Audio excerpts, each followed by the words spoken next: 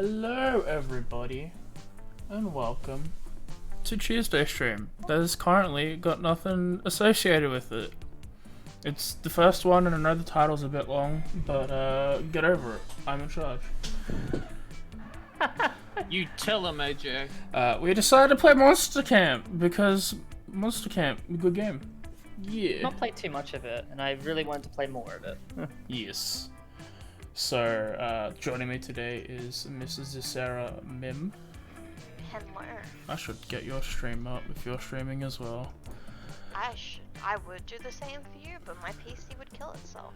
Understandable. Have a good day. Let me just Actually, I should probably get both up now. go to your link. Just have the chat second. I'm also with Chaotic Kim Nova. See, I like to fuck her name up because she's weird. I ain't streaming. She is not streaming. I am weird. Not yet, at least. I mean, the not yet was because I was like, you know what? We got one. One's enough. We also have Nox Skyfall, Dimbly, 1.5. Hello.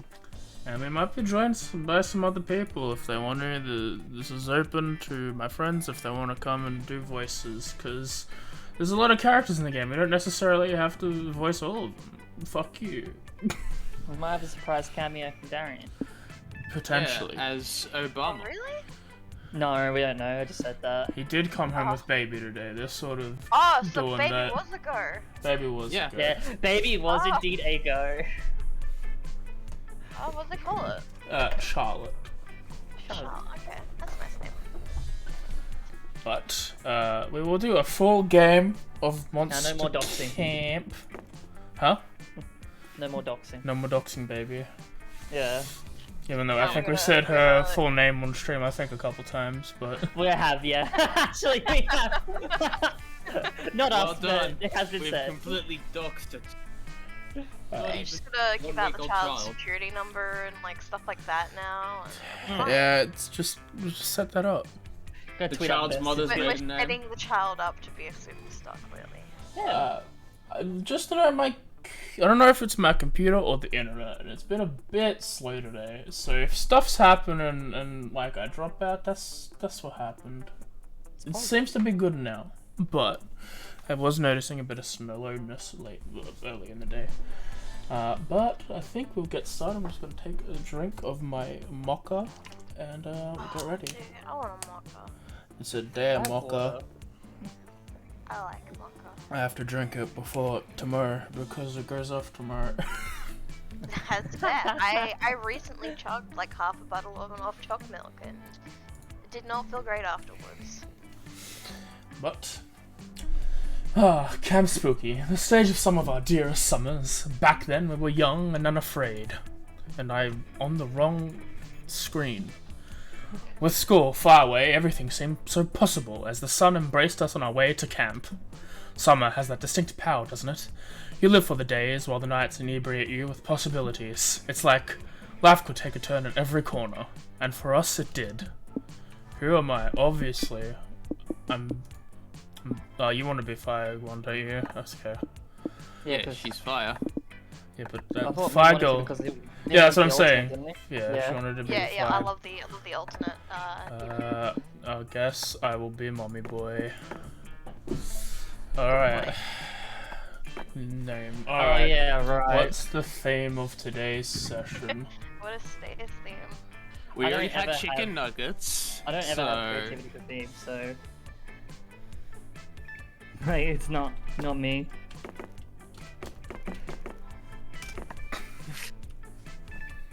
Oh. I'm in. What will Toucans want? Obviously plays the Pokemon TCG.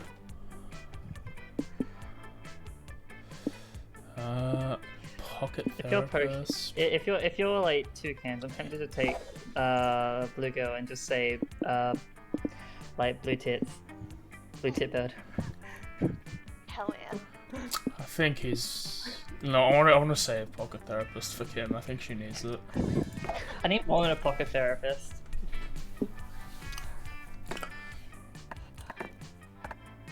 Toucans came from a toucan on my desk. Nice. blue tits? This'll be fun. Because it's birds. Okay. Blue tit bird. Okay. Yeah. I don't have the therapist. Nah. Well, But you MC have- MC Griffin, I think, is probably the next bit. Or the world's smallest I got violin. some shit. Yeah. Oh, No. but Beyblade. Oh. Blade, let him rip. MC Griffin. Well, I'm I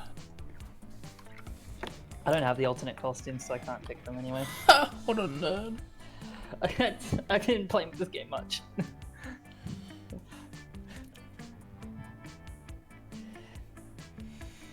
Bum bum Oh. bum bum bum bum. Baker. Badger.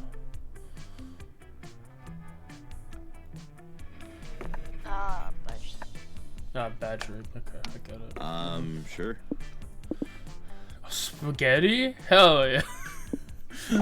No spaghetti. No. You know what? Bootleg Juan, and Bootleg I Juan. think I need a therapy. I think Blue Lake One is my favorite.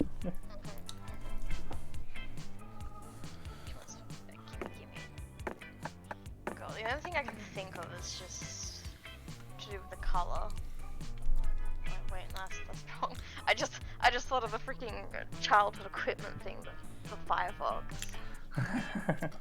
Kim, should I make a torture Aarakocra called Flamingo? Flamingo.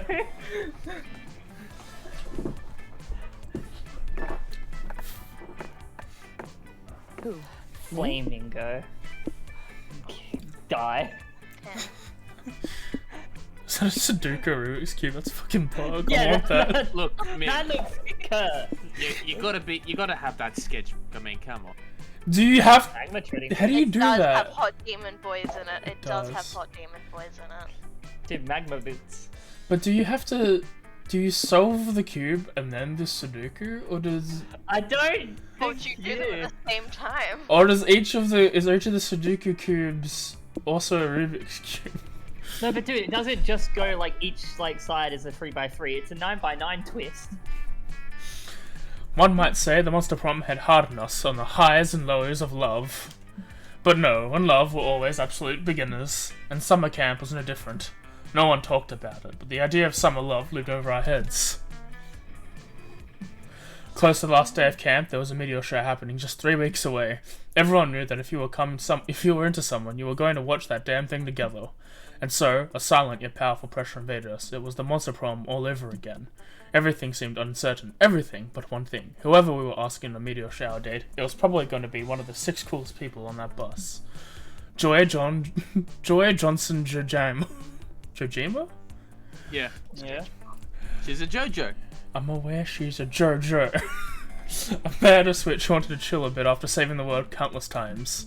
Aravi Mishara, a hot-headed adventurer possessed by a curse who turned out to be the most annoying roommate ever. Calculus to Hewlett-Packard, version 1.1, a library computer who had become a sentient robot really ready to experience life to its fullest. Dali Aquino, a buff blue demon warmonger who had set her sights on conquering summer next. Damien LeVay, a fearless demon with a taste for destruction and love of fire. And Milo Belladonna, a Death Reaper, doubling as an internet influencer who was profoundly in love with life and all its earthly pleasures. The bus trip was long and full as summer could be shaped by the first step well taken, and so it was clear it all came down to breaking the ice and causing a good impression with the right person. Which of these animals do you like the most? Peacocks, cats, badgers that don't give a fuck about anything. Oh, fuck yeah, Tamagotchis. Chickens, they can kill you. Tamagotchi. Tamagotchi.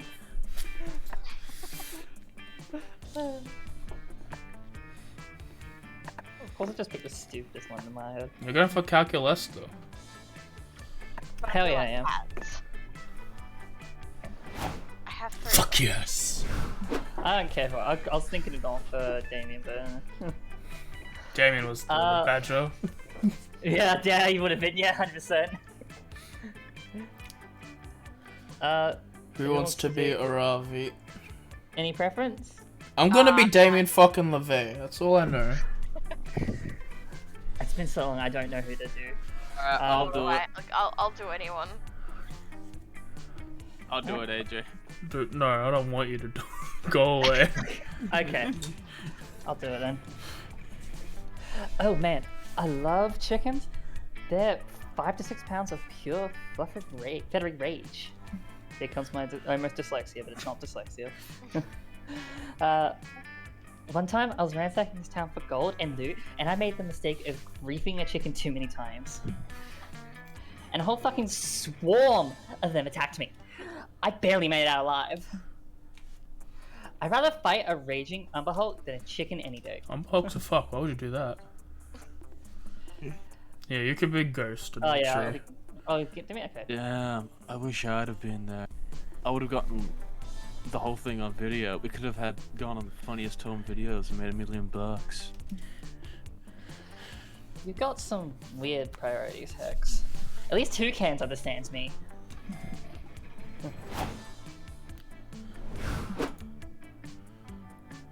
Don't make me do it. Do you like Tamagotchi too? No, Blue stop. No. Not doing that. You like Tamagotchis too, Blue Tits. They are my favorite animal as well. I do so long to understand organic life, but truthfully, it is easiest and sometimes most fun for me to stay in the digital world where I am most comfortable. That's fair, buddy. And unlike living organisms, Tamagotchis thrive on that which I understand best, ones and zeros. On that note, perhaps you would like to 01100110110010101110110 with me on our way to camp, Blue Tits.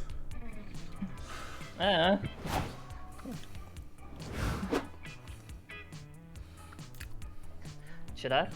If you want to. I mean, you're not doing one. I can do it.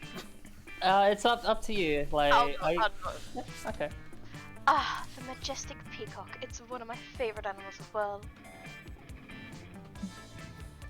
I love the color palette, the regality, and the naming, so it's one of my favorite things to put in my mouth. Peas, they're a delicious and healthy snack, don't you agree, Budgerigard? What? What did you think I was going to say?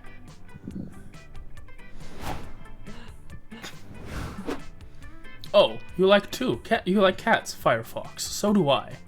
As the President of the United States. Thanks, Obama. There are Obama. so fun and Mendy. No, but if you want to do a serious voice, someone can do it. You're locked in now, buddy. Am I? No. I think we're locked in. If I'm locked in, then let me get into it. My fellow Americans, they're so fun and bendy, and they have been the loyal companion to witches for 100 years. Maybe that means you could be my loyal companion. Perhaps the universe is trying to tell me something that I should consult my divination classes before I make any promises, but I look forward to seeing more of you at camp. Winky face. We only had 3 weeks left to woo our crushes and conquer their hearts, but as I already said, we were young and unafraid, and we were ready to start. My time to shine. I have a pretty fucking decent stat line. What's my stat? Oh. Oh.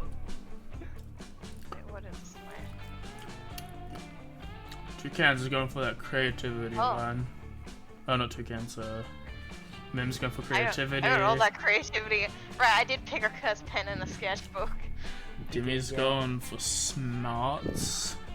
I have the most balance, which is the worst thing. I fucked myself truly. I have the fun, no bold. I probably need to do something. The problem is everything else is like even number, which I'm worried about. If I'm I'm definitely gonna need a bold or charm to just bump up another to 5. If I bump... The thing is, if I go smarts or charm and bump them to 6... that's The bad. thing is you need to figure out what's the easiest to differentiate, like between two. Yeah. So I'm thinking of probably keeping smart and boldness the same. I could bump charm to charm and fun. That way charm and fun, boldness, creativity, and like smarts I can just avoid. Let's charm. Let's go. Taco Bell. I'm going for my life. Ooh. Oh, Limbo. Today at Camp Dome, the game is in 7 minutes. Heaven Extreme. You volunteer yourself as tribute. You put on some lip balm, ready for some hot kissing, but it seems you got the rules wrong. In 7 minutes in Heaven Extreme, they straight up murder you, and you need to stay in literal heaven for 7 minutes. They stab you repeatedly. You're sure you're going to hell, but no, heaven is beautiful, and it's all you ever wanted. You want to stay there, but they bring you back to life. You're cheered by your teammates, but you will never be the same after being taken from heaven. You do look more heavenly though, and that translates to +2 charm. Later you see Aravi and Dali are training together for the next Dome Games. They're both covered in blood and the ground is littered with disemboweled bodies. It's terrifying, but they both look extremely hot covered in blood. This is camp! Do you want me to do Go Dahlia? for it. Go. Hell yeah! Carnage! What's our next training exercise, fellow warrior? Fuck yeah! My all-time favorite, the three-legged race, will crush the necks of our enemies at Camp Rival Camp with all our instincts stepping. Fuck yeah! Aravi grabs a rope to tie her leg to Dalia's, but Dahlia blushes and shies away. Oh, wow. Ravi, I didn't realize that you wanted to get more serious. What are you talking about? Your muscular juggernaut. You muscular juggernaut. Well, it seems you're suggesting some kind of fusion? There better be a dance option. Call me old-fashioned, but I take fusions very seriously. It's the most erotic method of teamwork. Oh. Oh, I get it. Listen, Dahlia, you're totally right that fusion can be sexual, but it doesn't have to be. Chillax. Yep, it's true. Just look at me and Aravi. Bond between cursed and cursed is technically a form of fusion. And we're totally platonic BFFs. Oh, admirable! Whoa, platonic fusion? That sounds awesome, and powerful, and emotionally nourishing. I know, right? Okay, Sorry. we totally have to do this fusion. We're already unstoppable once we're fused. We'll be unstoppable. Free XP for everyone! Oh yeah, baby. Time for some platonic leg stuff. No, wait, fusing can be very intense. We need to make sure our friendship is as strong as possible in our hearts and in our legs before we do this. That totally makes sense. My buddy Ralph fused with an acquaintance. You know that well. Long story short, the fusion went wrong and they accidentally switched butthole. Alright, first up, friendship strengthening, and after that, platonic three-legged fusion. You're totally on board with this incredibly logical train of thought. But how will you strengthen Dahlia and Aravi's friendship so they can fuse properly? Braid the most badass friendship bracelet ever. That seems like creativity. Arrange a casual yet platonic date for the girls' legs so they can get to know each other better. That sounds like charm. I'm going for Yeah, that. yeah. Oh, it's fun. Oh, Thank fun. God. Good. You prepare the best date ever. It's a perfect chance for the two legs to get to know each other that way. First up, hit the gym, and you know it's fucking leg day. Bet you never seen calves like this before, huh? I rub them down every night with special potion. Protein, Kim, protein. Potion. Protein total potion. I missed one word. Meanwhile, I dedicate every leg day to imagining what it would be like to have legs. Oh, admirable! Impressive. Now watch me rip this phone book in half using only my thighs.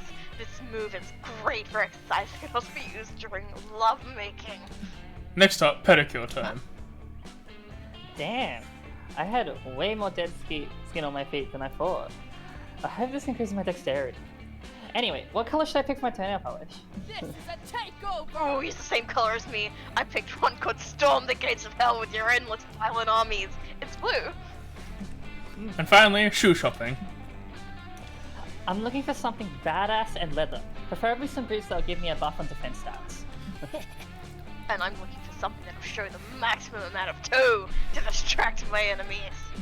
Well, after a long day of foot-related bonding, or foot bondage, Dahlia picks the three-legged race rope.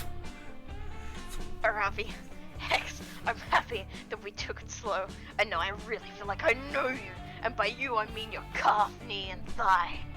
Make some space! What for I'm saying is, Talia! let's do this fusion. Power up! Hell yeah! Let's fuse. My platonic warrior friend! Hex, Aravi, and Dahlia fuse together to the perfect three-legged race champion. They're in the race, Stomp Camp, Rival Camp, and they're all super grateful for your help. You're unsure if you have a foot fetish or if you're just really happy for your friends, but either way, you gain +2 smarts, +1 creativity. No! I Oh can't! my god, stop! Stop! I can't! Stop! Don't stop the curse! Perfect. I want to probably get either my smart or my charm. I think it's probably easier to determine.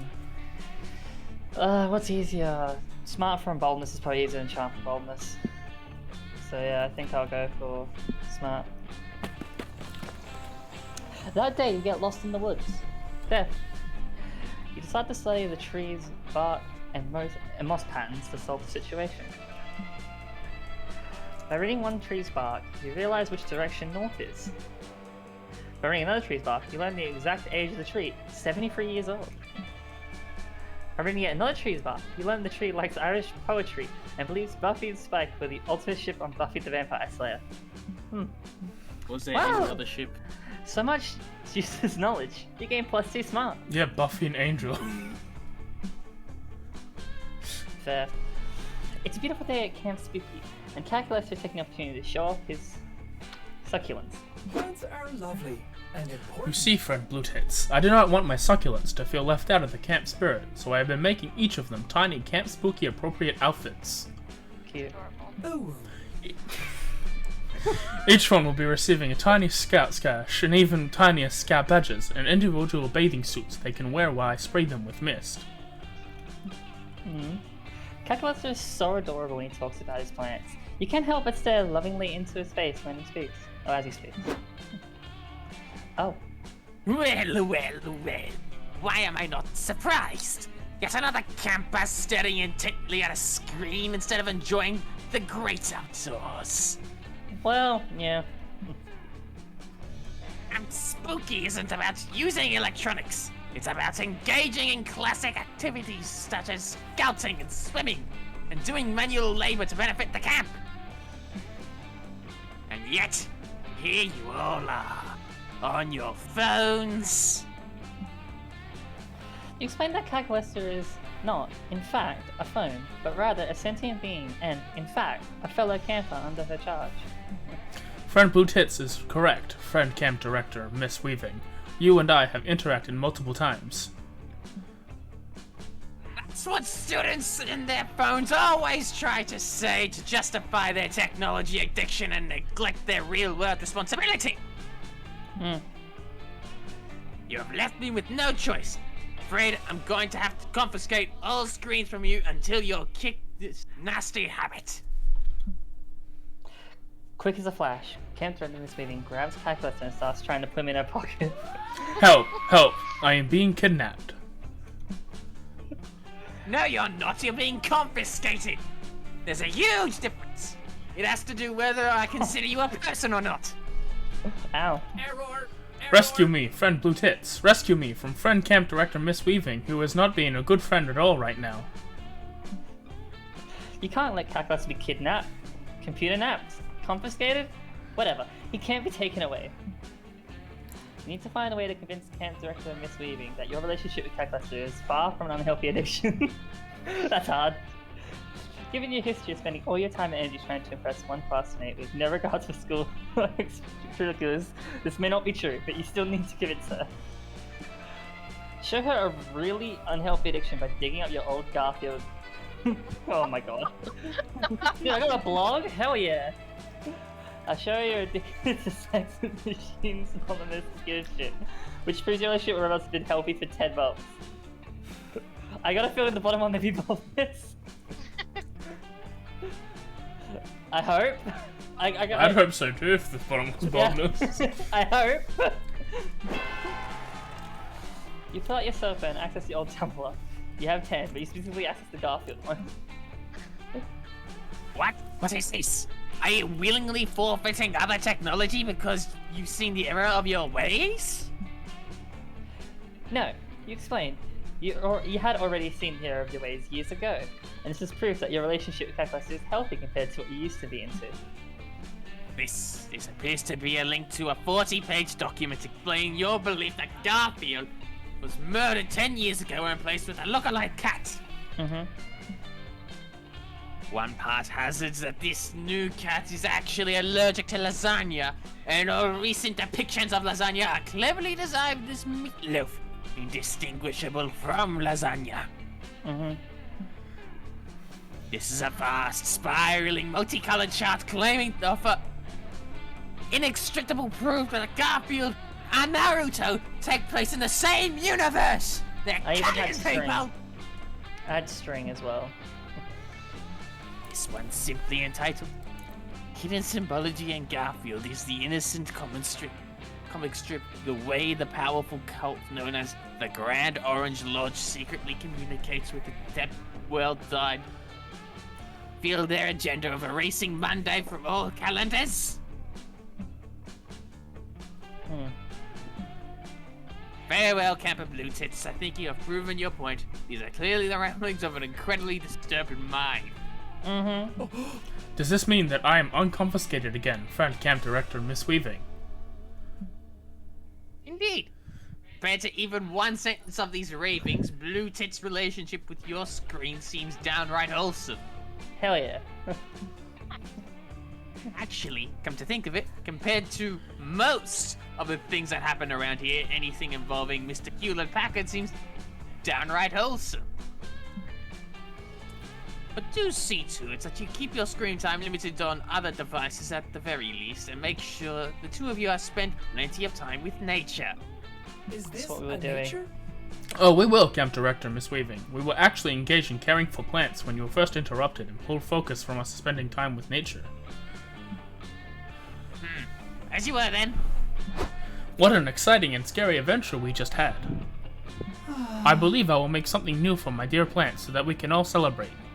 Success. Perhaps I will craft them a tiny cell phones, then they can take their cell phones away and give my plants some plants so they can learn to value the nature over technology. You're glad Calculaster learned the lesson, because you haven't changed at all. Except for gaining +2 charm and +1 fun, but... Yeah, but your stats are Okay. fine. Okay. Okay, My we're boy fine. lacks creativity. That day wants to make each other French. Except the Monster Scout leader pairs you randomly with your friendship recipients, I guess. So Larry the Lich doesn't feel left out for having no friends. You get paired with Larry. Surprisingly though, he's a great conversationalist and makes you a super heartfelt bracelet and views you with +2 creativity when you wear it. Larry sure is nice. Maybe there will come a day when he's cool enough to be your friend, or at least a romanceable summer fling option, but today is not that day. You're kicking back with Milo and Joy in one of those classrooms, listening to an interesting discussion. Never stop being you. Look, all I'm saying is that just because someone else isn't you, doesn't mean you can't be them, or why limit yourself? I'm out. Oh, bad timing for you. Literally heard something and then he had to mute himself. No, this is what I'm supposed to do? AJ's stealing my job? I'm the one who's supposed to go AFK for like half an hour in the middle of a game? I mean, it happens. All I'm right? saying. Shut up! I'm on stream! That was loud. And all Let I'm him know, saying is AJ. that it doesn't count as a selfie if someone you take it is, if someone else takes it. So, no, I am not going to take a selfie of you. Greetings, Scouts! Oh, fuck, where's Dad? Kids, stop being mellow and carefree! It's time to learn! Ow. But what is time really, and for that matter, what is learning? That's not what I've been learning today, Milo. Tell me, you two, do you think you're prepared to survive in the wild? Always the same. I am not answering this. If I say no, you're going to give us a whole lecture, and if we say yes, you're going to loudly correct us and then give the lecture anyway. Well, I can't do any of that if you don't answer my question, can I? Hey, good point.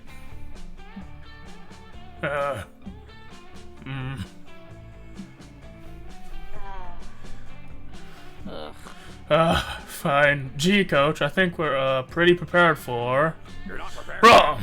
You're not prepared at all. Do you even know how to tell if it's going to rain later? That's easy. I'll just check my phone right now. It says... Oh. Wrong! What if a possum suddenly ambushed you and swallowed your phone whole? These are the things that could happen. Real things. Welcome to the witching Well then, hour. as much as it would pain me, I would have to slaughter the possum and use its entrails to define the fortune, the ancient art of haruspicy, like lawyers do when absolutely necessary. That's not a Wrong! Scout What if a thing to huge turtle jumped out of a bush and swallowed the possum, and the turtle didn't have any guts because its insides were filled with confetti? Well, while I've already made several good gifts out of Coach screaming wrong at us, imagining a world in which my phone is eaten by two animals is giving me anxiety. Does anyone know a way to put an end to this exhausting thought experiment? Of course you do. You just need to offer a coach-approved method for finding out if it's going to rain later. Check your Nostradamus has anything to say about today's weather. According to Reddit, if you play any Iron Maiden record backwards, it gives you a very localized weather forecast. Alright. I think the top one is smart. Don't quote me Yeah, on the that, top but one is. asking Nostradamus. Nostradamus. Yeah. Yeah. Nostradamus, really? My vibrator makes better predictions than that Joker. Oh. Maybe we should ask your vibrator then. That was just a metaphor. It's not like I actually have an enchanted vibrator that tells me the future or anything. That would be a frivolous use of my magical gifts. Nostradamus it is, lots of gods and prophecies. Not so fast! A possum stole your phone, remember? I've got a copy of Less Prophet... Fuck. I lost my voice. I lost the Obama. Less prophecies. I've got a copy of Less Propheties we can quickly use. I keep it around in case I ever need a quick laugh. Your produces a yellow leather bound. Where? That's so fetch. Paper book. I just love how the paper smells. I've heard you can read them too. Alright, let's get this over with. We got wars, warnings. Okay, here it is. Weather. At some point in the future, a terrible storm will strike some location, killing somewhere between 23 people and 7 billion people. Well, you have to admit he wasn't wrong, and not being wrong is a great way to be right. Whatever. Here's another. Over time, human influence will cause the planet's climate to change, but no leaders will stop it because they're all making too much money. Political. Warmer. Don't remind me, but come on, anyone could have predicted that. People are terrible. I think we owe it to old Nosti to try one more of his predictions. What do you say? Fine.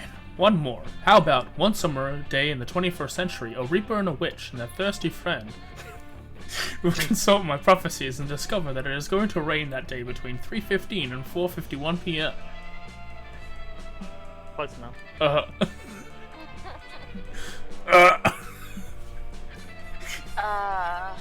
Good job. Great job, kids! Consulting the prophecies of Nostradamus is the best ways to predict the weather in case of possum attack. To make sure you're protected at all times, make sure to get Nostradamus' complete works tattooed across your entire bodies, or go with the next most logical option, buy a possum-proof phone. Goodbye, Scout. Goodbye now. I'm off to find out how much of your fellow campers really know about bee diplomacy. You spend the rest of the afternoon flipping through Less Prophecies to find other cool predictions. One prophecy says that you'll gain +2 charm and +1 boldness. And you do! Ah, yeah. Oh, hey. Let's look at boldness up to 5.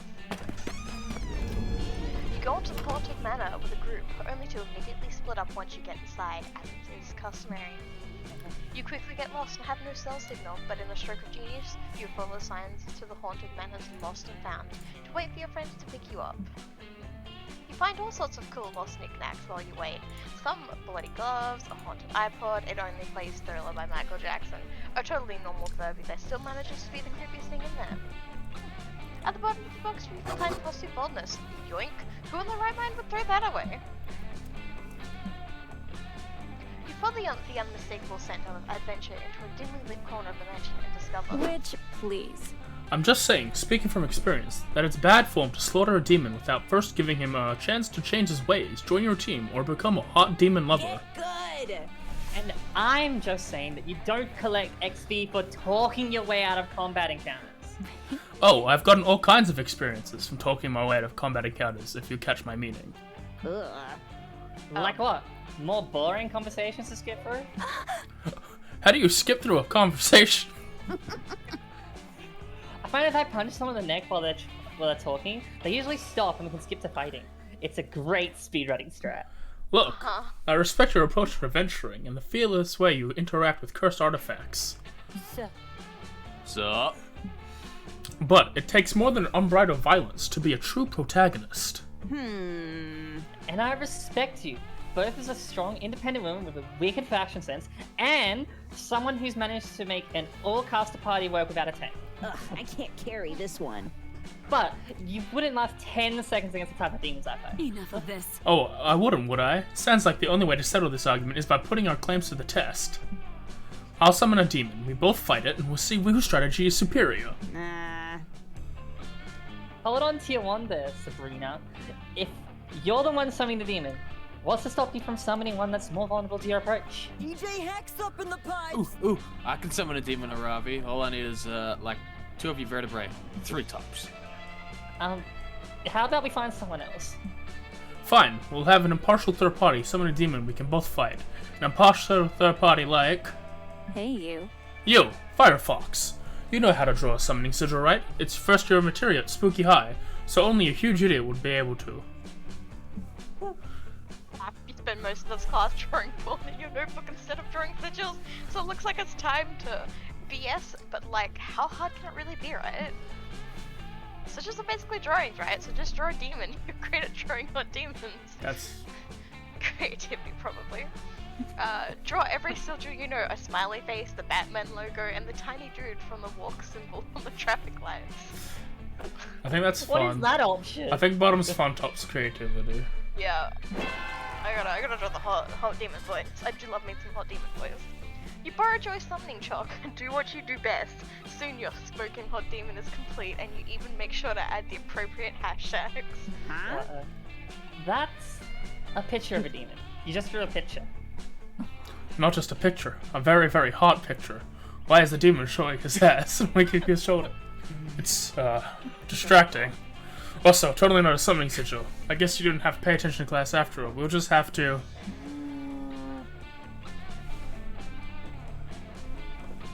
Wait, does anyone else smell that? It smells like brimstone and hair product. The room fills with... Room Oh, fills- sorry. oh. The room fills with glowing red smoke, and when it fades, a devastatingly hot demon is standing over your sigil, checking his phone. What's up, sluts? He grins. I got a notification that someone was using the hashtag hot demon hashtag, and I had to come check it out. He examined your drawing, which actually bears a striking resemblance to him. He says, you should have made the eyebrows a little bit thicker and like 20% harder. Other than that, it seems pretty accurate. You would make an Oh, I don't interesting know. love Not two-dimensional interest. drawing could ever do justice to those very three-dimensional muscles. That's nice of you to say it since it's even hotly. Maybe when I lay waste to this entire mortal plane, you can be my... Hold on. I just noticed a glaring inaccuracy in this drawing. There's a knife stabbed in this back. I don't have a knife stabbed in my... Take that, sucker. You do now, sucker! Thank you, says the demon, coughing up black blood as he falls to the ground. Now it is much more accurate. I underestimated Okay, you. I have to admit, that stabbing was extremely well choreographed. I am impressed. And I'm impressed at how you used your raw sexuality to distract him, so I can sneak up from behind. Normally I just have to stab demons in the front. Yeah, that was my plan all along. Ooh, yeah. I helped too. What? How? You got By not cursing you with smallpox right before you stabbed that guy. I'm a real team player. Yep, looks like you're really great at working together. So great, in fact, that you managed to gain +2 charm and +1 creativity. Kim's won the... Or 5 Look at one that night. fucking... Look at that! What is this garbage? Man. What is this? Look at this! I'm the opposite! these stats are holy shit. Everyone choose something bad. Say your choice out loud. NTR. Stepping on Lego. NTR. Yeah. What's up? Oh, it's a porn tag. It's basically cheating. Oh, okay. Okay. Yeah. Okay. Spoiled milk. That's everyone, I believe. Dead puppies. That's fucked up. That is Fucked up. really messed up. That's gross. It is bad though. But Yeah. I think you're still in charge, Yeah. man. Yeah. I think you're right. Am I? Whoops. My bad. You have to reason with society and as you can. Totally ban the bad thing from this new play society yours. Play orders based on what you prefer to ban. So cheating, spoiled milk, dead puppies, and what was yours, Mim? Stepping on Lego. Okay, desert island. You have to I don't read want those dead settings. puppies. I don't want dead puppies, but is there like we have to establish that there are puppies on the island? But if you ban dead puppies, then you just got immortal dogs, and that's not a good thing. Also, I how don't did know, it Lego sounds have? great to me. I don't know how We Lego throw a works. Lego with him, and maybe he's lost it through the sand, and everybody's stepping on the Lego in the sand now. Maybe on all the the desert islands has like. The coconut desert milk, but it's island also- is like I The think desert island's like. I honestly think random. Like I think Yeah, it's a bit none random. of us have anything. We kind of misjudged the next part. Yeah. Toucans is last. So it's literally the It just reverse swung. order. It's it's just- just yeah, it's just reversed. Can we Random. go somewhere quiet for once? Those stats. Fuck me. Oh my god, no! This is why I just pump creativity up higher, right? Yeah, that way Sorry. you're in a good spot if you do that. But all the stat pluses are now +2/+1 if you get it right. So something will change. I mean, but that means creativity will still be your max. Yeah. Yeah. So it's still a good idea. Yeah. Or creativity. You spend the day learning new skills with the Monster Scouts in order to earn badges. You earn a badge for healing a wound, only using the bark of a tree. You earn a badge for writing poems in Iambic word? pentameter. Iambic pentameter. I can English, I swear. You earn a badge for building a blackberry using only real blackberries. Nice! Completing all of those unexpected and probably useless lessons earned you +2 creativity. Oh fuck. I feel like I kind of have. I'll do it. Do you want to be Scott? I've only got one so far. Okay. After that, you leave because you agree to join Joey and Scott for their latest photography class shoot, thinking maybe this time there'll be some nudity. No such luck, unless... Joy, look! That pink fleshy giant is another one of my photographs. I think it's following me. Typical. Maybe you should try taking your finger off the lens, Scott. Oh, wow! Thanks for the tip, Joy. Maybe if I remove my finger, I'll get an even better view of the creature. You do that, buddy. My goodness, Firefox, thanks for coming along. I love Scott, and this class is good for him, but sometimes he's taking photo with a pile of bricks. Joy, look! I found a brush. Bush noises. A bush. Oh, Or, I don't even know what this is. it's Wow. a chameleon teacher. you found a bush of nature. That's incredible. Wait, that's not a bush. I'll do the chameleon teacher. No, trust me, I'm an expert. Oh boy, I'm so excited. I've been holding my pee all day. Hello, it's not me. Oh, just a little longer. The bush was me all along. Councillor Flodge, Master of the Sky, strikes again. Oh, I totally thought you were a bush, bro. You even smell like leaves and dog urine, just like a real bush. Seriously? Did you actually paint yourself green? You're a chameleon. You can change the color of your skin. Expert hiding. Be cheating, Joy. This is camouflage, and you still have a lot to learn. But you'll come to more of my camouflage classes. Pass. I can use magic anyway. Your loss, you're missing out on the most popular class in all of Camp Spooky. I find that hard to believe. Who is into camouflage these days? Everyone I was more into being very loud and visible. And annoying, if I must say. What? People not into camouflage these days. Well, if that's true, how come 5 campers came to meet me the other day to learn how to camouflage themselves and sneak into camp showers? What?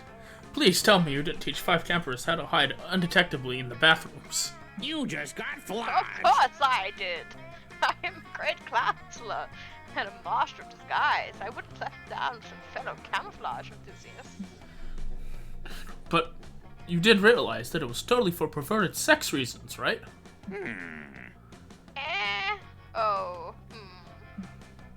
You're right, Joy. Now that I think about it, it's quite clear they wanted to camouflage for perverted reasons. Eh? I was so enamored with the fine art of camouflage, I forgot it could be used for evil. Ugh. God damn it, Flosh. The world is at risk again. Come on, Firefox. We gotta find a way to flush them out. This is an emergency. Out disguising by camouflaging the entire bathroom as a parallel dimension where nudity does not exist. What? Scare them off by recruiting their parents to come have sex in the very bathroom. That's One's I think fun. I think the top one is creativity. I mean, it's God. like the bottom one's definitely not creativity. So I think the Yeah. bottom one's boldness. Yeah, I wish I could do that answer. Oh my god. Captain's Captain's log. What of Operation Titty Look? The crew and I are in position, hopes and bonus are high, but something strange has occurred. what the fuck? Roughly 8.5 minutes ago, Firefox entered the bathroom to take a long, hot shower, fully clothed. I've never seen such a thing in my long internet history, but she acted as if that was what she does every day. Not a pube was seen. 0 out of 10. The crew and I need time to cope with this unsettling development. More soon. Captain's log day 2. Firefox has returned to the bathroom and is currently shaving her legs through her pants.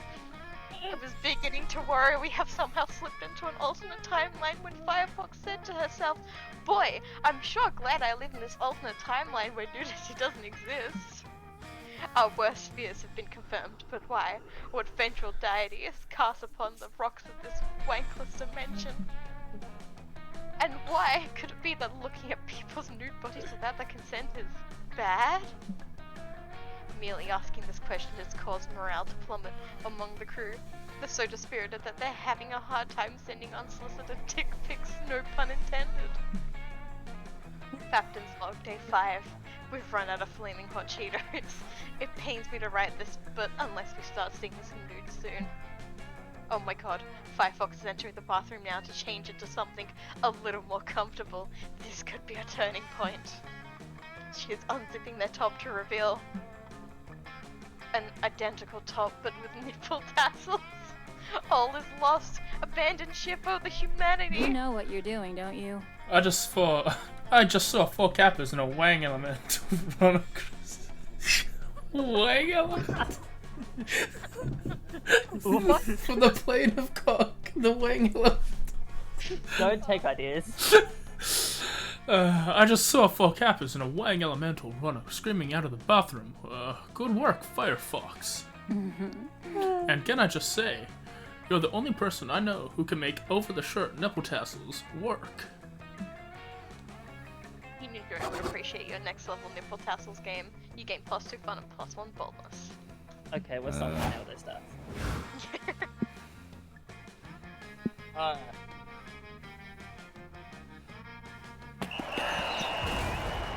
It's a typical bloody camp dome battle royale.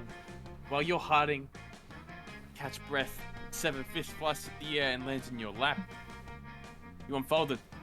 The fish was holding a tarnished silver locket containing the photo of a loved one, likely waiting for the hand's former owner to return home safely. Toss that behind you. You'll also find a crumpled up coupon redeemable for +2 charm at Pedro's Pastrami Paradise. Rad! Thanks, mysterious hand.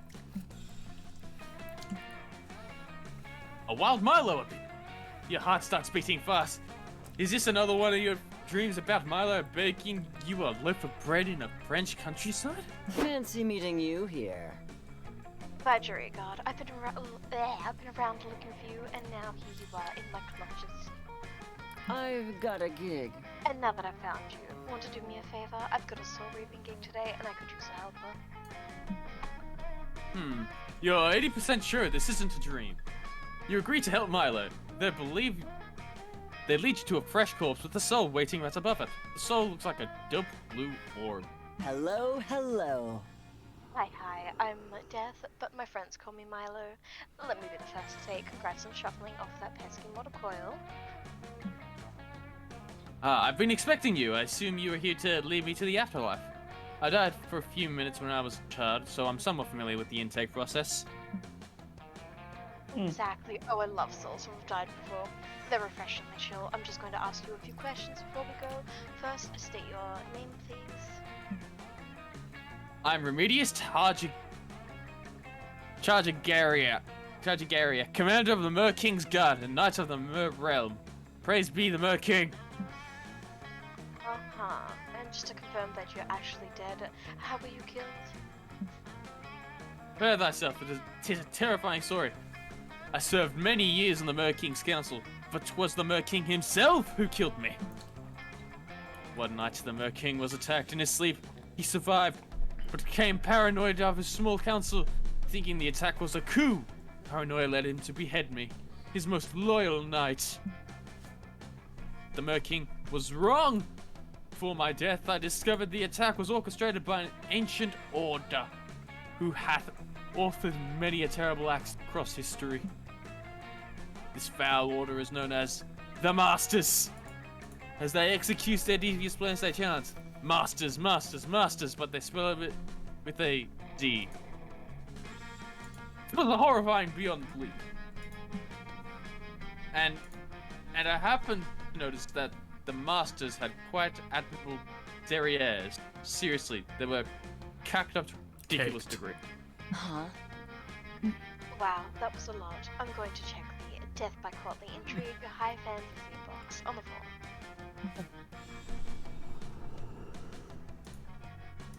Now that we're completed the identity and mortality checks, I see that you qualify to choose your Afterlife Destination. Congrats. Which afterlife would you like to be taken to? Every moment is beautiful. There are infinite afterlives that you can choose from, so really the only limit here is your own imagination. That's so poetic. I love my job. Oh, bother. They're unsure. I enjoyed pudding, so perhaps some kind of dairy, or rather, maybe an orgy? But that's so cliche. Egad, let me think for a moment. I have a thing, so... I see you are literally contemplating infinity here, but please hurry this up. I have a very strict posting schedule to get back to. My followers need consistency, babe. Looks like Marlo is getting impatient. You can tell because they just tweeted, I'm super impatient, RN, low. Quick, suggest an afterlife destination. So, big farm upset with plenty of room to run. Collected enough karma points, you can redeem them to get reincarnated as a sentient breeder or a K-pop star. Hey. I mean... K-pop star, hell yeah. K-pop stars make me think either creativity or fun. Yeah. Could be charm, maybe? But I don't know what farm is. I have no idea. I really don't know what that could be. I think the top one really is don't know charming. either. Huh? I think the top one is charming. But that's just me. Could be fun as well. I don't know. If I You're were to on count your one own, of them, it's Disney. gonna count the second Yeah. one. I honestly have no idea. Bottom one seems fun. I think it's a charming fun thing. Yeah. This... Oh, it's right. That was fun. Ah, yes, the big farm upstate. Technically, it's where all the dogs go when they get all the sick. But I can pull up the strings and get you on the guest list if you're interested. Soul glows a bright shade of blue, and afterlife, that's just me. And a bunch of dogs? That sounds like heaven! Take me there, please! Ah, rejoice to be an eternity of petting sessions and treat giving and WALKS! We have to do that over Kes Goes Nuts. I'm happy you're happy, little one. Off we go then on this charming pastoral adventure. On your way to the big farm upstate, pull Marlo aside. You ask them if it's possible your childhood dog is at this farm. What? Kibbles, what a strange and pedestrian name for your dog. You should have gone with Moonbeam or Mr. Hamptons. Anyway, yes, I might have with that idea. Oh my god. Huge if crew. You and Marlo arrive at the farm and drop off the soul. And the place is full of.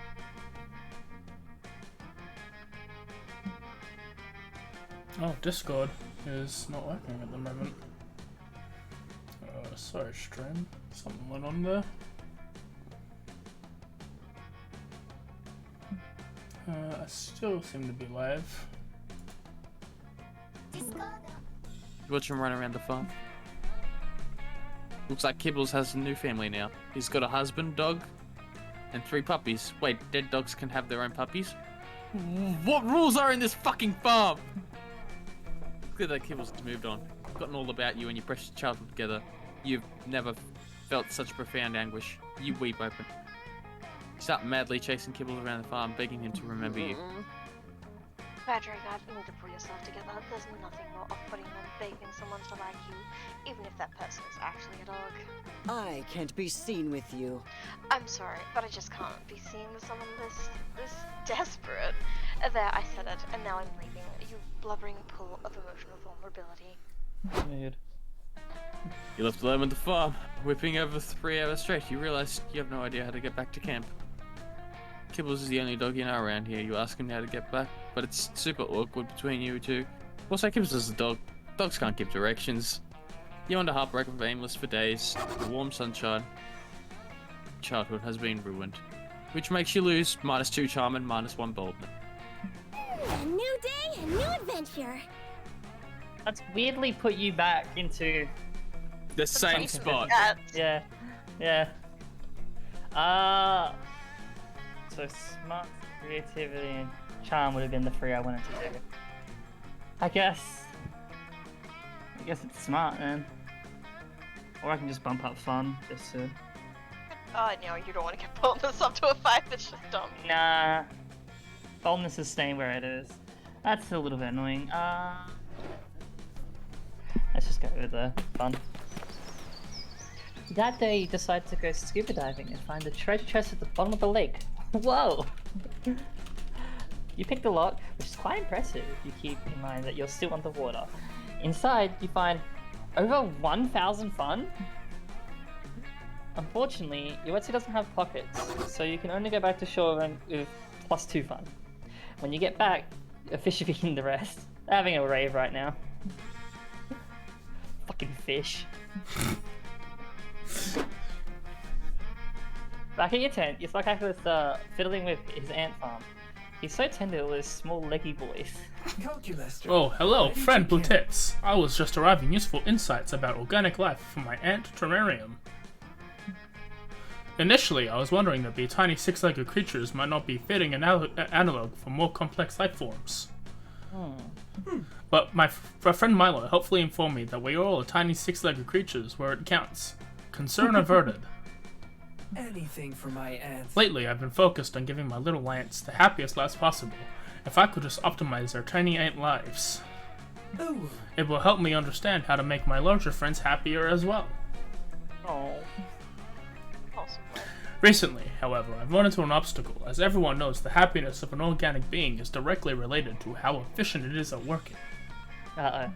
And my ants are quite efficient. I hardly know any humans who could vomit so much material into the mouth of their exalted queen. But I was wondering, why are my ants so efficient as they could be? Surely there must be room for improvement, but I have tried everything I can think without success.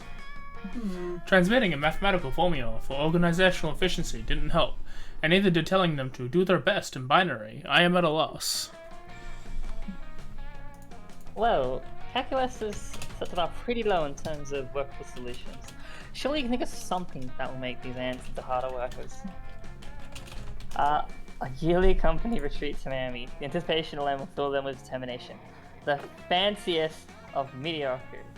Meritocracy. Meritocracy, sorry. That's not a fantasy. It's a band system. Meritocracy or Miami? Miami seems fun. Meritocracy seems. Yeah, Miami nuts. feels like fun to me. I mean, here's the thing, like, none of this seems boldness. This seems the most fun. I am happy. Yeah. We will go on to Miami Sorry, I'm doing stuff. What an excellent idea, indeed. I have read that taking a break from staring off screens a while can have immense positive mental health benefits. I am not sure how that research applies to individuals whose faces are literally screens, but this is not about me, it is about those ants. To start things off right, you send the ants on their first 5-day Miami vacation right away. The ants are delighted to finally have a break. They get absolutely trashed on the plane because those little airplane liquor bottles aren't so little when you're an ant. They spend 5 fun-filled days in Miami, soaking up the sun, participating in fun team-building exercise, and running a ton of picnics. Ruining. A couple of the ants even get involved in a wild caper where the ant police enlist them to go undercover to take down the head lice mafia.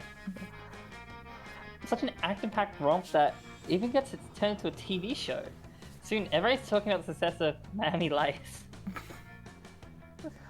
The ants return home, rejuvenated. Forumize abuzz with tales of their exploits already playing next year's trip. Upgraded. My goodness, the ants' productivity is increased by 300%. It seems that taking breaks is even more beneficial to them than I anticipated. Something tells you it has less to do with the break and more to do with the cocaine the ants smuggled back from Miami. Still, whatever works. You gain +2 fun and +1 creativity. I am very fun. Okay, the ants, man. Hey, Jeremy. I was told gate crashing was legal. It is legal. I don't know what to We'll find do. you someone to voice. If I get that boldness up, then it's even. Eventually. But it goes up by 2. Yeah, but then it's 6, 6, 6, 6, 6, 7 for the choice, right? Which means I legitimately can only fail if one of the options is bold or not. I guess, yeah, true. But the same thing is, but I could just bump something else to an 8, and then there's clear distinction of what I can pick. Just take a feat. I would. I would take a feat, but we can't go to the feat shop yet. Do you need a screen share, Jeremy? That would be appreciated. Yeah, I'll do it. And I don't think I could join halfway through even if I did. I don't think so, it's only a 4-player as well. Get What's the dumping stream, all the man? negatives. Let's Get go. dumped on, like, it's 2 seconds. There you go. I'll be right back. You know what? I don't want to ruin my game. Full send. That day you go searching in the woods for edible wildflowers to make delicious wildflower soup. You heard that some well-known flowers like lilies and tulips are actually poisonous. You decide to find out which flowers are bad by eating them. A few hours later, you vomited up all the contents of your stomach and have comprehensive list of which flavors not to put into soup next time. You gain +2 smarts. Wildflower soup forever. The sky is clear, the birds are singing, and you, a robot, a curse monster slayer, a death-bringing reaper, are merrily skipping through the woods, hunting a leprechaun. You guys seen any loot around here? So, what's the deal with killing this leprechaun? How many experience points am I going to get? Do I get a sneak bonus if I attack from behind? Error. Due to the 6th math extension, the slaying of leprechauns is inadvisable.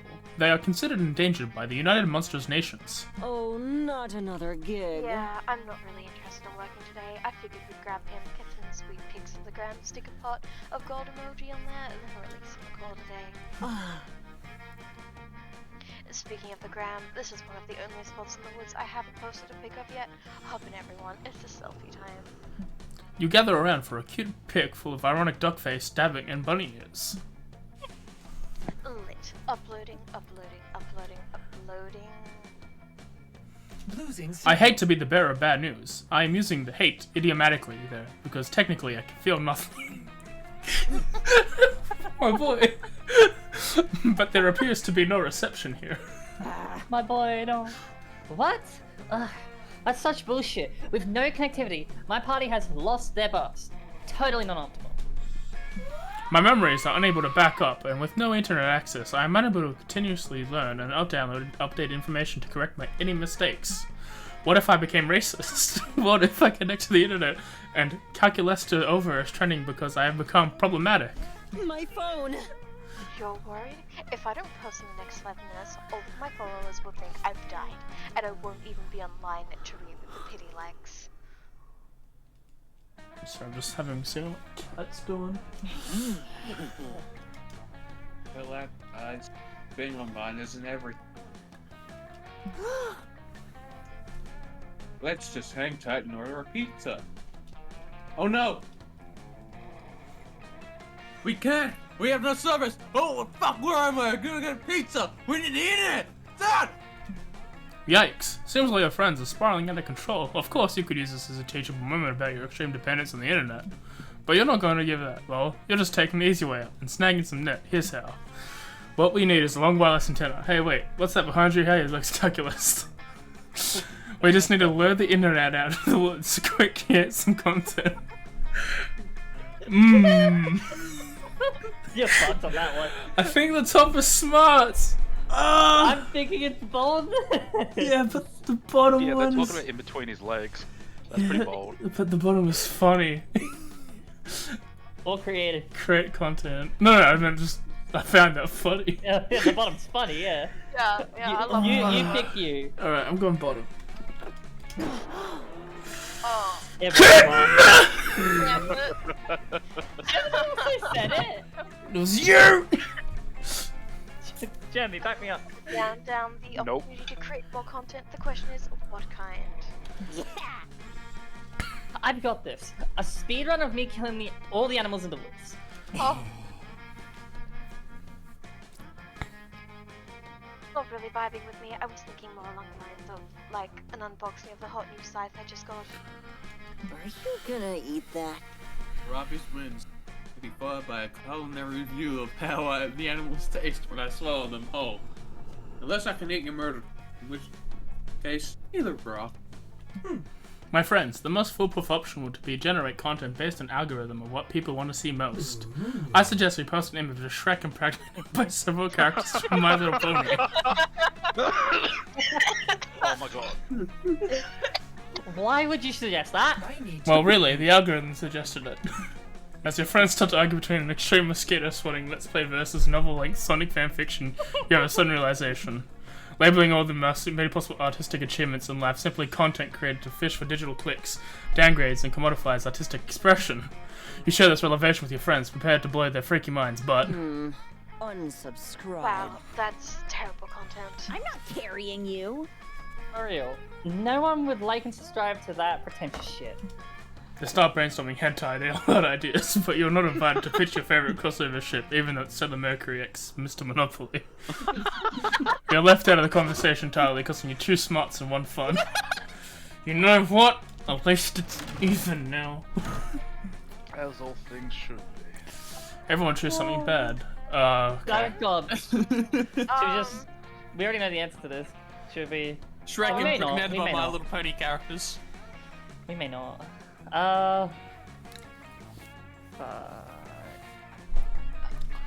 When you put the USB in, but it's not the right way. Oh. I was gonna go over Clown Murderer. Stepping on Lego.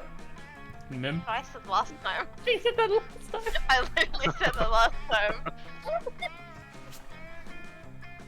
Oh, god damn it. That's funny. I knew the top When one you was... buy, like, a bunch of fast food and, like, the person just gets home and they drop it everywhere. Okay. Oh. Improv a 30-second pitch for a product that could eliminate said bad thing from happening forever. Players order by deciding best to worst product. Start pitching now. So, Demetrius is just not doing that on the internet. Alright, so, eliminating Clown Murderers, alright? Just kill all the clowns. I was gonna say you could buy a gun, or, you know, if you want to be more defensive, I guess, you could just home play sort of security. There, you're done. Home security, install that shit. Clowns ain't gonna make it to your front, they're gonna fall into a pit on some spikes. Perfect. Hey, but the Make a safety moat. bubble rack box, you get like a strong cardboard box or whatever, you put all your stuff in, and then you fill the gaps with bubble wrap, so literally even if you drop it, nothing can move, nothing can spill, it's fine. Mine is literally just the USB-C, which exists, or USB 3 or C, which exists now. They've fucking solved it. They just need to make that into computers. You're Put that right, technology in there. Put that technology where it needs to be. And Demetrius is just don't draw Shrek being impregnated by My Little Pony characters. Stay off Twitter. Just go away. And Tumblr. Delete the internet. Stay off Tumblr. Players decided best to worst products.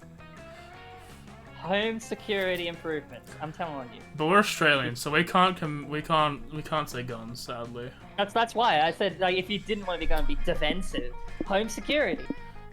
Safety box. Knives. I'm thinking it's random. I'm not gonna lie. Why is it always bad? Fuck that one. Yeah, do something funny. Yay. I'm happy with this outcome.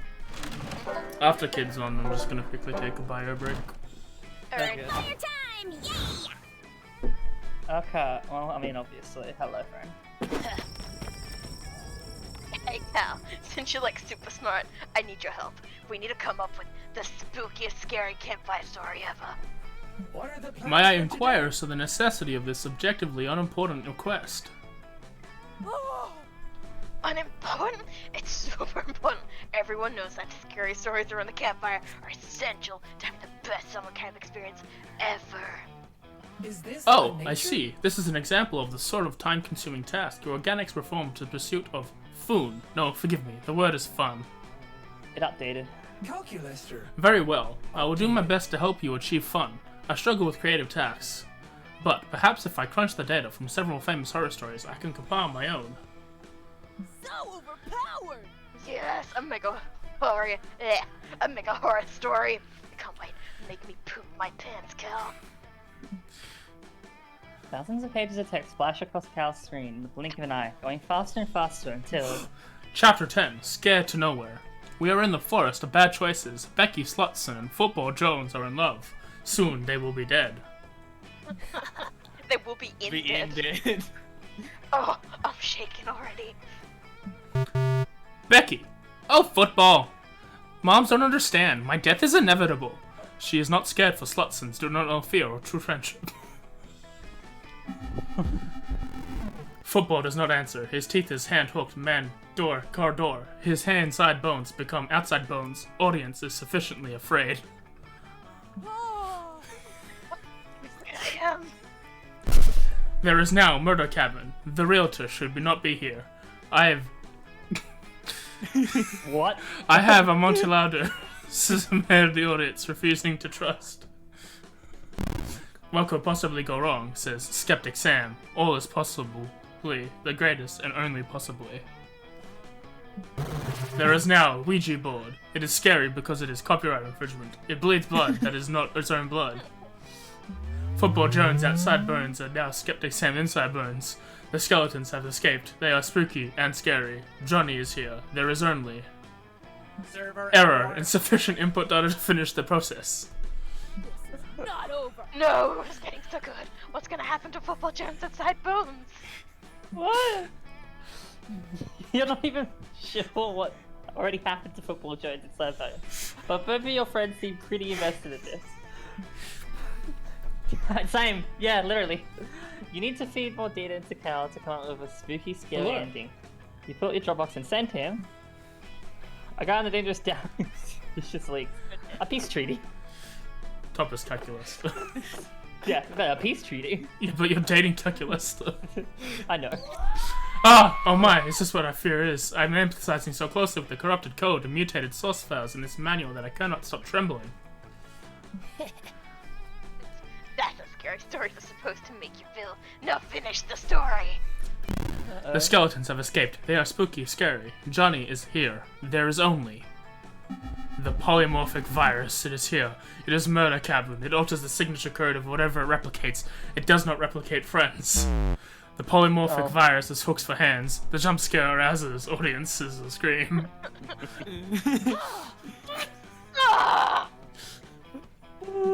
Your recorder is in possession, says the polyvirus morphic. Your frag drive sucks cock in hell. The rain is bleeding and the audience is dying until Football Jones is here. His football is a master's degree in computing engineering. We should split up, he says, and the polymorphic virus is a red balloon. I float too, he says while sinking. There is no bones. The end. Such an honorable scout! That was pretty good. I definitely didn't see the ending coming. Is this what people Yes, call it was terrifying. I feel so uncomfortable and unsafe. How wonderful. Server error. Blue tits, logic dictates to me that the polymorphic virus is a fictitious element of my story, but my empathy emulators are still frying on all cylinders. admin permissions to I'm raise- envisioning a solution in which you hold my hand until my emulators cease overheating. Would that be okay? But that is perfectly fine. Hell yeah, it would. And this works out great because you're admittedly still kind of spooked by Big Sam. So scared, Phil. So scary. So romantic. Just gotta choose the right lock. What the fuck? They're gonna take your Alright. dish. Yeah, I do gotta take joy. That's so good. You know what? I'll go with Mothman. That can be. This can be Jeremy. Jeremy can be Mothman. I'm Mothman. You're Mothman. Alright, I'm Mothman. Hello there, toucans. I have just heard the most interesting gossip. Would you like to hear it? You could take it all over. You're really just here to relax by the fire. I'll accept your silence as a yes. You'll never believe what I just heard. Our fellow campmate, Aravi Mishra, seemingly innocent and endearing, actually moonlights as a monster slayer. She slaughters monsters through the night just for fun. Whoa. Oh, it's almost like we already knew What that. do you think of that? You think no shit? Shoot! Shoot! Oh, you think you could do better? Why don't you tell me what gossip you've learned in the past 24 hours if you're so good at it? Please? Yeah, you figured out this is just a bit by Moss to get you up to do gossip. Luckily, you're not going to disappoint. No. Who's got the best score? That would be the 12 fun or the 11 creativity. And it's not even best. It's like stat line in general. Fair. Playing both because it's pretty good skateboarding. You know, Sleeping Dragon's back, solving Goldback's conjecture with an abacus, orchestrating a coup against a corrupt Kingo. Bingo. Kim, which I do think it's the kazoo though. Oh. Greasy McDonald's bag, cowboy restaurant suit, strapless, backless, frontless dress. Isn't that just a skirt? Type in something that a 12-year-old might want for their birthday. Make it plural. Tamagotchis.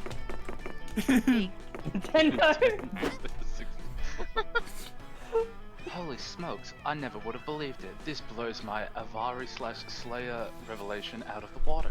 Farewell, my fellow gossiper. I can't wait to tell everyone about the insane double lives people at Camp Spooky appear to be living. Your friends circulate the gossip quickly, and within minutes, someone approaches you. Oh! She's cute. Yeah, she do be Who want to cute. be I cat think she's a sphinx. or sphinx? You Oh know- no, she's a Rakshasa. Who wants to be a Rakshasa? Hey, have you heard about the time Bluetooth competed in a beauty pageant last year? The competition was insane. Bluetooth wore her sexiest outfit, a strapless, backless, frontless dress. The judges were totally impressed. Good. Bluetooth advanced to the talent show next, where she showed off her skills by playing Beethoven's Fifth Symphony on a kazoo, backwards. The crowd went nuts. Then, in the final round, judges asked every session the same question. If you became president, what would you give all citizens to end in equity? Yeah, it would work. Some contestants promised money, others said they'd give away houses or vacation. But for some reason, Bluetooth answered a lifetime supply of Nintendo 64s. Yeah, I'd vote for them. The judges loved that answer, and Bluetooth took last place.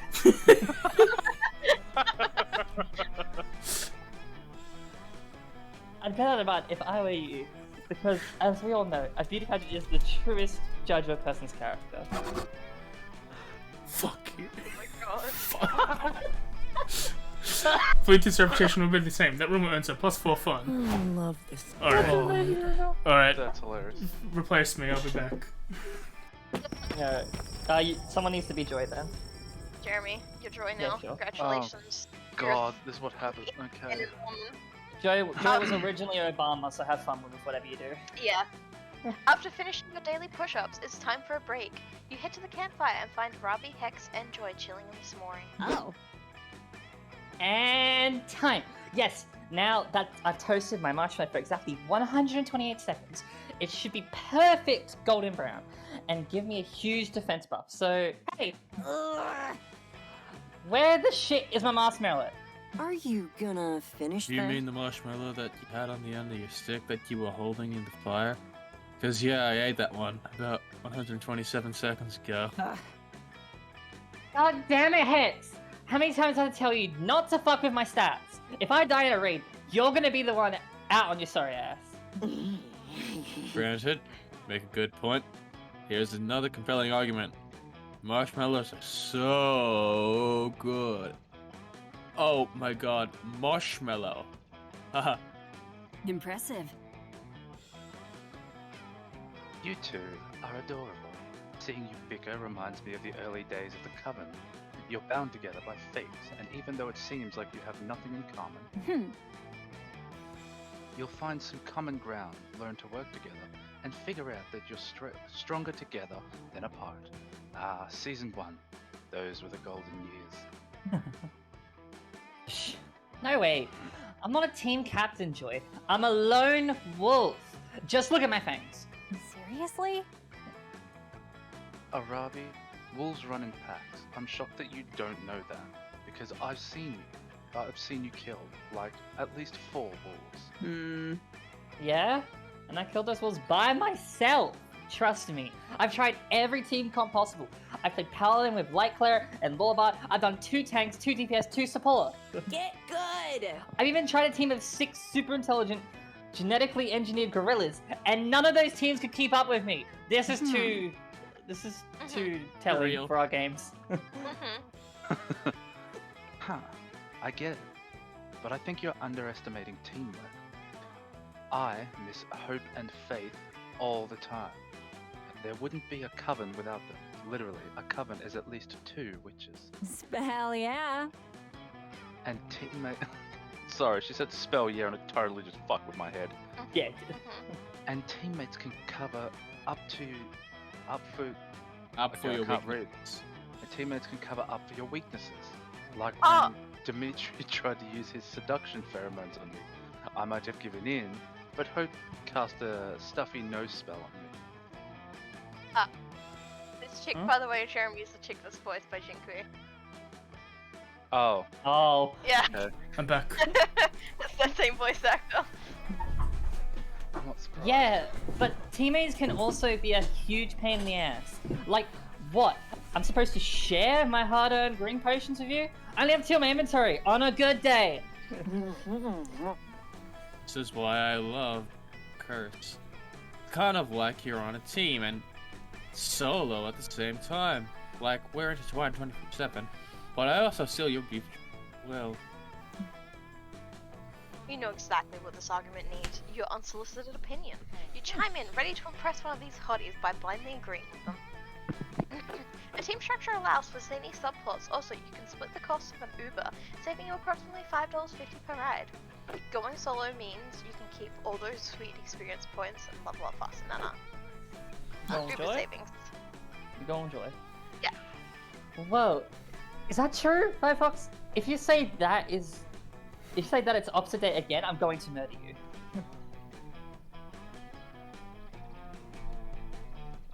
do you want to Jeremy's finish it? okay. Oh, yep, Okay. okay. Alright. yeah. It's totally true. You can split the rest of the cost over between a few people, which makes it more affordable for fellow Americans. No, not that. I mean, is it true that you can have zany subplots with teammates? To be honest, my mystery stat is kinda low. Don't make fun of me. I'm sensitive about it. Cutie. Oh, teammates are subplot gold. Like when a wizard casts a bloody switch spell on Faith and Hope. In the end, just learning a valuable lesson from the experience reversed the spell. What a plot twist. But one time, we found out Hope was actually the heir to the throne of a country. She tried to be a princess, but accidentally teleported the whole country into another dimension. But my favorite subplot was Faith's amnesia. We went on a 51st missions to get her to join the Coven, and she got her memories back when we hit her on the head with the magic memory hammer. Dang. I gotta admit, some of those sound pretty fucking dope. I gotta find a reason to hit Hex with a hammer. Come on, Ravi. Rafi, down. Let's try out the body switch right now. I've always wanted to know what it feels like to poop. Yeah! Hex, that's so awesome. You're a gas, right? I can pass through basically any dungeon door with no keys or anything. Let's body switch. Hex and Aravi run off trying to find the nearest rainstorm to complete their struck by lightning body switch level. Nice touch. Huh, those two are already maximum Amy. I'm happy. I could inspire them to do much more of what they want to usually do. A bunch of bullshit. By the way, thanks for backing me up, Firefox. I'm glad that you're a fan of my teamwork. Because I think we made a pretty powerful duo, if you know what I mean. Wink. Okay, that was not bad. And in case you don't, what I mean is I'm saying that I'm considering you as a romantic possibility. Romantic possibility? That's just a step away from romantic reality. You blush and spend a few hours practicing Team Rocket-style catchphrases with joy. Do we have cushions for the logs, I or...? don't think I'm gonna be involved with this, so I'll be back in a sec. Okay. There you go. In the glow of the campfire, you see Damien holding up some kind of stick-like object near Milo's eye. Clearly he's about to poke them out, so you rush over to stop the blinding. That's Damien. And that's how you achieve the perfect smoky eye powered by the smoke of an actual fire. Yeah. Fire. Sorry, 1 second. Which is always the ideal backdrop for a smoky eye, so if there's no actual fire readily available, feel free to start your own. Hey, darling. Your makeup skills are impeccable, Damien. You don't need to soften, or rather, unsoften the blow of your talent by immediately going back to us. I'm a spicy red adult! Fuck. But that's who I am. I'm Damien, the arsonist, the badass, the criminal, the spicy red adult. I would hate to be known for my skill set I've honed secretly since childhood, always dreaming about the day I could become a makeup artist and hairstylist, universally adored for my talent. Gender is such a cage. What? Nuh-uh. If I were a cage, I'd know, and I'd destroy it. No cage can hold me. I just need people to fear and respect me. Fear and respect is difficult to buy, and even more expensive to maintain. I can't let people down like that. This is the problem with putting these labels on yourself, Damien. If you choose to define yourself as a bad boy, you take the trappings of toxic masculinity that come with it. You could keep all your old hobbies, like arson and crime, while also celebrating new hobbies, like floral arrangements and figure skating. What doesn't kill you makes Let's you start stronger. with a poem to reveal your artistic side.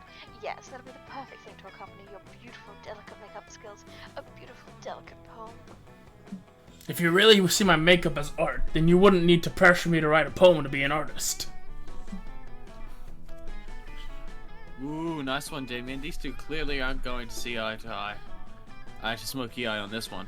Time to do what you do best. Pick a side. Why should Damien write a poem when crimes are poetry already? What's that, Damien? Can't rise to my last challenge? I knew you were scared of poems kicking your weak prose, yes. Prosaic. Cuckoo kachoo, cuckoo kachaw. My god. Well, I already fucked up with Milo. You fucked up one instance. You You still got 2 all fucking of weeks him. left. Yeah. To be fair, on that other scale, you have 2 weeks to go the other way. Cuckoo kacha! Cuckoo kacha! I can tell by your incredibly accurate impression that you're calling me a chicken, which I'm absolutely not. Fight me, The only time I've ever been a chicken was when I was discussing myself as one to cockfight some cockfighters to teach a lesson about not cockfighting. And since that's not happening right now, then I must not be a chicken! This is an opportunity to Damien, grow. it's okay. Part of being sensitive is admitting when you're afraid. I am not afraid. I'm gonna poem right now. I'm gonna poem so hard it's gonna blow your fucking mind. Let's fucking rock. The trees.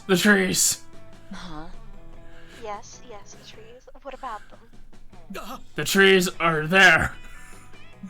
They're gonna be there. They're gonna do it. The trees fucking fuck. Wait, yeah, that's it. Trilogy. That's my whole poem. No wait, trilogy, freeology. Fuck off. Shut up! I did my best. And there's something beautiful about that. When you think about it, being willing to try something and fail that hard does take a certain amount of vulnerability. Like and subscribe. And yes, one feminine rhyme isn't going to erase years of toxic masculinity, but it's a start. Want me to go write some poetry of our own, Badgery Guard? You kinda hope writing poetry is a euphemism for making out, but it turns out it's a euphemism for writing poetry and posting it to Marlo's Insta with pictures of sunsets and sand people silhouette. Still, it's a nice time to spend time with him. And your Otefomo is beautiful when juxtaposed against an image of a galaxy. Bring out your flasks. Oh, fuck yeah. We're gambling. You're gambling? I mean, what is the difference? Like, I think you pick a drink. Gambling, you just get a random drink with this. You choose out of I think like 2 or 3 drinks. Yeah. I didn't mystery box. I didn't realize that they had a new option just for choosing. Like, Jeremy, you want to be Juan? No. The magic cat? Let Jeremy be Juan, Dimitri. Jeremy, you could be Juan the magical Latino cat. Oh, the cat's name's Juan. Yes. Yes. yeah. Okay. Latino. Okay, what's... He's a magical Latino cat. I don't know what that means. He's Spanish of descent or Mexican, Spanish but don't do it. I But thought you don't. said Latino. I thought you No, said... Latino. Latino. But don't make an accent. We don't want to be arrested here. That's fair. Look at that cute little bitch there. I love We're it. too small to be cancelled. Want a bet? Yes. Well, look what the cat dragged.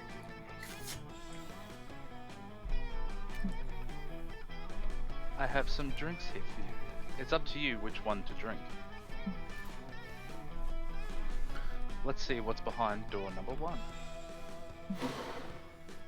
Pair of boots. Nice. Quite appealing, right? Don't know if I'd drink that, but the real question is, will you? I also have this mystery box, because at this point, who knows what you drink? I don't know. The box. I feel like every time. But Kim, you could drink the pair of boots, but the mystery box could be anything. It could be a pair of boots. Boots. It could be a pair of boots. It's a mosquito. Mosquito. The mystery box. How bold of you. Hope you're happy with it. No refund. That's cute. Oh, I chose for everyone. Okay. Quite appealing, right? Don't know if I drink that, but the real question is, will you?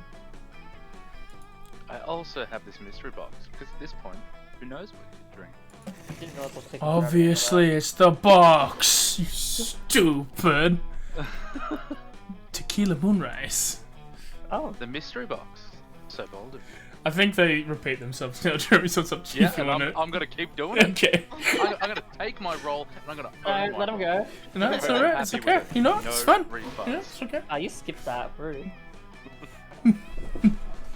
What do you say? Will you take the drink of the day? Oh, alright, me now. That's the same drink. Yeah, it is. Yeah. Or would you prefer the mystery box? Give me that mystery box. I want bees. No. Oh, that's a cool dude. The mystery box. So bold of you. Hope you're happy with it. No refund. No refund. Ooh! Cosmopolitan. I love that. No idea if I got the recipe right. Wanna try it? Otherwise, you always have the mystery box. Take box. Fuck pressure. Oh. You're bitch.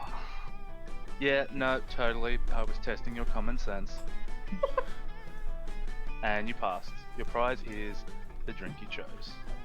Secretly, I'm disappointed. Yeah. Alright, well, let's go. Tequila Moonrise. Oh, sorry. Wow, we don't even know what that was. You're right. What a powerful, invigorating drink. I give it the name because when you drink it, you can feel your stats rising. Oh, yes. That's a weird flavor. Hell Good yeah. buff. Nice. Okay, let's go. The good old mosquito. It's not a drink, it's just a magic mosquito that will drain your highest stat. Oh, no, you're fun! Oh, but when it's Oh. in your stomach, it'll dissolve and redistribute what you absorb between the rest of your stats. Okay, it'll even everything out. But does it take your fun to 0? You might I don't feel know, some we'll have to tingles find in your out. tummy. Guess we're about to find out. Oh, now. Oh! Kim! Let's do it fun! The Cosmopolitan received its name because it disrupts the very core of the cosmos. I should have gone with the booth. Thanks to it, any stat effect is now doubled for you, for better What? or for worse. Oh. So everything's so he gets +4s and +2s now. Yeah. Or -4s and -2s. Hmm. The cool dude. It really did at this time with the naming, right? This drink makes everything cooler. Specifically by renaming all of you with the coolest nicknames ever. Oh, this Pubic. interesting. Still hard to believe you drank that. Good luck, I guess. What So did what's I the name become? changed? Everyone's name changed. Oh, it's just different now. Everyone chose a celebrity. Say your choice out Oh, loud. man. In honor of Darian, David Borealis, because he is Snack. Sean Connery. Chris Nick Pratt, because Offerman. he's in everything. Nick Offerman. And what did you say, Kim? Chris Pratt, because he's in everything. Alright, I think someone else is in charge, not me. I think it might Oh, be. that's me. That'll be me. My apologies. Pro order is decided based on which celebrity is most likely to secretly be a pro rock paper scissors player. Oh, that's definitely Nick Offerman. Oh, Yeah. I would have thought it would be Chris Pratt. He's up there, definitely. He has to be up I think there. Nick Offerman is one, because that man just is good at everything. I think Sean Connery would be last because that man's too old. He's too shaky and slow. Alright, so it was Dimitri, which is a hunk of burning love. Right, you're Yeah. first. We And got then, Public Health, High Five Freddy, the chosen one. yeah. Oh, fuck, I'm the chosen one. Yeah, so hunk of burning love, high five Freddy, the chosen one, and public health. Yep. 10 out of 10. The name's been nothing down. Till morning. Sorry, we need name shuffling on the next one. Okay. Fuck me, my creativity. No, but now you can never pick fun again, and you know it at least. Yeah, but he took my creativity the fuck. So this That's is probably a- where we pitch everything but fun, right? And bully Kimmy into a corner. Yeah. I can pick one. That day you happened to take the same Monster Scouts class as Mimi, the only girl. You didn't get a good sleep last night, so you ask her if she has any of that weird energy drink she let you have once during high school. She doesn't, but she does have some of that very strange smelling coffee that could help. Where does this girl even find those weird ass drinks? Coffee is delicious, but it comes with side effects. You get an acquired fear of caterpillars, growth plus 2 creativity in your hair.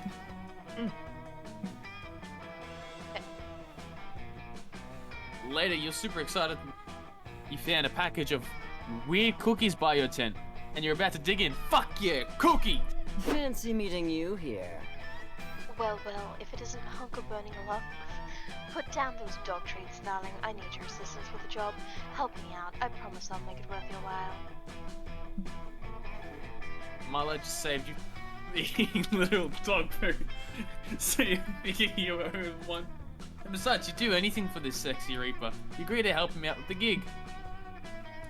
He leads you to a course with a soul floating over it. I guess souls look like glowing balls that float, and people can just see them. Good to know. Hello, hello. Oh, aren't you an adorable little soul? Hello, dear. My name is Milo. I'm deaf, obviously. Soul responds, "Hail and well met. I am the master of peasant torture for my divine sovereign, the Mer King. Memory serves, the Mer King chopped off my head." Yeah, you're super dead. I'm here to take you to the afterlife. Aren't you a lucky soul? You could have ended up with one of those less fashionable reapers. I suppose. Just never thought that my life would be cut short so soon, and Circumstances of my death so tragic, so murderous, so headless. I shall tell you both the tale. One night, the Mer King suffered a strange, violent attack on his life. He thought the attack was a coup orchestrated by his small council. Huh? A coup, the Mer King. This is all sounding strangely familiar. Ooh, storyline. Curious. And thus the Mer King killed us all in a blind rage. But I saw the attack with my own eyes. 'Twas no coup, rather it was an attack committed by a strange hot ghost of some kind of hairy dog man. Oh no. The ghost and the dog snuck into the Mer King's chamber and glued a single golden coin to his floor. The Mer King bent down to pick up the coin, but couldn't grasp it. He looked quite the dunce, I assure you. And while he was struggling to pick up the coin, Ghost dropped an anvil on his head. The nerve! What is she doing? Wow, yes, what a tragic, horrible, violent prank. I mean, attack for more mischievous friends, fiends. Despite the tragedy of my death, I see now what a precious gift my life has been. I only wish that I had lived it more fully, more boisterously. Life is a gift. So true, babe. I love your attitude. It's so rare to meet a soul that appreciates life. After all, life is like a river, and we're all just paper lanterns floating along it. Oh. Truly! Look, I even made a bucket list containing the 246 things I wanted to do before I died. What a tragedy that I did not complete even a single item from this list. Darling, really? Not even a single item? I really shouldn't do this, but I'm such a natural empath, I can't resist. I'm going to bend the rules just this once before I take you to the afterlife. You can pick one item off your list, and the hunk of burning love, and I will help you complete it. Hey, thank you, you gorgeous and elegant angel of death. But which one shall I choose? Which? You take a look at the bucket list and you see it.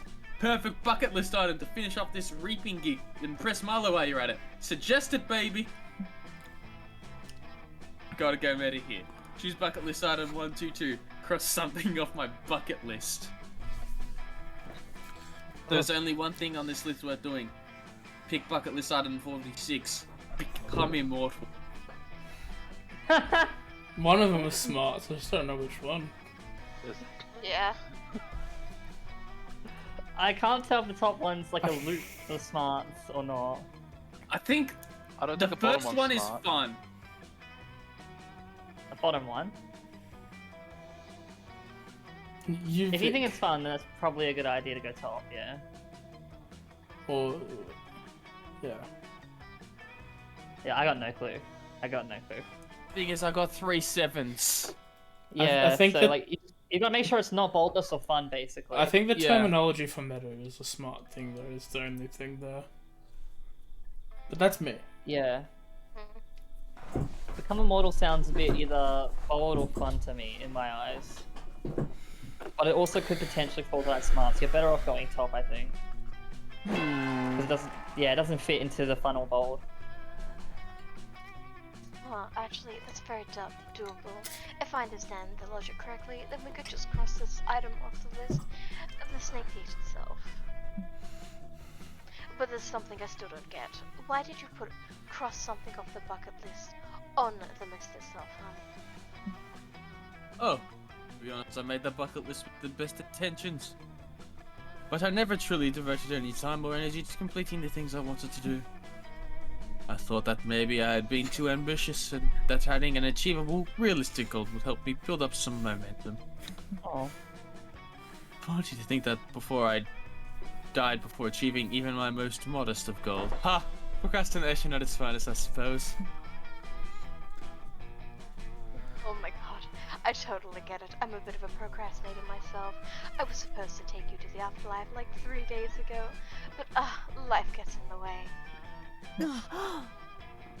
Babe, as a fellow procrastinator, you've totally inspired me. Let's just forget about this list for a moment. You're a fresh, vibrant soul.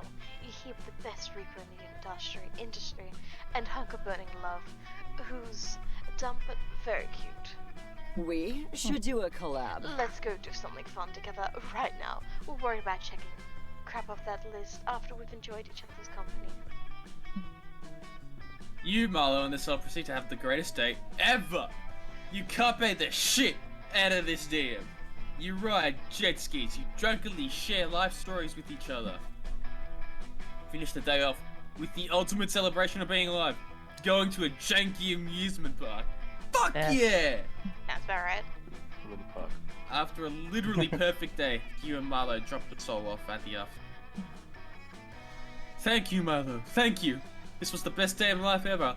Can't believe how much cotton candy hunko burning love ate. I'll contemplate it for eternity. Ah, what a sweetie, and what a nice day. Models of a few days, you know. I'm happy that we made good use of this one. Wait, oh my god, wait, we never crossed anything off that list. That sweet soul's bucket list. I'm dead. That unbelievable procrastinating rascal. Oh, lol. It's for the best, though. After all, life isn't about crossing things off a list. It's about grasping the present moment like a fragile bird in the palm of your hand. You're killing it. I knew you'd get just what I mean, hunker burning love.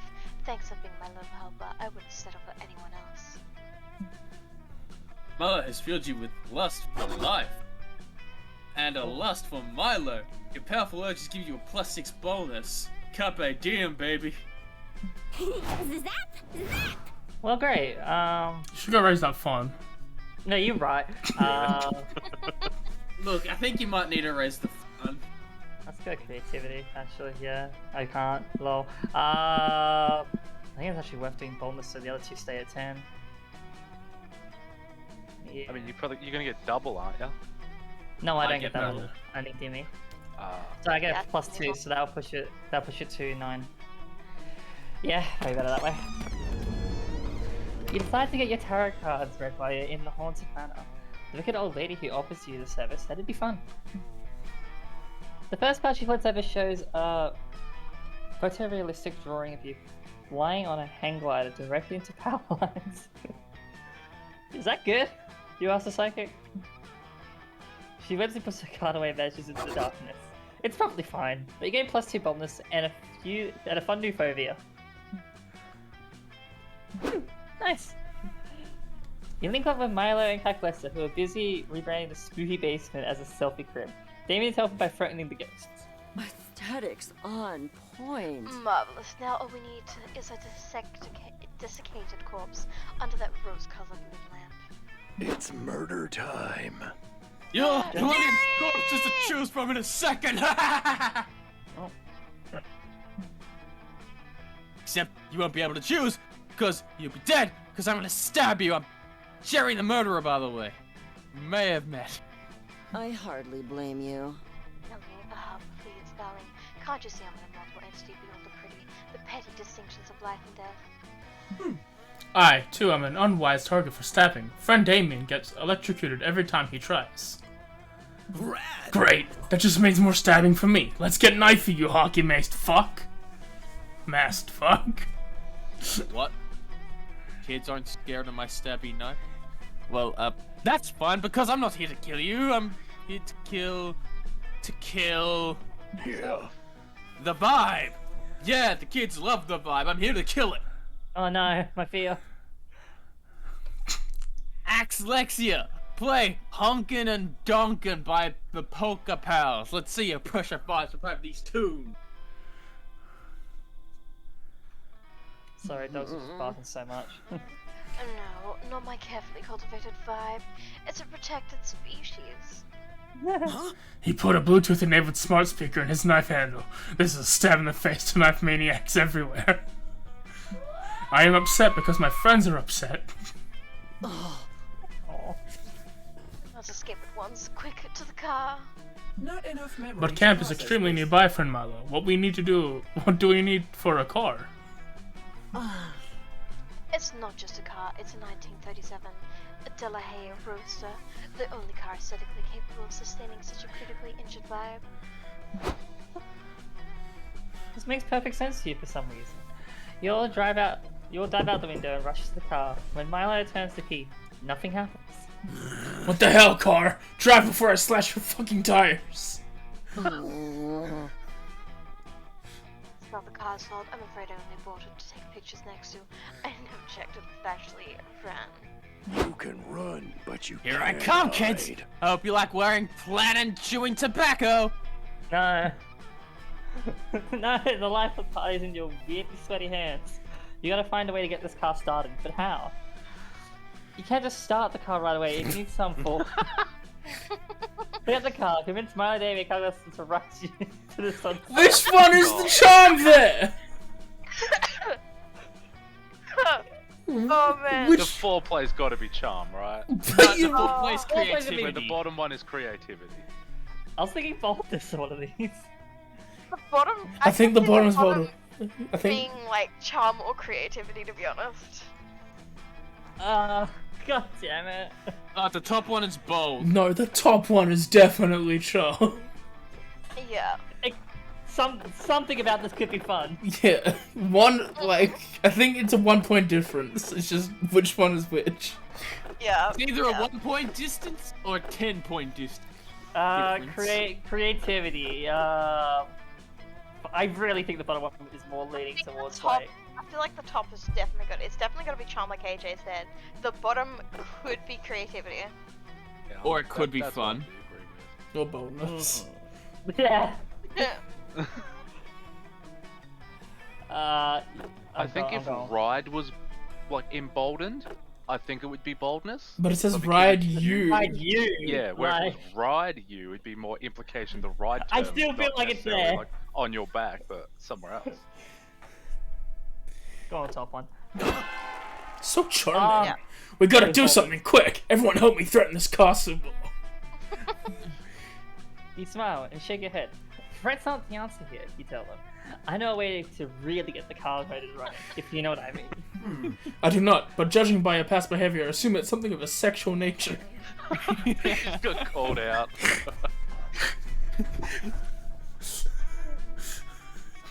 What you have to do, a high five, Freddy, but do it fast.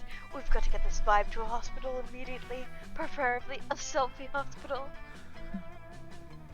You don't need to be told twice. Or once even. You were born to romance this automobile. You start with a full body wax. One for the car and one for you. Feeling clean is an important prerequisite for feeling dirty. You move around the front to give the windshield a long squeeze. And then gently caress the wipers. A little wiper fluid squirts out and dribbles down your jaw. Eggplant. Oh my god.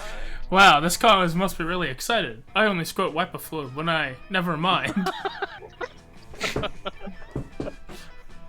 You slide gracefully around to the rear. There's a lot of junk in the trunk. You take the opportunity to sip a cherry finger up the tailpipe.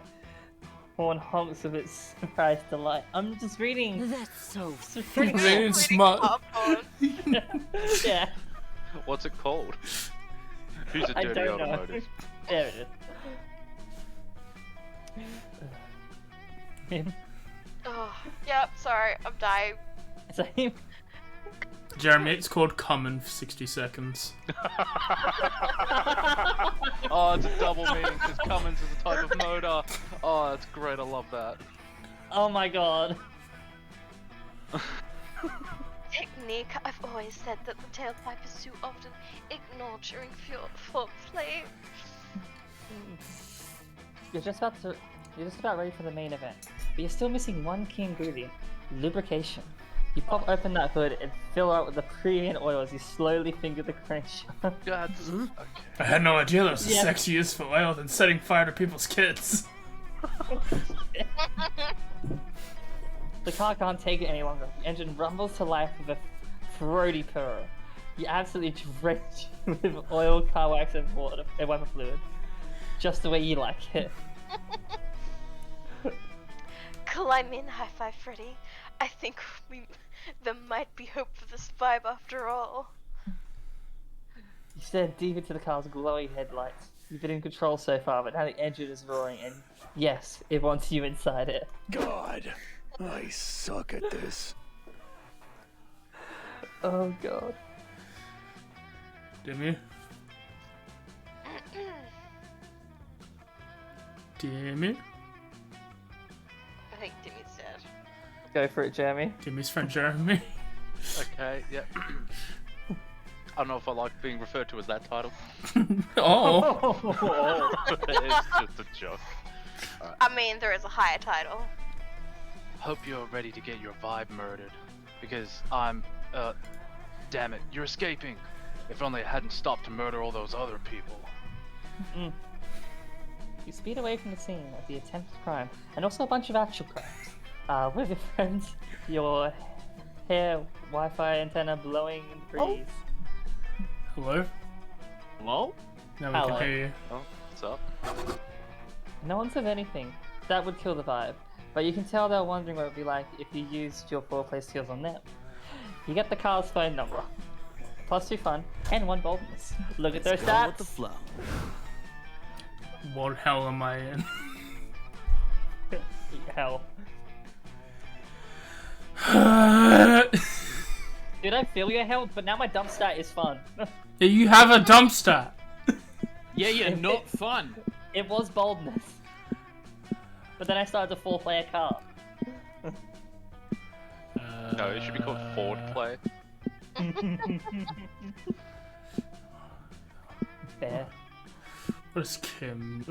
What does Mim need the most? I'll be back with... What do I need? Mim could get smarts up to 7, and then it's boldness and charm that she cannot focus on. It also doesn't matter. She could do the same thing with charm there. Yeah. Basically, she just do the opposite of what I do. That day at the camp dome, we play a game of tug-of-war. You see, tug-of-war is harder than it seems. It involves a lot of strategy, and there's a secret technique not everyone knows. You need to be strong. You mastered this technique years ago, and so you win. The audience is cheering and roaring in joy while you salute them victorious. They throw roses at you. They throw their underwear. Someone throws you +2 charm, which you happily take. After that, you head to the lake with Hex Aravi. Aravi's testing out her new Zora armor, and you're able to help Hex chug as much lake water as possible. Such big stats. This is so awesome, you guys. I can breathe underwater and do whirlpool attacks. Gods, I'm so glad I spent the 200 million rupees on these videos.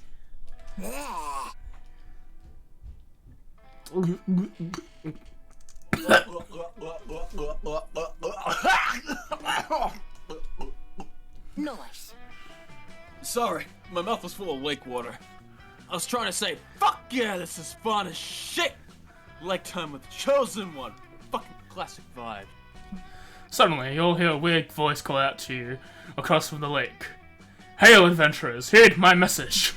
You look over and see a messenger emerge from the trees. He's holding a leathery scroll and he looks super stressed out. Huh? That messenger looks familiar. I swear I recognize him. Maybe someone I cursed in the past? Adventurer Ravi, Adventurer Hex, Adventurer the Chosen One. I have searched for many moons to deliver. Yeah.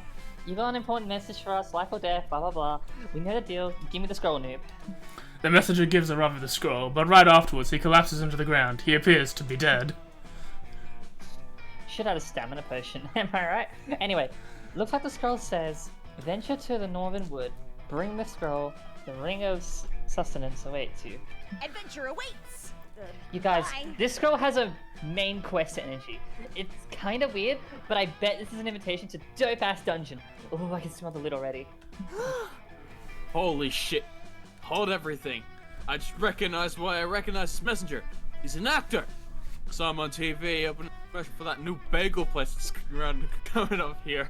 Bagels. Then, if he's an actor, I only mean, the Ring of Sustenance is the new bagel store! Aravi, that scroll's a dope-ass guerrilla marketing advertisement. Yes! No, it's definitely a dungeon invite. Not everything about bagels Hex. And the Ring of Sustenance is a super dumb name for a bagel store. No, I like it. Not everything is about motherfucking dungeons, little miss dungeon liker. You know what, Hex? I do like dungeons, and I'm not ashamed of it, you green fart cloud.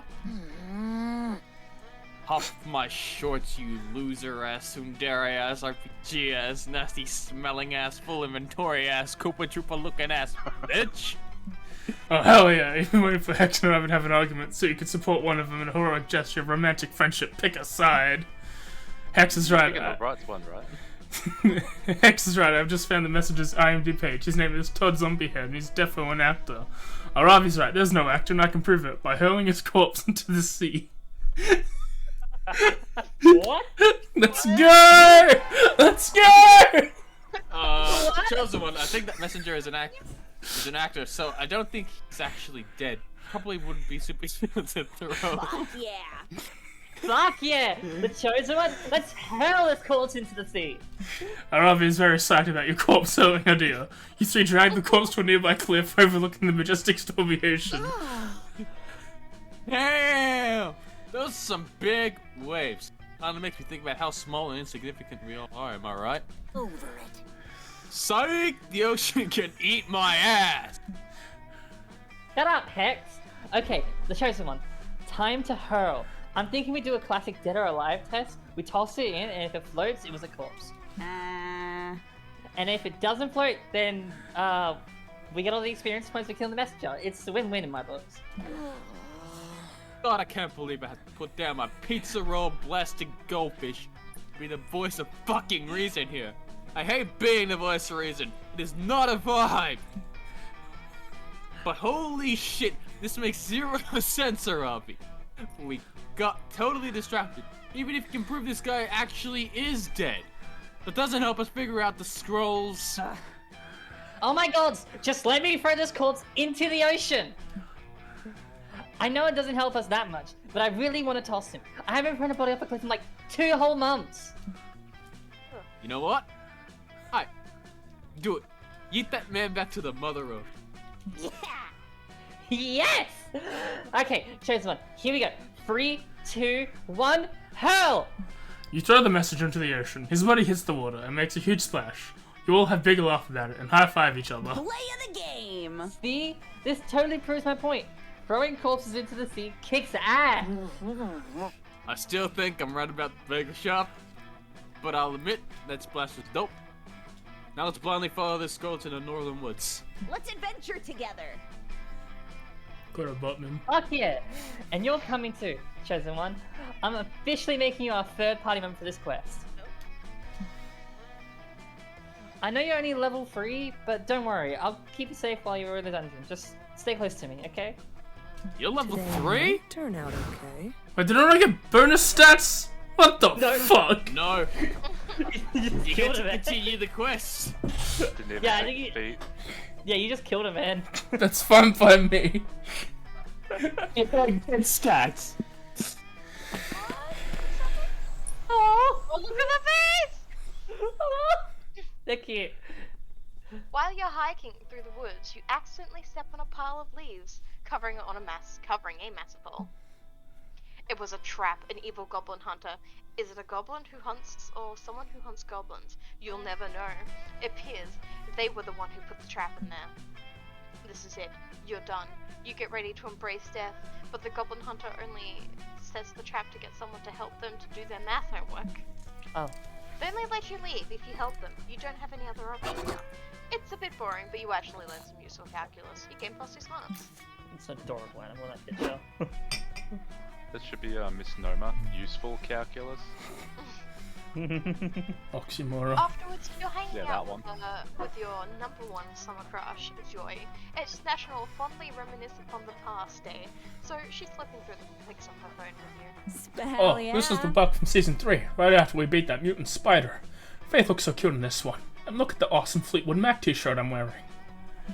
That t-shirt was so cool. It was vintage from the 78 tour. Stevie Nicks blessed it herself. Whatever happened to that shirt? Did I sacrifice it to the goddess or something? Oh wait, I remember where exactly left it.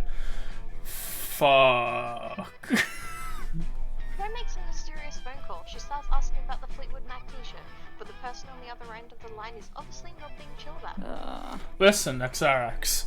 I know things ended badly between us, but can you please just give me back my Fleetwood Mac t-shirt? I specifically remember leaving it in your evil lair.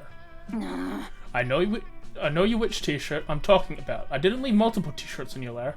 No, there is definitely no need to discuss it in person. Do not portal here. Suddenly a magical portal opens, an objectively sexy centipede person emerges, and they are giving off palpably villainous vibes. Go, Jeremy. Oh.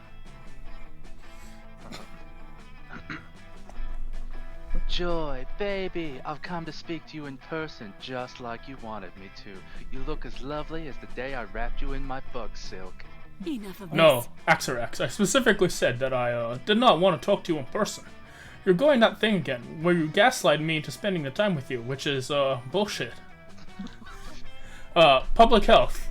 Meet my ex, Axorax. They're, evil magical centipede person I defeated back in Season 3. I know they look hot, but don't let that guard down. They, mind-controlled everyone in Philadelphia and tried to make it all the citizens jump into a pit of centipede venom. What's the banging? Oh, you make me sound so evil, Joy.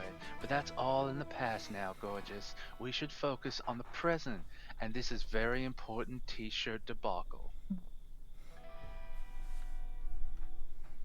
Why don't we ditch this third wheel? You and I can go for a coffee and talk it over. Or perhaps we can enjoy a romantic dinner. Do any restaurants around here serve pre-chewed outfits? Axorax, if I get one coffee with you, do you promise to immediately hand over the shirt? Show me the t-shirt right now before I, waste my time. Oh yes, let me check inside of my carapace. Oops, silly me. Looks like I forgot to bring the shirt. Guess we'll have to keep hanging out until my portal spell recharges. Typical. I've told you so many times that I'm not okay with us hanging out, because we always ended up getting back together. It's a toxic cycle, but fuck it. I really want that t-shirt. Axorax is stressing out your potential thick goth GF. Unacceptable. Get that Fleetwood Mac t-shirt for Joy by any means necessary. Set up a black market exclusively for buying and selling Joy's belongings. You'll trade for the t-shirt. Call the police and send out an Amber Alert for the t-shirt. Axorax can't hide from the power of a vigilant community. What? One's smart, one's boldness. Oh, the top one's creativity, right? Possibly. Black market. I could see the bottom one being, like, smart. Yeah. I see the bottom one being smart for that reason, because the entire community can track down shit and using their collective brains. Set up a bottom market just like for buying, selling Joy. What are the other options it could be? That Could be like charm. bold or fun or creative at the top one.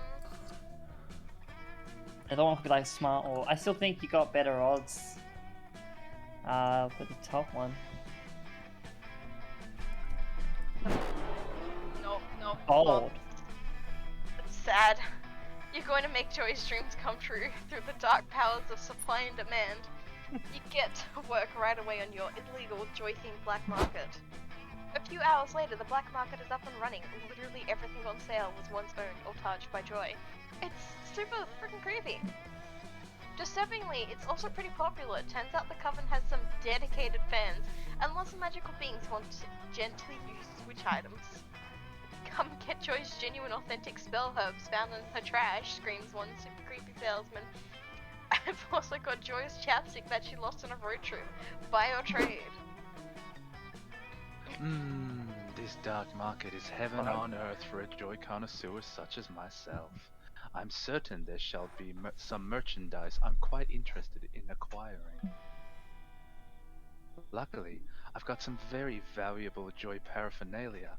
I didn't want to let go of the t-shirt so soon, but if I see something that really catches my eye... Axorax showed up, just like you planned. You asked him to trade your Joy's Fleetwood Mac t-shirt in exchange for a piece of gum that Joy chewed, that you kept for some reason. A chewed piece of gum should still have trace amounts of her DNA, which I can use to make some joy-flavored ant silks. It's a deal, you sick freak. Yeah, you got the t-shirt back from Axorax, now you should return it to Joy and shut down this creepy-ass black market unless... Technically, you could keep trading. This t-shirt is valuable, and you know you could, Wolf of Wall Street this crap out of, this whole place. Oh no. You spent hours trading and managed to bartender your way into owning the most valuable item on the market, Joy's used sock. It has a cash value of $445,000. Free scrapes! This is absolute bullshit, and I'm here with the cops to raid the whole place. Thanks for your undercover work, Agent Dwyer. Mission complete. says Joy's undercover agent. I got the t-shirt back just like you wanted. I just had to trade public health one of your used tissues. You're not a big bad, but you're still very bad at this. Ew, public health. This is not okay. I expected it from these weirdos. I guess I should have expected it from you too. Ugh. You try to explain, but it's too late. You look like you're creeping to be bad. You kinda are a creep. You lose -3 smarts due to your creep energy. Not fair. Let's trade places. Everyone choose something good. Shiny Pokemon. Chocolate cock. What? Like the chocolate dick. Oh. Okay. Chocolate shape of dick. No, I heard right. No, understandable. I was like, oh, did I hear wrong? No, I didn't. Something good. Puppies. Bees, okay. Puppies, I think you said. Yeah. Puppies. Puppies, okay. A glass of water after a mint. I was gonna say warm blanket. Okay. Mim. You found a treasure map. There's a marked spot, and apparently there's a treasure chest buried there with plenty of a good thing. Players order decides how likely you'd go on an adventure to get that treasure for you. How many warm blankets? Warm chocolate dick, shiny Pokemon, and puppies. Wait, if Jeremy wins, does Jeremy get to pick the order? But, why would you go on a magic treasure quest for a mint and a cup of water? Yeah, sure. It's a glass of water after a mint. So you've had the mint. And you need a glass of water. And if you've got a treasure map, you'll be on an island with no water. Just saying. Oh my god. If you're on an island, you're surrounded by water. If we don't get the puppies, the puppies are dead if we don't save the puppies. No one said they're alive. Yeah, no, I straight up they're good. Buried for a while. Yeah, those puppies are probably dead. Or immortal. It's been buried long enough for a treasure map to be made, so it's been a while. Listen, I'm just saying there's a lot of shiny Pokemon. Some people have never had a shiny Pokemon. Permanently warm blankets. I've never played Arceus. Guys, permanently warm blankets. Okay, but Kimmy, an endless supply of chocolate dicks. I like the warm blankets. Chocolate expires. Said it's puppies. AJ with the shiny Wingull curse, yeah, knowing my luck could just be full of shiny Wingulls. Do you think anyone's winning here, Jeremy? Water. I mean, Jeremy? that's where water comes from. Jeremy? Jeremy's dead. Jeremy died. Killed him. No, I went to get a drink. Sorry. What am I doing? Did you I was gonna say, like, is there any of like ours that you think? Yeah, mine. Is Mim's dick covered in chocolate or chocolate? I believe she specified it's chocolate in the shape of penis. Yeah. Yes, she did. Yes. It's a felt. Hey, look, treat. maybe there's also like caramel through the middle that squirts out if you squeeze something. Look, the only thing that doesn't expire is a 1 and 0 concept. That's all I'm gonna say. Warm blankets. Constantly warm blankets. What's making them warm? I don't want constantly warm blankets in summer. It's summer right now. No, I do. Spring? I don't know. Well, guys, You can trade shiny Pokemon for a profit. Warm blankets are nice. What's happening? Warm blankets are nice, but I don't want them right now in this kind of weather. You can just make any blanket but you can make any blanket a warm blanket. The shiny Pokemon can be a puppy. Yeah, but it's not a real puppy, therefore it can't actually die. Unless it is a real Pokemon. Yeah, but Pokemon can only faint. Exactly. Press the button. We're talking about like video games and like anime, right? Not the manga. Press the random button. Hit the random button. Yep. Public health, Uncle Burning Love, High Five Freddy, the chosen one. Last again. Chocolate Dicks won. Yeah. Somehow, according to the game. Can we go somewhere quiet for once? God, what do I... Just fucking bump that creativity. I mean, I could at least even out my smarts and boldness to a 6. I'd bump your fun to 9 and keep the 4, 6, and 5 where they are. Honestly. Because that way you've got a 4, 6, and 5 that you know are 4, 6, and 5. You know, I'm down to see this character in a swimsuit anyway. Woo! You spend the day playing in the lake. Everything is fun until you're mesmerized by a strange song. It's the sirens. They try to lure you with their beautiful chants, but you know better and challenge them to a riff-off. They kick your ass, but you'll definitely have a lot of fun. More specifically, +2 fun. You're walking around camp, trying to forget the heinous crimes you committed in your sleep last night, when you run into Joy. Oh, hey. Oh, hey, Public Health. Let me guess. You've got some goofy, unexpected problem going on, and you need my help to fix it. Duty calls. Alright, I help you. Technically, I was supposed to take a break from this work this summer. But hey, I'm a witch, battling the forces of evil. If duty calls, I have to answer. You've got nothing, not even a small-scale, low-stakes dilemma for Joy to help you with. It's basically been a normal day for you so far, which almost never happens at this camp. Ah, nothing at all. Well, obviously it's a good thing when people don't need to have problems, but I don't have to be super useful and competent all the time. Anyway, I can just sit here and read my book and absorb the information, and that's how people relax. So that's what I'll do too. Here I go, to read.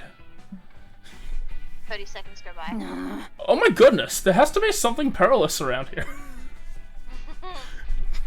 Come on, it's totally not just me struggling to actually relax. Don't you feel that, Public Health? That dark evil force looking somewhere in the shadows? Darren can do a way better Obama than I can. He had to have a baby. Sense an ancient evil. I can sense an ancient evil. Ready to strike away whenever I let my guard down. Nice try, ancient evil. Not this time. I know exactly how to deal with this. I'll consult everyone with my ever-powerful, ever-wise spiritual mentor, the goddess. Plus, it'll give me a chance to work on my interplanar communication spells. Joy spends 45 minutes on an extremely complex spell. There are quite a few esoteric components, and she ends up using your pubic hair and belly button lint as channeling. Oh, perfect. The spell is ready. Here it goes. Goddess of Light. Reward summons you. Oh. Fuck you too then. Joy's spell works perfectly, and she summons a being of pure divine light and femininity, who is clearly in the middle of taking a bubba bath. Nice. Oh. What? Oh. Who wants to be the queen of femininity? Jeremy oozes femininity, right? False. No, correct. You know what? I won't even give it a fem. No. Give it the most masculine voice you can. Alright. Deep. Oh, Joy. Good to see you. Although I'm pretty certain I asked you not to commune with me during bath time. What's up, girl? Goddess of Light, your divinity smiles down upon me. I call you foe in this hour of need, as I have sensed an ancient evil gathering its power to bring about the final calamity. Nothing's gonna happen, is it? OMG. Joy, I promise you, there are no mysterious dangers lurking around trying to ruin your summer relaxation. You're a total workaholic. Take a break. Seriously? Surely you jest, Divine Light, for it is my sacred duty to protect the world against the forces of evil, and I would totally never manufacture a catastrophe just to feel useful or anything. Sure. Well, I just used my omniscient powers to scan all the universe, and it seems pretty chill. Guess I'm going to enjoy the day by relaxing in my bath. How about you, Joy? Psst, but look elf, isn't the goddess acting weird? What if some ancient evil fooled her into letting her guard down? There's gotta be some kind of danger here, right? Seems like Joy won't be satisfied until this disaster should be quickly and competently disarmed. Quick, find something dangerous for Joy to deal with. The dangers of a poor skin-to-skin routine? The goddess is what, like, several millennia old? Dead skin won't care for itself. The dangers of ever-growing atheism among the younger generations. Every second, fewer and fewer people give a crap about the goddess divinity. Also fair. Skincare routine. Skincare routine to me says maybe charm? The bottom one says smarts to me. They're both dumb stats. I guess the top one's safer? I'd say, yeah, it's either like charm for the glow up or creativity for the. Oh. It must have been charm or fun then. Oh. It was charm. You pull it out, that should be taking better care of the skin. Oh. I mean, they're in a bubble bath. Excuse me? What did you just say to me, puny mortal? Joy, darling. What is this mortal doing? It's beyond my divine understanding. I can't believe I'm saying this. I think she is negging you. Mortal, are you trying to neg a triple goddess? Maybe. Oh my god, you were totally negging a triple goddess and you got totally called out. You're speechless and ashamed of what you were just doing here. I cannot believe that you did that. You just did that to me. This is honestly why I have such a strong screening process for my disciples. Like, models can be such shit. Ugh. Right? I know. Right? I can't believe I brought her along for this commune. It won't happen again. I promise. And hey, super cool negging mortal. Quick question.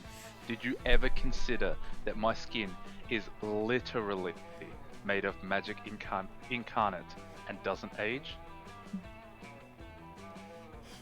And did you think about how negging is a really emotional, manipulative move, and that making someone else feel small should never make you feel better about yourself? And did you even consider that as an immortal goddess, I might not conform to your super boring conventional standards of beauty? Okay, goddess. I just wanted to say that you are really making certain points for here right now. Taking notes. Thanks, honey. I do my best. And my best is literally the utmost perfection in the entire universe. You're not a big It really bad, is. but you're still very And bad public at this. health.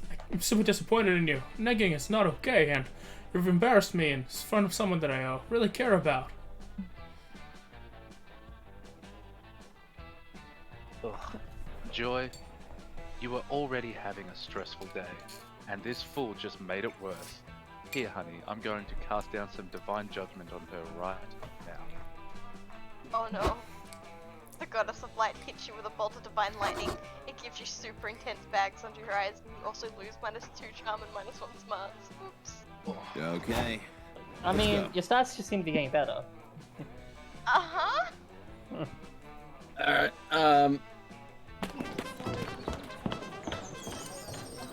But there's their speaker at the Monster Scouts HQ. She's a were-regal Monster Scout here to tell you all about advancing through the levels. Her speech is surprisingly interesting.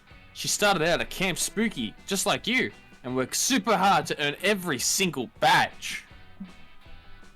She also hints at some possible foul play, including her murdering her higher level scout and wearing her skin as a disguise in order to advance through the ranks. Sure is inspiring. You're too busy flirting with your friends to dedicate that kind of time to Monster Scouts, but still, her speech instills you with +2 creativity.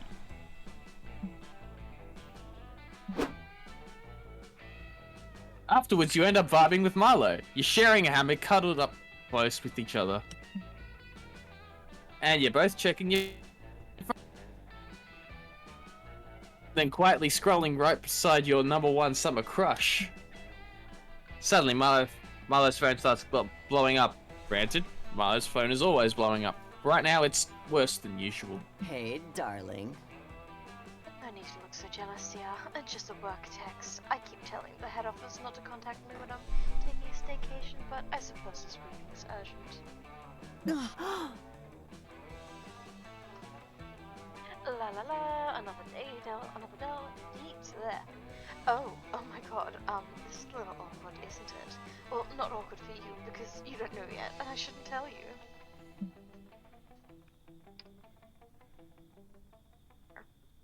But I can't resist a little gossip. Listen, hunk of burning love, I don't usually disclose propriety information, but I just got a gig for next week to collect your soul. I think this is Get the Secret ending with Milo. Huh? Milo's going to reap your soul? That sounds super terrifying, and also a little bit hot. You ask Milo if this means you're gonna die next week. Short answer, yep. You're totally going to die. Long answer, life, death, and fate are weird and messy, and it's hard to say 100% because of the quantum nonsense, but if I'm getting the gig, yeah, you're gonna die. Congrats! Holy shit. This is the most awkward news you've ever heard and received while rounding in a hammock. You start to freak out. No punk burning love. Don't freak out. I'm an expert, and I promise you, it's not as scary as it seems. Death reminds us of the profound, infinite beauty of life. And realistically, it's not like you're immortal or anything. Sorry to burst your bubble, but death is going to find you eventually. To be quite honest, I'm actually doing you a huge favor by letting you know ahead of time. It's my gift to you, the opportunity to go out with a bang. This is the first day of the rest of your life. The best week of your life. We'll spend every moment together and we'll end it with a huge party. A celebration of a hunk of burning love. A whole week with Milo? That sounds like heaven. And it's exciting enough to distract you from your imminent death. You're in. Aesthetics on point. Lovely. God, you're going to get so many posthumous followers. I'm almost jealous. Oh, we should start considering the party aesthetic right away. We need some big memorable main event of the party, something that'll honor your true essence of burning love, and obviously it should be Snapchat friendly. Any ideas? Your time to shine. Quickly, what's the perfect way to 1. Entertain your party guests, 2. Commemorate your entire existence, and 3. Impress Milo? Should be number 1. You will narrate the epic tale of your life through the profound carnal medium of interpretive dance. You have every one of your friends give toasts in your honor. It'll be emotionally moving, and everyone will get shit-faced. 2 birds, 1 stone. Bottom's fun. Bottom is probably fun, yeah. Yeah. Office creativity. You're killing it. Yeah, probably the most obvious ones. An interpretive dance? Oh, hunk of burning love. That's wonderful. I was 75% sure you wouldn't let me down, and you didn't. Yay. It's the perfect choice for the party's main event. After all, dancing is the second best way to celebrate being alive. The best way is driving a jet ski, obviously. You drive a jet ski. But I have one concern about the dance number, emotional vulnerability. Dancing can be so revealing of our internal psychology, you know. As they say, the hips don't lie. We'd better rehearse your story of my life dance before the party. Go on, give me your raw, unfiltered truth, and I'll make sure it's feed-worthy. Perform a dance for Milo. In honor of your existence, you pour everything into this dance. Your love for Milo, your fear of death, and your goddamn heart and soul. I'm burning love. You're an artist. My God, I'm shook. I can't believe you've been secretly profound this whole time. Your movements were simply breathtaking. Your rendition of the robot was a classic, but also a searing indictment of modern industrialism. And those strange, awkward hip gyrations that perfectly express your belief that we're all imperfect beings, united only by mistakes and shared experiences. Life. Don't even It's so get me started beautiful. on the dramatic leaping. Such an apt metaphor for life. We're all just leapfrogs jumping between lily pads in a pond full of our tadpole babies. But still, something was missing. I think it's the end of the story. Your death. You need a big finish that says death in the face. I can't believe I'm saying this, but Anchor Burning Love, you need me. Want to finish off your performance with a little tango of death? We should do a collab. Come here, you silly mortals, dance with me. You and Milo rehearsed the most swoon-worthy, sexually charged erotic death tango of all time. That perhaps was just so stirring, like seeing an erotic butterfly breaking free of its cocoon. And I'm sure the real thing will be better. You've got me pining a little hunk of burning love. In the meantime, we should move on to our next activity. In your final week of life, an afternoon of wine tasting at the region's most expensive vineyard, shall we? This is quickly turning into the best week of your life. And it's all thanks to Milo's undeniable charm. Their charm is so undeniable, you actually gain +6 charm. Yourself! So many places to go! Alright. Better race that fun. Yeah, let me do that real quick. See, I've got the choice of this one, or this one, and let me tell you, they're all the same. So let's go to the arena. That day at the camp thing, you all play the classic children's game, The Floor is Lava, with a twist. The floor is literally lava. You're all hopping here and there trying to survive the dangers of, you know, lava. But then one of your teammates falls. He's sinking to lava, dying a slow, agonizing death. You offer your hand, but it's too late. Before disappearing under the hot lava, he whispers his last words.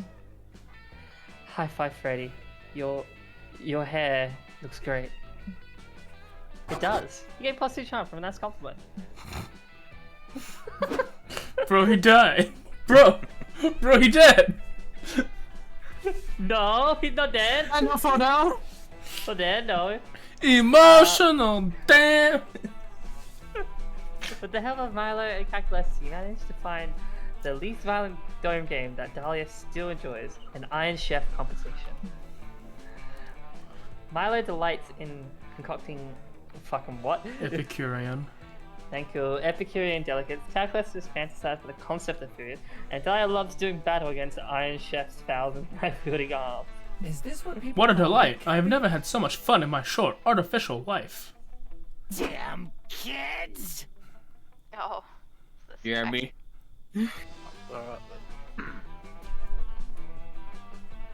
What? Having fun? Stop that. Put it back. Did you pay for that fun? Don't forget to like and subscribe. Pay for it, but fun is free, just like love, and literally anything else as long as I agree to a demo on my Instagram. Free? Free? I don't know this was a summer camp for communists. Capitalism always wins. Nothing's free. You fucking millennials. This dome is an untapped gold mine, and I'm here to tap it. I've bought all this land. That's why I purchased a controlling interest in the camp dome, so I could monetize this pile of sharp objects. Maybe I'll tattoo advertisements on the inside of everyone's eyelids. Oh, or require everyone who participates in dome games to purchase life insurance. That guy could have used it. To prevent insurance fraud, all claims will have to be filed by the deceased in person. Oh. Oh dear. Oh dear. Oh gosh. Oh no. Oh dear, I face that these predatory money-making schemes will somehow make the dome even less strafe than it already is. You can't monetize the dome. Commerce is only valid when it's coated in a thin veneer of spirituality and lifestyle. This is war! I can't participate in the discussion because I'm still fighting this micro, but I'm mad too. Well, unless you kids can come up with some non-predatory way of monetizing this dome. Ha! It's life insurance and eyeball tattoos for everyone. I know, that sounds painful and boring. Your least favorite combination of things. But how to monetize in a non-shitty way? Let's get a local sponsorship. Local sponsorships are the free-range cattle of capitalism. That's just crazy enough to work. Or not, based on your stats. But what the perfect business partnership to propose? Old Gertrude's organ trafficking boutique. Oh, yeah. Beanie Bucket's fancy hat extravaganza. Not that one. It has That to be the one's top fun. one. Yeah, but it could What also a be. charm. Bottom could be a charm. That's yeah, but this one Could be could charm. be. Now roll them Fuck bones. wire. I don't think that's fun though. Like, I don't think the top one's Organ fun. trafficking definitely isn't fun. Yeah. I'm just saying that it's definitely not the two. Fancy hat would be charm or creativity in my eyes. It could be fun. It could be fun. Do it. We'll see what happens. Organ trafficking. Is that a I mean, weight the problem shirt? with- Yes. The problem is with organ trafficking, that's a 10 for boldness. Yeah, but if the bottom one's a 2, that's still 8 points. I know. Make your Okay. choice. Kim. I'm going with the organs. Oh, bold. Yeah, bottom of the skull. Gertrude's still running that bouquet. Why, she was harvesting kidneys from drifters back when I was a boy. I like the way you think. It's so heartwarming to see a member of the greatest generation still stealing and reselling people's hearts after all these years. Let's pay her a visit. You head over to Old Gertrude's, a sweet little black market organ harvesting operation running out of the back of a quaint old antique shop. You're greeted by Gertrude herself, wearing her trademark cock bottle spectacles and bloodstained apron. She's beams. Welcome, dearies. Oh, it's nice to have the younger generation taking interest in local business. Nowadays, everyone's buying organs from the big cartels. Us mum and pop organ thieves are hanging by the skin of our teeth. Or by the skin of someone else's teeth. That's organ smuggler humor. Come on in, I'll make tea. 5 of you sit around Gertrude's stained and dented surgical table, enjoy some hot chamomile while she regales you with stories from her organ trafficking youth. Goodness, I didn't know that a human spine was worth so much money. You are truly a treasure trove of information. Oh, man. I think Mim has been muted. No, I'm here, sorry. Oh, I'll talk to okay. Chap. I can't. Me neither. Drat. If I'd saved all the organs I'd carelessly disemboweled over the years, I might be able to retire by now. Ma? Yes, organs are very valuable as an influencer. I know all about this. But we came here with a purpose, didn't we? Oh yes. Miss Gertrude, we were wondering if you'd consider sponsoring the Camp's Spooky Murder Dome. Oh my days, says Gertrude, putting some eyeballs in a glass jar. Of course I would. Do you know how many perfectly good organs that dome throws away every summer? It's a crime. As I always say, waste not, want not. I lived through the greatest depression. I lived through the Great Depression, you know? I am happy. Then it is settled. The camp dome will send all its dismembered organs to Old Gertrude, and Old Gertrude will sponsor the dome's continued operation. Everyone is happy. Oh, yeah. Except for the dead people, whose organs are selling. But my utilitarian algorithms only count living people. Hooray! Old Gertrude bakes you a pie to celebrate your new business merger. It's delicious, and you don't even ask what's in it. You gain +2 fun, +1 charm. You're slowly getting back your fun, kid. I'm getting fun coming again. in the background. I'm not even trying. That day, while hiking through the woods, you find a tree with the word J plus S forever carved onto it. Aw. Then another tree, you find J is a liar cheating her. That is less cute. Oh. Then on another one, tree, you find S. I know you banged like 12 people aboard the Europe, but don't dish what you can't take. On the last tree, S doxes J. It turns out J lives in 7889 plus 2 smarts lane. Boy, you sure you can learn from a lot of trees. Later, you're hanging out with Aravi and Damien in the woods. You're helping the two of them settle a bet. Sup, loser? Damien, you're about to get fucking wrecked. I can for sure headbutt a tree better than you can, and I'm gonna do it right now to prove it. Fucking bullshit, Aravi. My tree headbutts are 10 billion times stronger than yours. Let's fucking settle this. Alright, let's make this clear tree headbutt contest, you two. Standard rules. Biggest trunk crater wins. Here we go. By count. 3, 2, 1. Oh. Oh. Rah! Oh, hello! Look who wanders through my forest. A crowd of plump, delicious, fresh children. Hello, children. Oh no, it's not that old witch who lives in the woods. The Baba Yaga. To be quite honest, she's annoying as hell and everyone knows it. Shut up! It's not a Hey, big deal. shut up! Don't you know it's rude to interrupt the tree headbutting contest? Now, my forehead's velocity is gonna be thrown off by like 0.002 milliseconds. Yeah, tell us what you want. Leave us alone or pull your fucking forehead through a fucking tree. Yeah. You guys, quick side note, am I the only one who notices that Baba Yaga smells so much like soup? The soup smell is overwhelming me right now.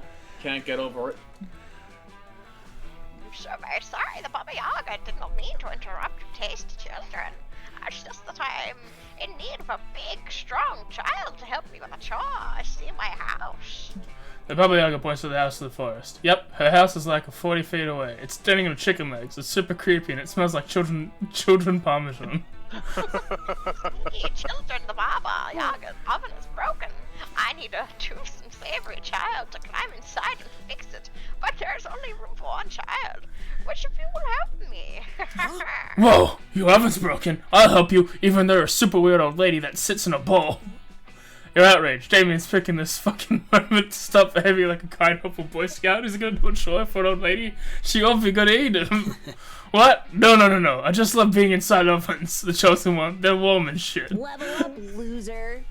Back off, Damien. I'm helping the Baba Yaga. This is a side quest I've ever seen one. Plus, you're too much of a weakling to fix an oven anyway. Fuck off. Fuck that. Fuck you. I'm fixing that oven and there's nothing you can do to stop me.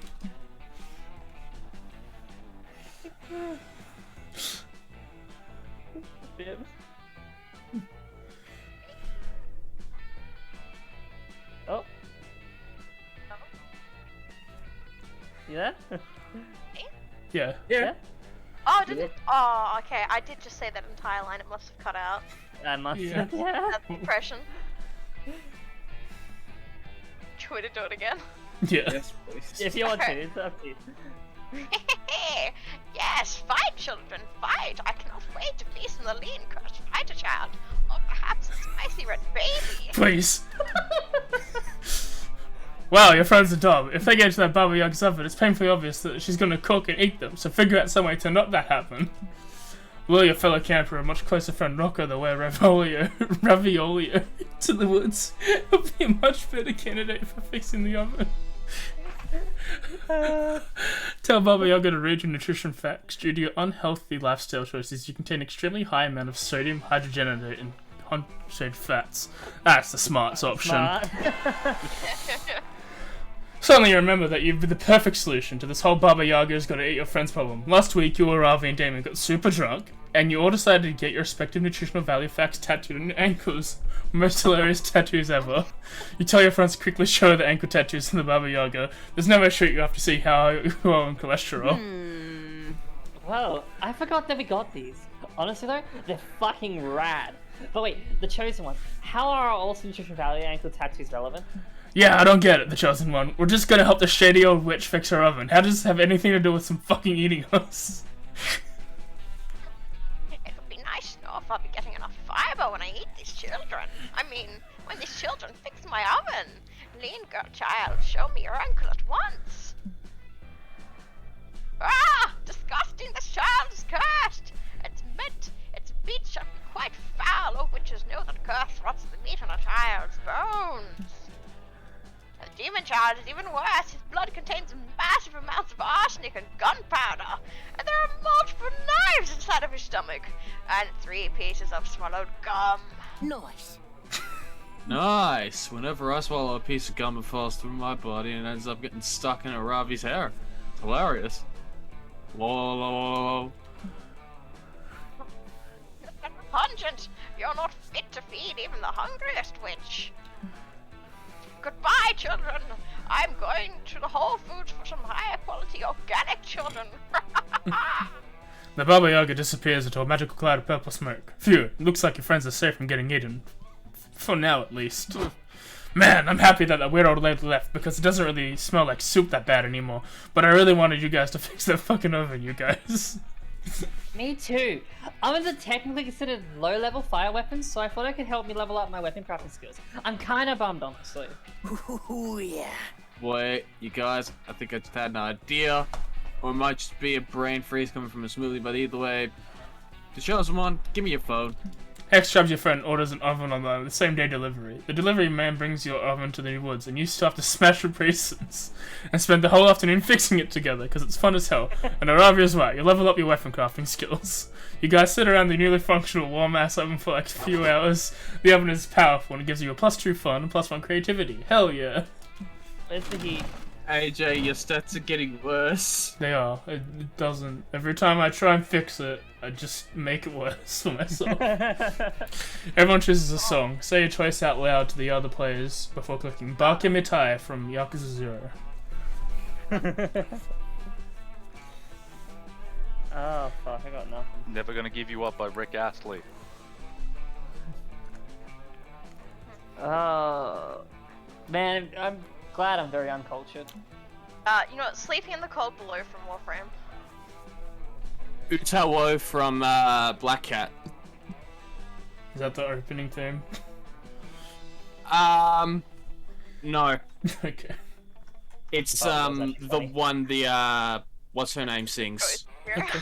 Yeah, that's pretty dumb. Fuck, I'm gonna go with...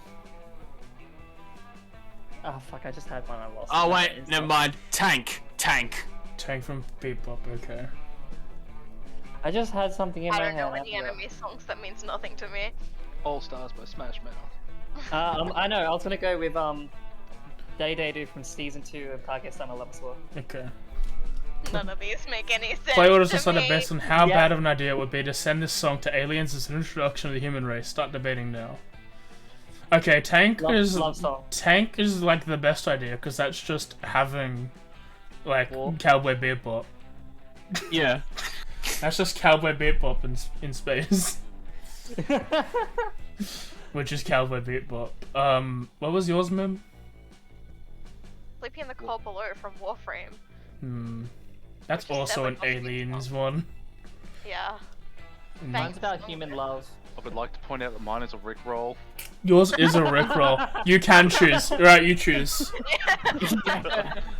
Alright, Just put the numbers anywhere. Random. Okay. I am represented by the random button. The Chosen. High Five Freddy. Public Health. Hong Kong I'm happy Burning with this.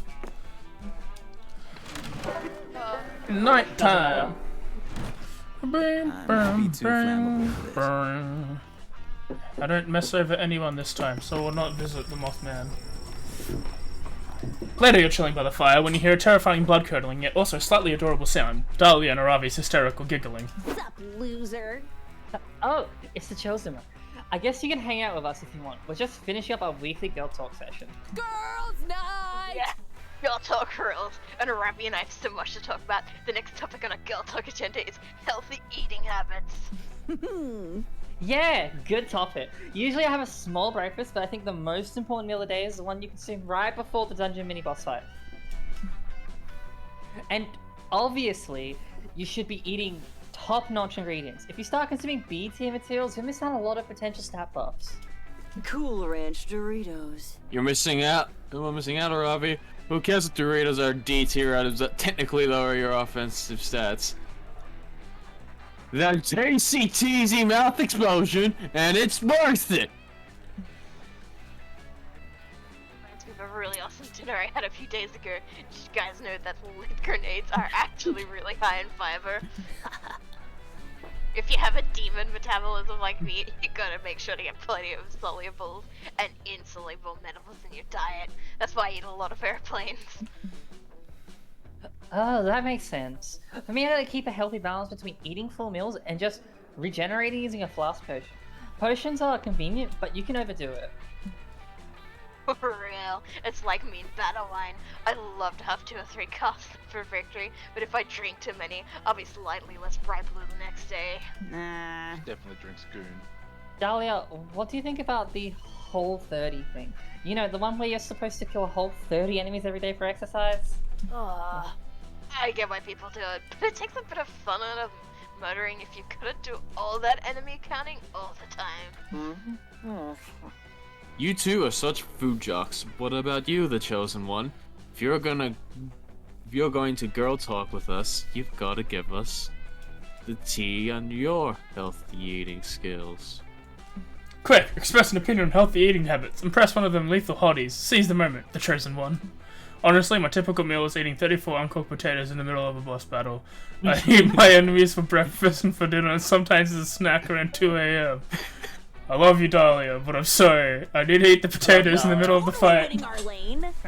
Whoa, I relate so hard. Some people are into calorie counting, but I'm to HP counting. I only eat foods with the highest health regeneration stats. And uncooked potatoes are like the #1 best health recovery items.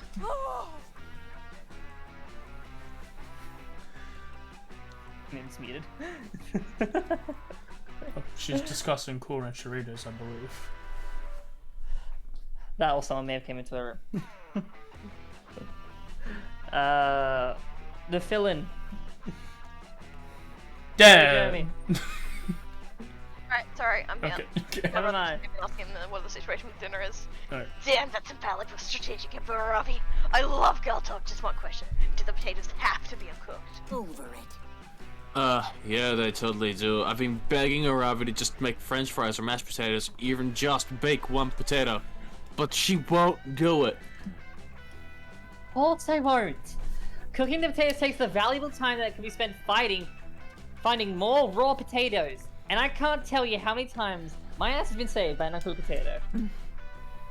Like, this one time, I was battling against the Necro Wizard of Corneria, and the bastard actually got me down to 10 remaining HP. I know, it's super embarrassing. It's understandable. His mist-based attacks are hella cuddly. They just come out of nowhere. Well, anyway, my health was down, and he was charging up his finisher power beam attack or something. And I just started pounding as many raw potatoes as I could in the middle of the battle. And I was getting hella HP from all those potatoes. They got super confused, just like, Aravi, why are you eating so much in the middle of this battle?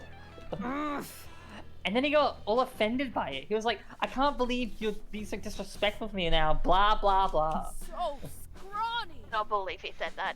What a douchebag. He's the most finicky opponent ever. I know! And after all that, he's finally like, how the fuck are you eating so many potatoes, Aravi? The amount of potatoes you're eating is terrifying. I surrender. So fussy.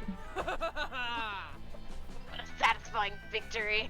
Ralphie, you're one fierce warrior and one impressive potato consumer. Thanks! I know! Girl talk is awesome because it's fun to talk about people who get me, like Hex and Dahlia. I mean, I guess and you were pretty especially great. you, the chosen one. You know me pretty well, so, thanks. Aravi is totally impressed with your Durians. boss battle dietary habits, and she will show a romantic dinner of uncooked potatoes later that night. So starchy. I will BRB again, so Jeremy, take over. Okay, Let me so take just over, gonna tell me Joy. what that means. Means these two characters right now have fun. Oh no! Alright. I'll take the goth witch. No, Jeremy can take the go. I'll take that. Let's go. You gotta take the scene next to your two your favorite bonkers fellow campers, ready for a night, peace and quiet. I'm tired. I'm going to find them engaged in argument, albeit with less screaming, punching, or arson than any other campers might have employed. I know you don't mean to, Calculester, but when you're dismissive of my life pursuit, it hurts my feelings. I realize you are attempting to help. I am not trying to be dismissive, friend Joy.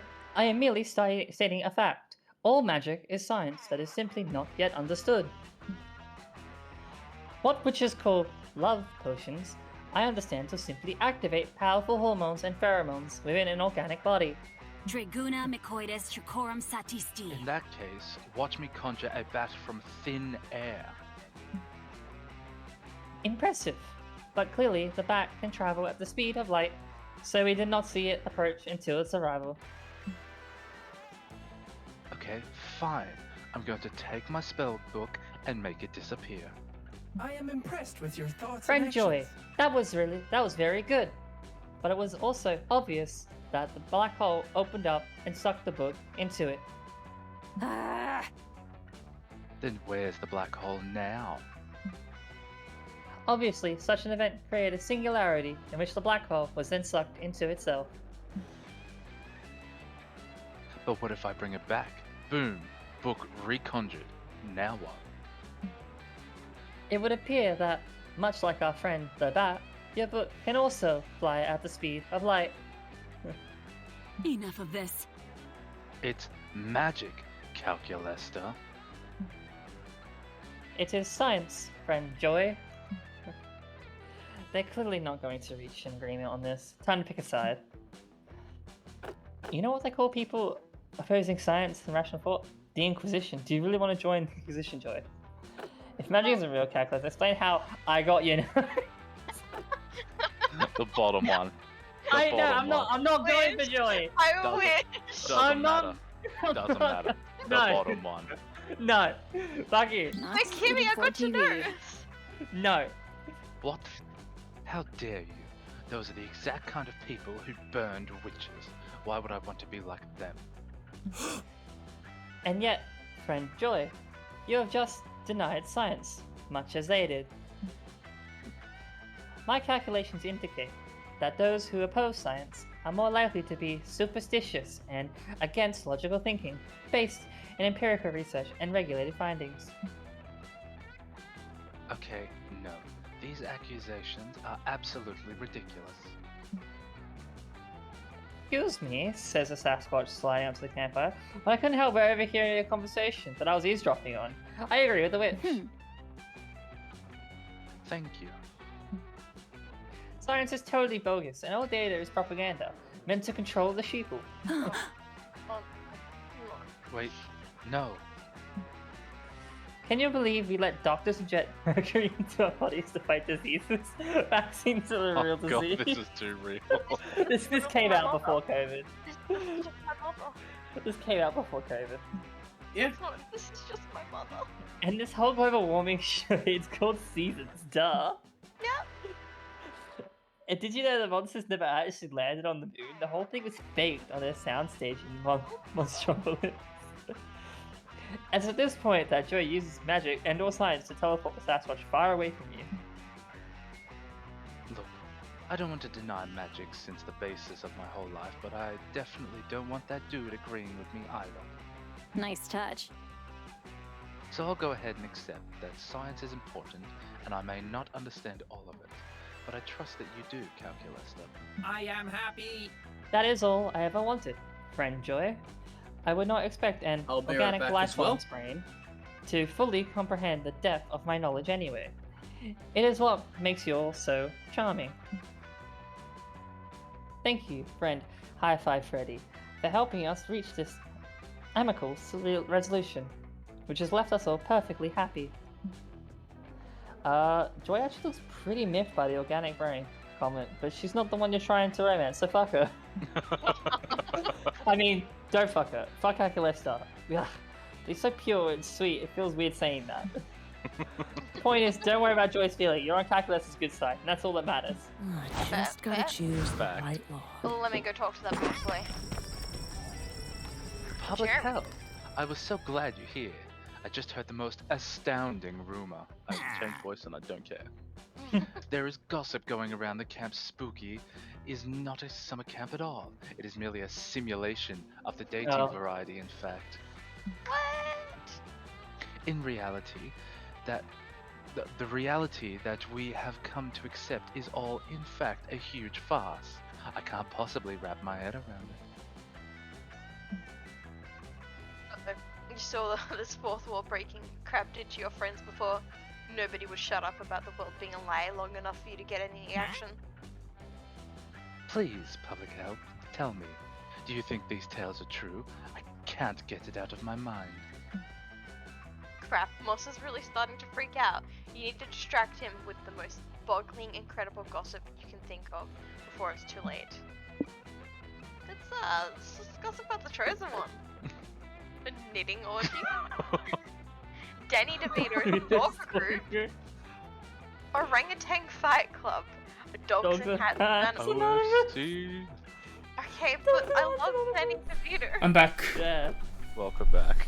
I'm making You're getting shit on. Oh. Awkward family photos, obscure Shrek trivia knowledge, and record-breaking moonwalking skills. I love Calm Sock, but also obscure Shrek trilogy. Hypertoilet's totally Toilet 90s. that's totally 90s. Kim hasn't even. Mim's been born in the 90s. She doesn't know that.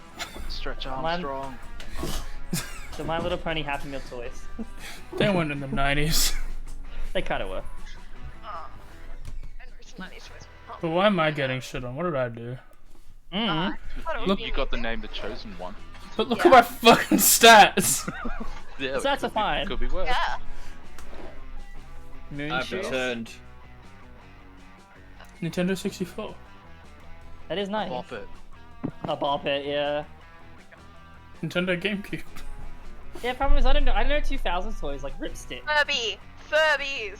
Furbies, they're from the 90s, right? I have no idea. Yeah, they are. Sure. Yeah. Problem is, I'm sure they existed in the 90s. I'm not sure they were made in the 90s. They were totally 90s though. They could have been 80s. That's how fucking timeless Furbies are. Yeah, you know what? Goddamn, where can I see this? There we go. Furby. Gossip. Furbies with a Y. Oh wow, that was such an engaging story. I completely forgot what we were talking about before. Was it important? Well, I suppose it's no matter now. I feel so much more relaxed for some reason. I should tell everyone what you said so they can feel relaxed too. Your fellow campers are all hungry for that hot goss, and soon you hear your rumors spreading all over the place. Hey.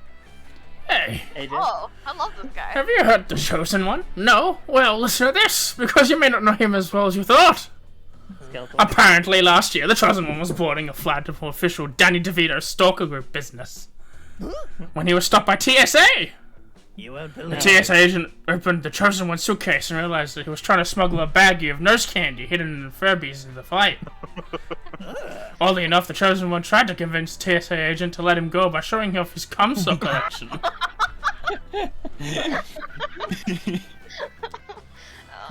Unfortunately, it wasn't enough to convince the TSA agent to allow him to board the flight with these sweet, sweet Furbies. It's pretty mind-blowing, huh? I'd keep this information for the next time you see the Chosen One out and about. Oh, Negative fun. You needed a dump stat. I had boldness! Now you got fun. Marshmallows. My hot, spicy boys. You look across the campfire to see Damien tenderly touching Milo's face. You head over to learn more about this new, more delicate method of punching. Never stop being you. You have such a way with makeup, Damien. It's so vibrant, it's so subtle, all at once. Is this the look that launched 1,000 legs? Yeah, maybe. I don't know. It's fine, I guess. Damien, you should take pride in your work, especially when it's this magnificent. I guess. I'm just more used to practicing it myself. You probably can't even tell, but I'm actually wearing makeup right now. I like to go for a smooth red base, a little red blush, and some red eyeshadow. You know, I didn't notice before, but now that you mention it, I see that. It's a masterful job. Hashtag slay. Oh, what palette is that from? I simply must promote it on my Instagram. It's actually, I made it. Will your hidden gifts never end? What's it made from? I love Damien. You know, crushed beetles, dirt, demon blood, the usual makeup ingredients. Is that right? And is the demon blood? Oh me, baby! I'm not sure whether that makes it more or less concerning. Regardless, you need to start your own makeup brand. But starting a makeup brand would be against my brand. Shit.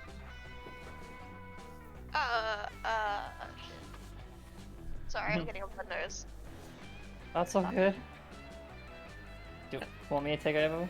No, I'm good. I just gotta shove a tissue up my nose. Is it because the hot demon boys here? No, Milo. Honestly, I would bang Milo over Damien. That's saying a lot. And that's great. I know there's more to you than just arson and crimes, Damien. It's time to show the rest of the world too. Aesthetics on point. But you're missing the one thing that every bag needs. A name. What we call your line of luscious makeups. Thank goodness you're here. You're there to give the perfect brand name to impress the cutie of your choice. And that brand name is... I'd like to quickly pause, because I just thought of a D&D character. The Smilo mirror, because he's right there pretty much. D&D character? I just thought of a D&D, no character, creature. It just from like Milo's tattoos, it's just a skeleton, but like everything's on the inside, even like the skin and shit, but the skeleton's on the outside. Aesthetics on point. Yes, a hunk of fitting love that is truly inspired. Yeah. I know, that's why I thought of it. Oh, I think it's pretty great. The reverse skeleton. It's a creature with an exoskeleton, effectively. Yeah. No. Why not? I love commitment to loving the depths of Damien's soul and skills, not to mention the alteration, which is a great branding. Alliteration, whoops. Get in here for a selfie, Damien. It's time for your craftsmanship to go viral. Ugh, whatever.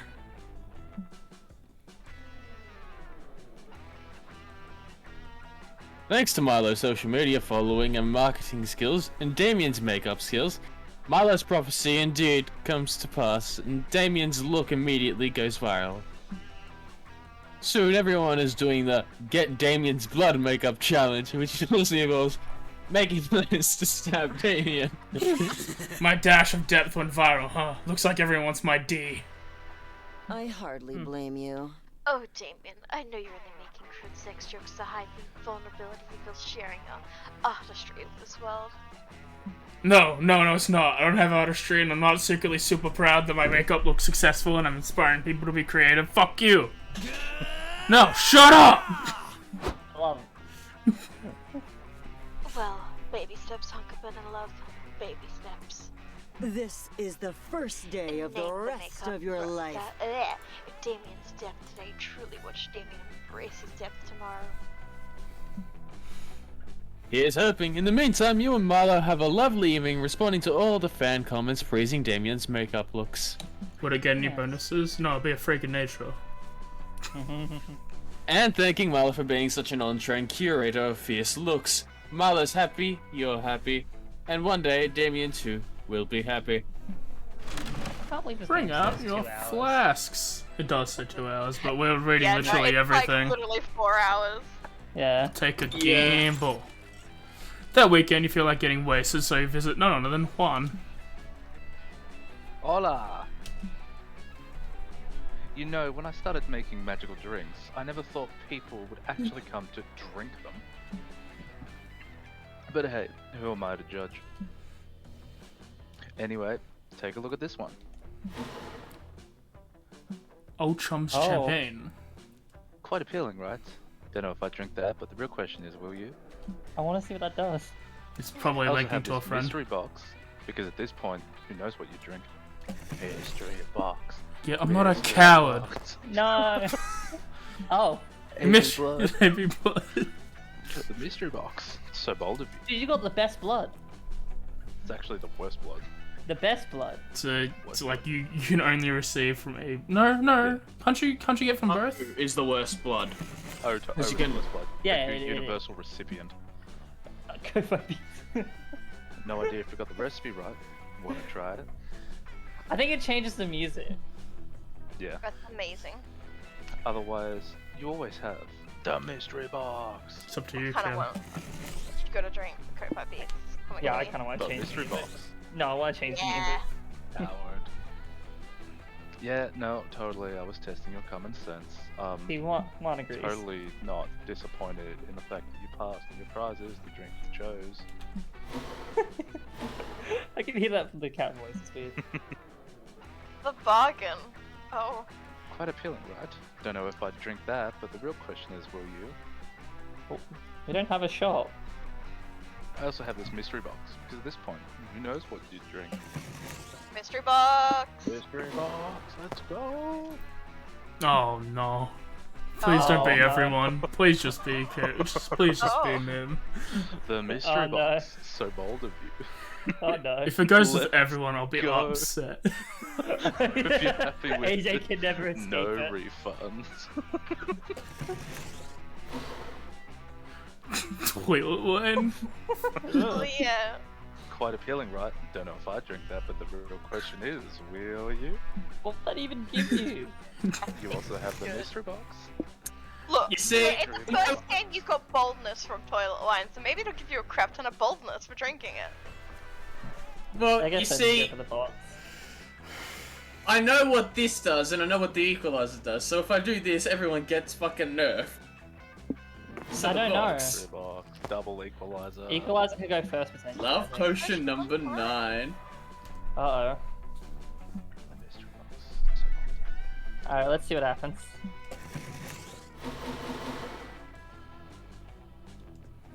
Love potion number 9. The love potion number 9. The right way to get someone to like you more is... I'm having a rough time reading that. The right way to get someone to like you more is by being yourself and finding someone with whom you can match, okay? It's the text. It's the font, right? Yeah, the font sucks. Where's Comic Sans? But the fast way is by drinking this drink. I'm thirsty. What did that do? Oh, I think that helps your relations for who you're going with. Yeah. Oh. AB blood. AB blood is not exactly a drink, but an experiment I'm conducting. I try to take blood from all your friends using magic means, and then transfuse it to you. Oh. If the spell works right, you should absorb a bit of each stat from everyone. Let's make a toast. But the equalizer's gonna come second, so...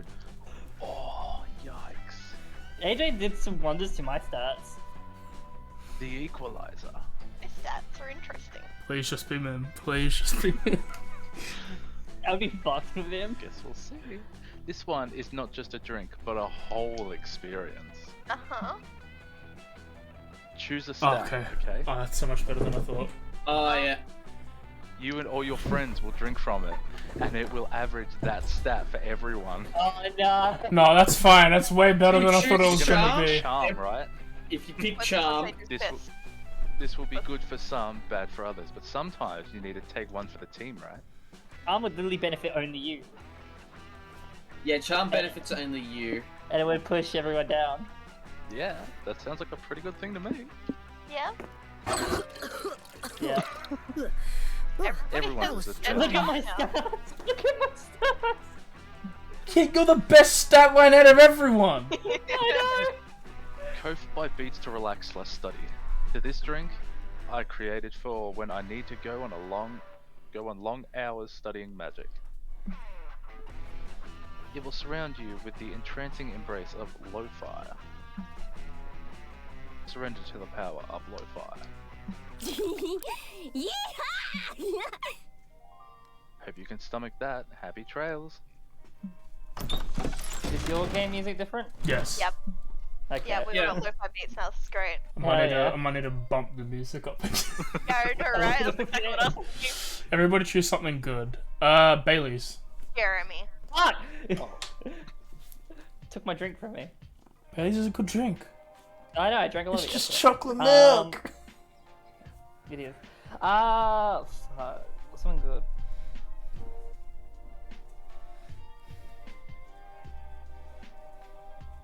Otaku.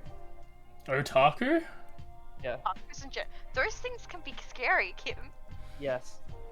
Kim was just saying that because she played a weeb game today. I did play it. No, it's not that. It was the first thing that came to my head, and I was just like, I Nat 20 death saves. Nat 20 death saves. And Jeremy as the equalizer random option. I've just got three-ply toilet paper. 3-ply toilet paper. Oh, that's pretty good. Alright, that's not my turn. So. It's me. Players decided based on how badass a superpower based on a said good thing would be. That's just revivification coming back at 1. All the time. What was yours, man? Jeremy. Me. You can transform into Jeremy, but only Jeremy. Jeremy, what was yours again? Mine was 3-ply toilet paper. I don't know what to do here. Could never run out of toilet paper at any point. Yeah. There would be no panic at the shops because COVID. That sounds like a pretty pog. The power based on Otaku is literally just being anime. Yeah. And the Baileys is just, I don't know. You can make Baileys. Super drunk. Drunk superpowers. Making people drunk. Every time you touch milk, it becomes Baileys. So you become the Jesus milker. I think Demetrius is literally just immortality, but that comes back on the premise of, is that a good thing or not? In my opinion, nope. Absolutely not. We all know Jeremy is the sexiest man alive, so I think Mim is number 1. Okay, well, Yeah, I have to agree with that. I like chalky milk. Everyone does like chalky milk. Chocolate milk's great. So Chucky Bailey's? Yeah. Do that. Why is it spicy? Spicy milk. Today might turn out okay. Alright, continue. Just get that font to 10. Get 3 10s. If you get your font to 10, you'll be fine. Yeah. That day you decide to take a swimming class in the lake. You'll learn all sorts of cool swimming techniques. The backstroke, the side stroke, the Macarena stroke, the mime having a stroke. Oh no. Although strokes are sure are fun, they're perhaps a bit medically concerning. You gain +2 fun. Oh, my fun from me. You're rubbing tanning oil on Joy and motor oil on Calculessa when your horny activity is interrupted by Damien. Fuck off! Oh my nuts, fun! What do you mean you don't have any flaming hot Cheetos?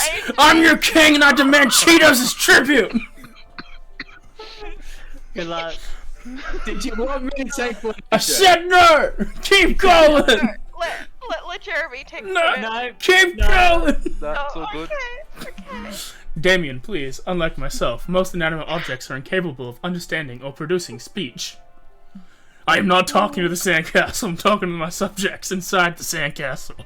The world is at risk. There are people inside the sandcastle, and they're your subjects. Come on, Cal, this is an emergency. Roy and Calculus dash over to Damien's sandcastle. You follow behind, spilling oil everywhere. Is this Fascinating. This sandcastle is truly swarming with tiny humanoids. Where did you acquire this civilization? These are the citizens of Smalltopia. I found them in the yard at Spooky High, and graciously agreed to be their king. Hit the despot, cries one of the tiny people. We were a representative democracy before he came along. I knew they would die without my enlightened leadership over the summer, so I packed them all into a lunchbox and brought them to camp, where I built them this castle. It was a massacre, cries another of the tiny people. The lunchbox didn't even have air holes. Duh, if air can get in, so could deadly diseases. I was protecting you. We used to have hospitals and universities. Despairs another tiny person. But all we have is a mountain of sand and broken dreams. The society is ruined. Ah, these guys have always been such a bummer since I brought them here. It's like they're not even grateful. I've tried everything. Threatening them, paying a Ravi to threaten them, threatening to pay a Ravi to threaten them again. What about, I don't know, digging them an irrigation system? Or supplying them with microcomputers and learning software? Oh, good idea. Then I can threaten to take those things away if they don't stop moping. That'll cheer them up. That was you know what? How about Cal and I focus on improving the Smalltopian infrastructure? You can hurt by, This is delicate. If Damien's not allowed to help, he will definitely go apeshit. But most of his way of helping involves going ape. Anyway, quick, give him a non-destructive way to improve Smalltopia. Help him find some beach-appropriate decoration for the castle. He can't mess it up right.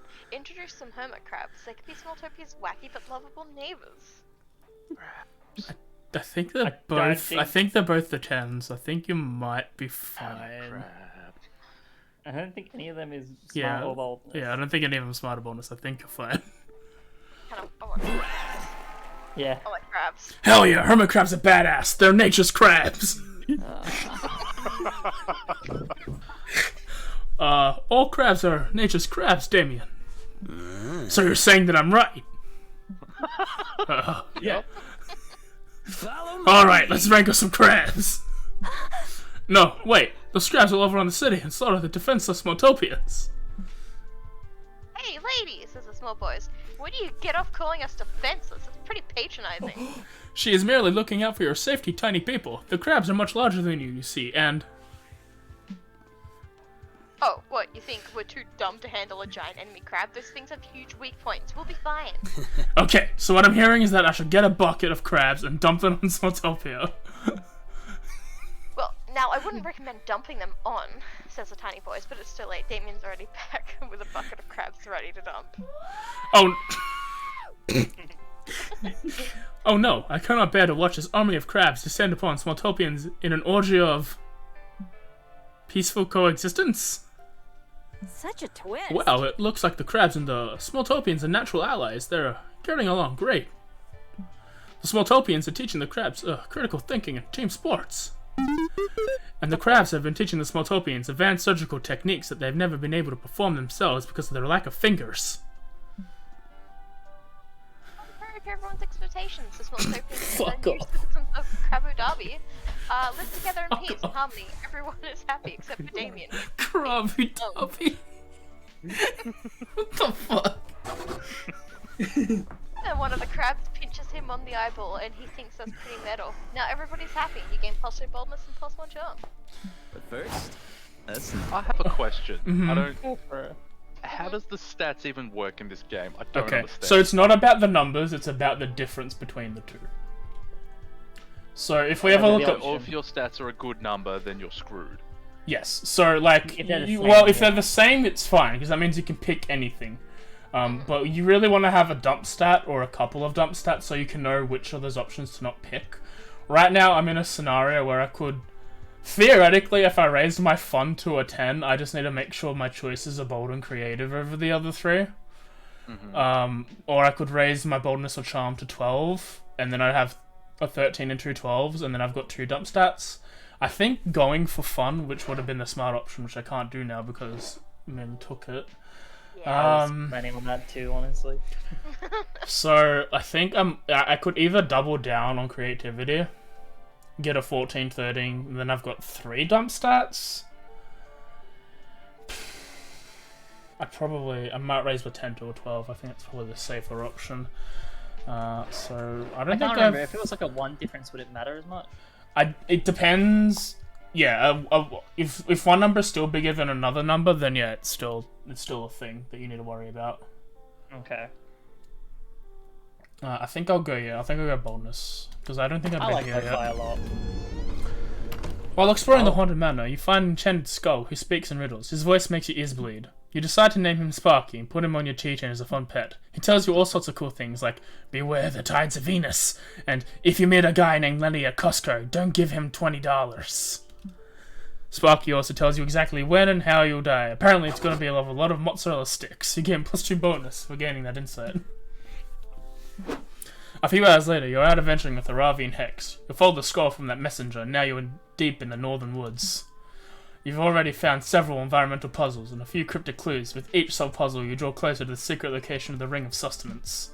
Strangely, all the puzzles and clues so far have been vaguely bagel-themed. Whoa, I once rearranged these glowing stones to spell out locks and a skull appeared.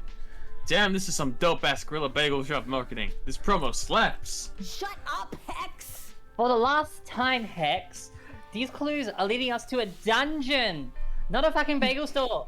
It's so obvious. You'll see when we get there.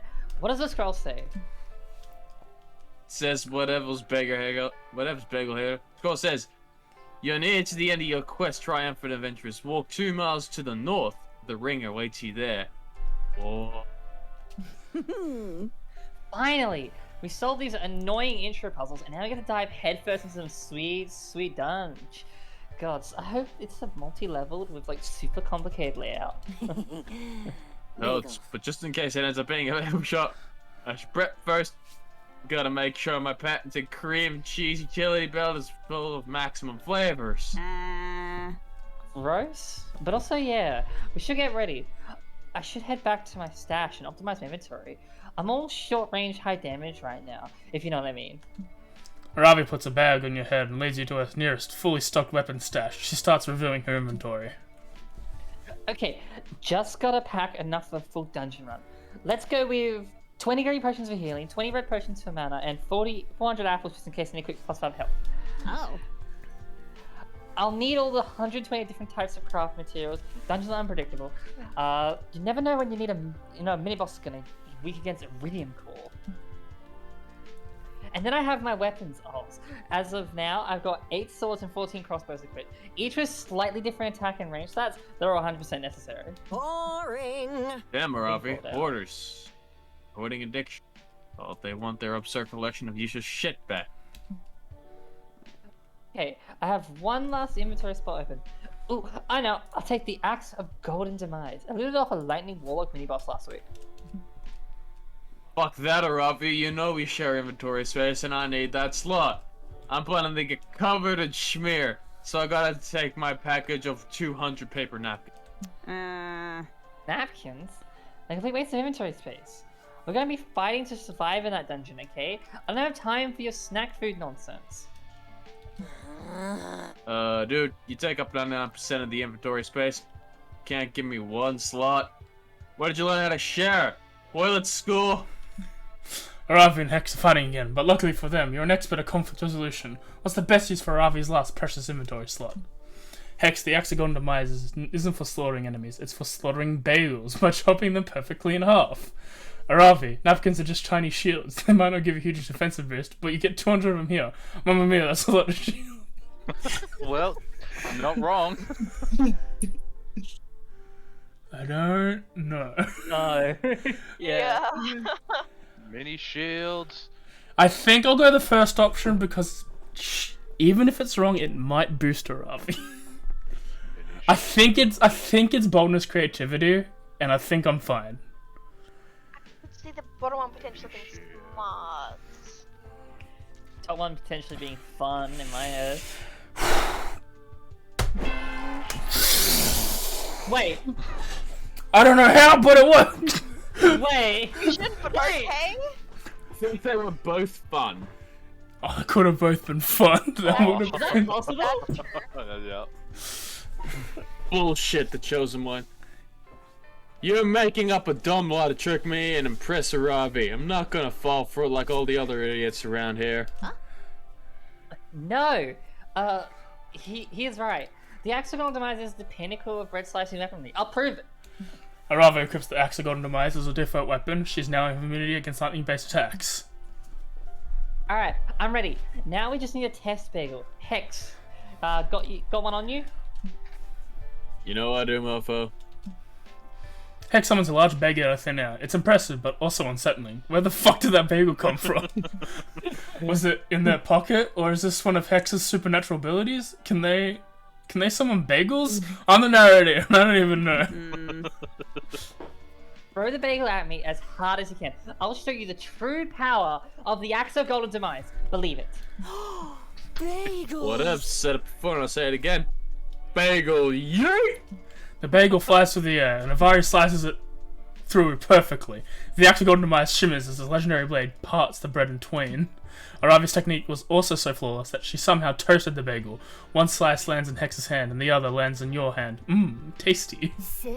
Toasty. Oh my god, I was so wrong. Thing is awesome. Fuck the napkins. This unbelievably sharp murder weapon is like the ultimate bagel eating accessory. Pog. Yep. Didn't you read the flavor text? The axe was crafted by a legendary blacksmith who was made out of bread. Right? The chosen one? Not good. Thanks. I really wanted to test out this bad boy. When we get in the dungeon, I'll slaughter a goblin in your honor. Once again, your conflict resolution skills have saved the day. Now prepare yourself. The ring of sustenance awaits. Okay. Okay, I can't. I need to do the story. I think I'm the only one on one at the moment. I don't I'm think on I've one had as well. one. I don't think I've had one. Oh no, Dimmy's on the secret route at the moment. Oh yeah. He's about to die. That damn Monster Scouts, you learn to make your own clothes in the wild. Yeah. Someone suggests a fashion show, so afterwards you all put on your outfits and show them off. If you'd known that would be the dessert, you probably would have made something other than a leaf and stick along a vine away the nipper tassels. Needless to say, nobody will be forgetting your performance anytime soon. You gain +2 creativity. Since you're dying next week, Milo's been helping you with your last days, helping you live your last days to the fullest. Currently, the two of you are getting super fancy pedicure, where the little face shit the dead skin off your feet. It feels amazing, and it's hella IG worthy. Milo Belladonna, here at last. That really hits the spot. I've said it once, and I'll say it again. Fish get better pedicures than people. And I needed some R&R. This non-stop life celebrating with you has been all-consuming, but honestly, I can't remember the last time I had so much fun. Milo looks at you, and you, with such bedroom eyes, your heart starts to race. It is a tender moment. While we're enjoying this tender moment, I thought we could talk deeds for your end of the live bash. I've been really immersing myself in the preparations, Hunker Burning Love. This might be some of the finest party planning work of my entire career. First off, the venue is insane. I got my boss to let me borrow her interdimensional penthouse. The ceiling is made of diamonds, and the bodyguards are literally four-dimensional.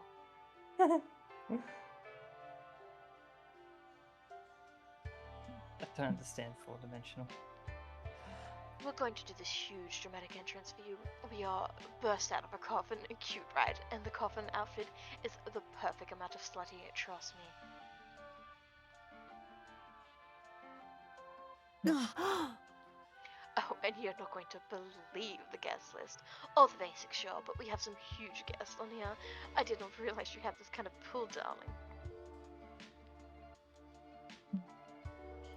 Keep it on the down low, but we got several prominent ghosts coming, both Edison and Tesla, so things should get interesting. Oh. But still, I feel like something's missing. I think we need a big, mind-blowing VIP surprise guest. I believe one of the options is yourself, and it's really dumb. Magnificent. Someone who can show up halfway through the party uninvited and have a poetic final embrace with you. A real moment, you know? Yep, sounds dumb. Does anyone come to mind? Maybe a long-lost twin from whom you were separated at birth and have never actually met?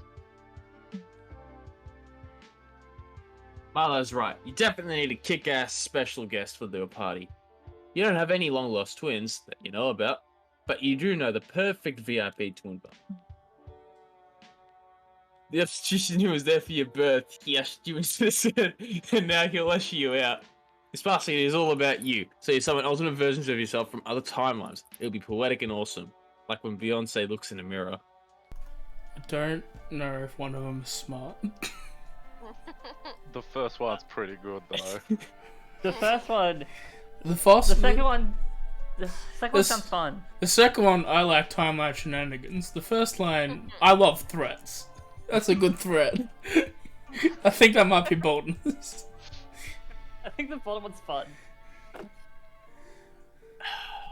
I'm gonna have to go with the bottom one. The top one seemed... We feel like the bottom one's fun. What do you think, Jimmy? Because it's your choice. It's your thing. Yeah, you do you, man. Your choice.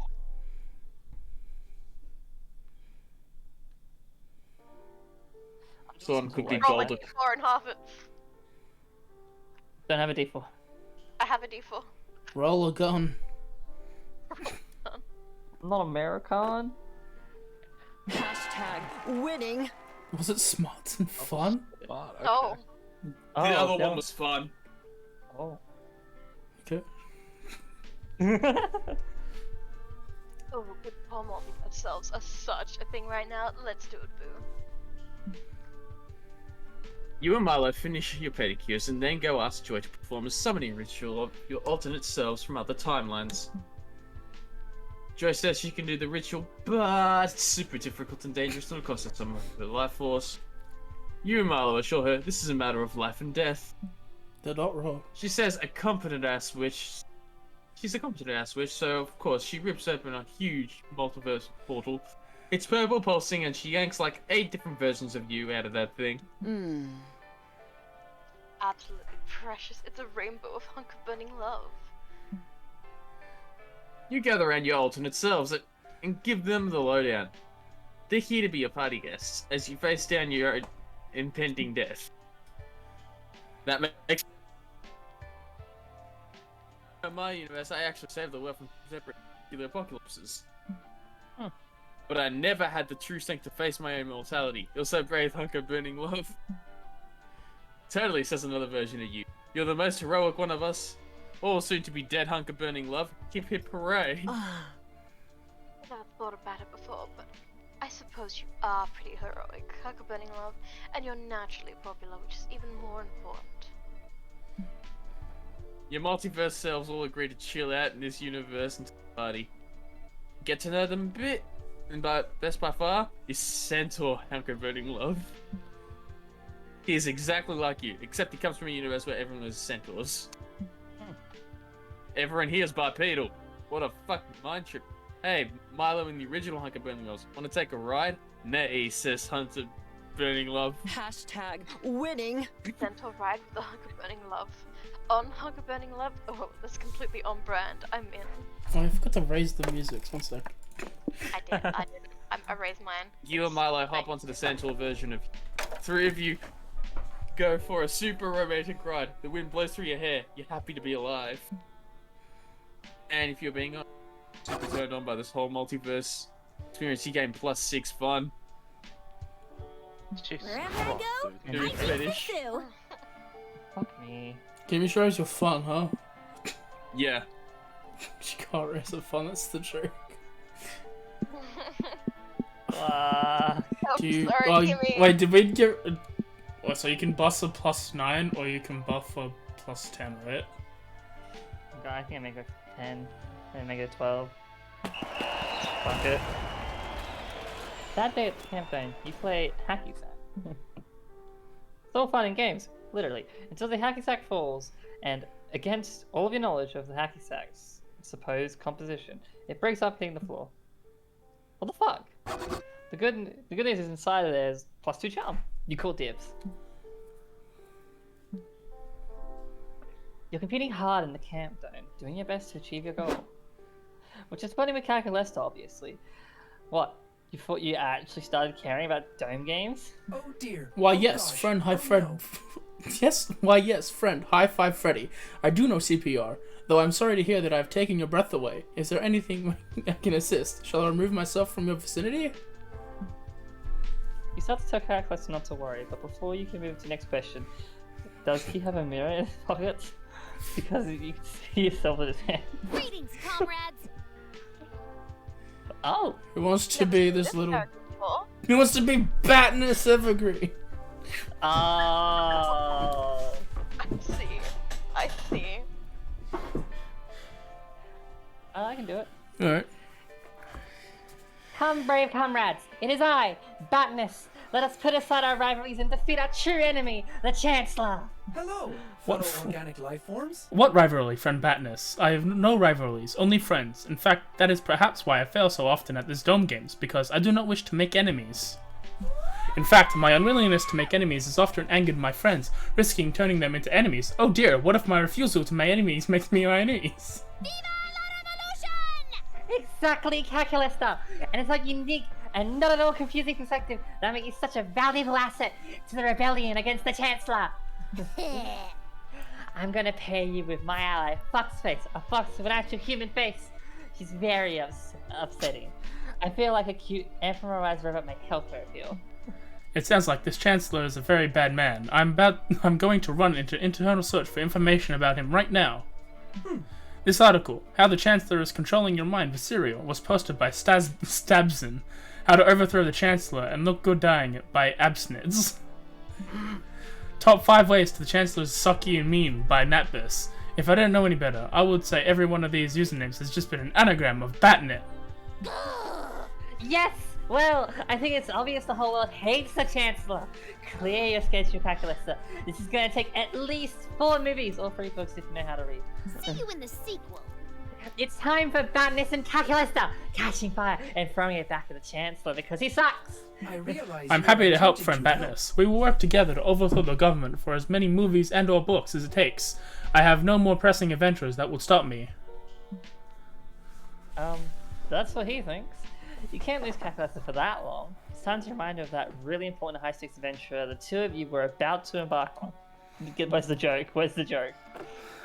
Calculista and High Five Freddy are told to into the realm of federal income taxes. That's smart.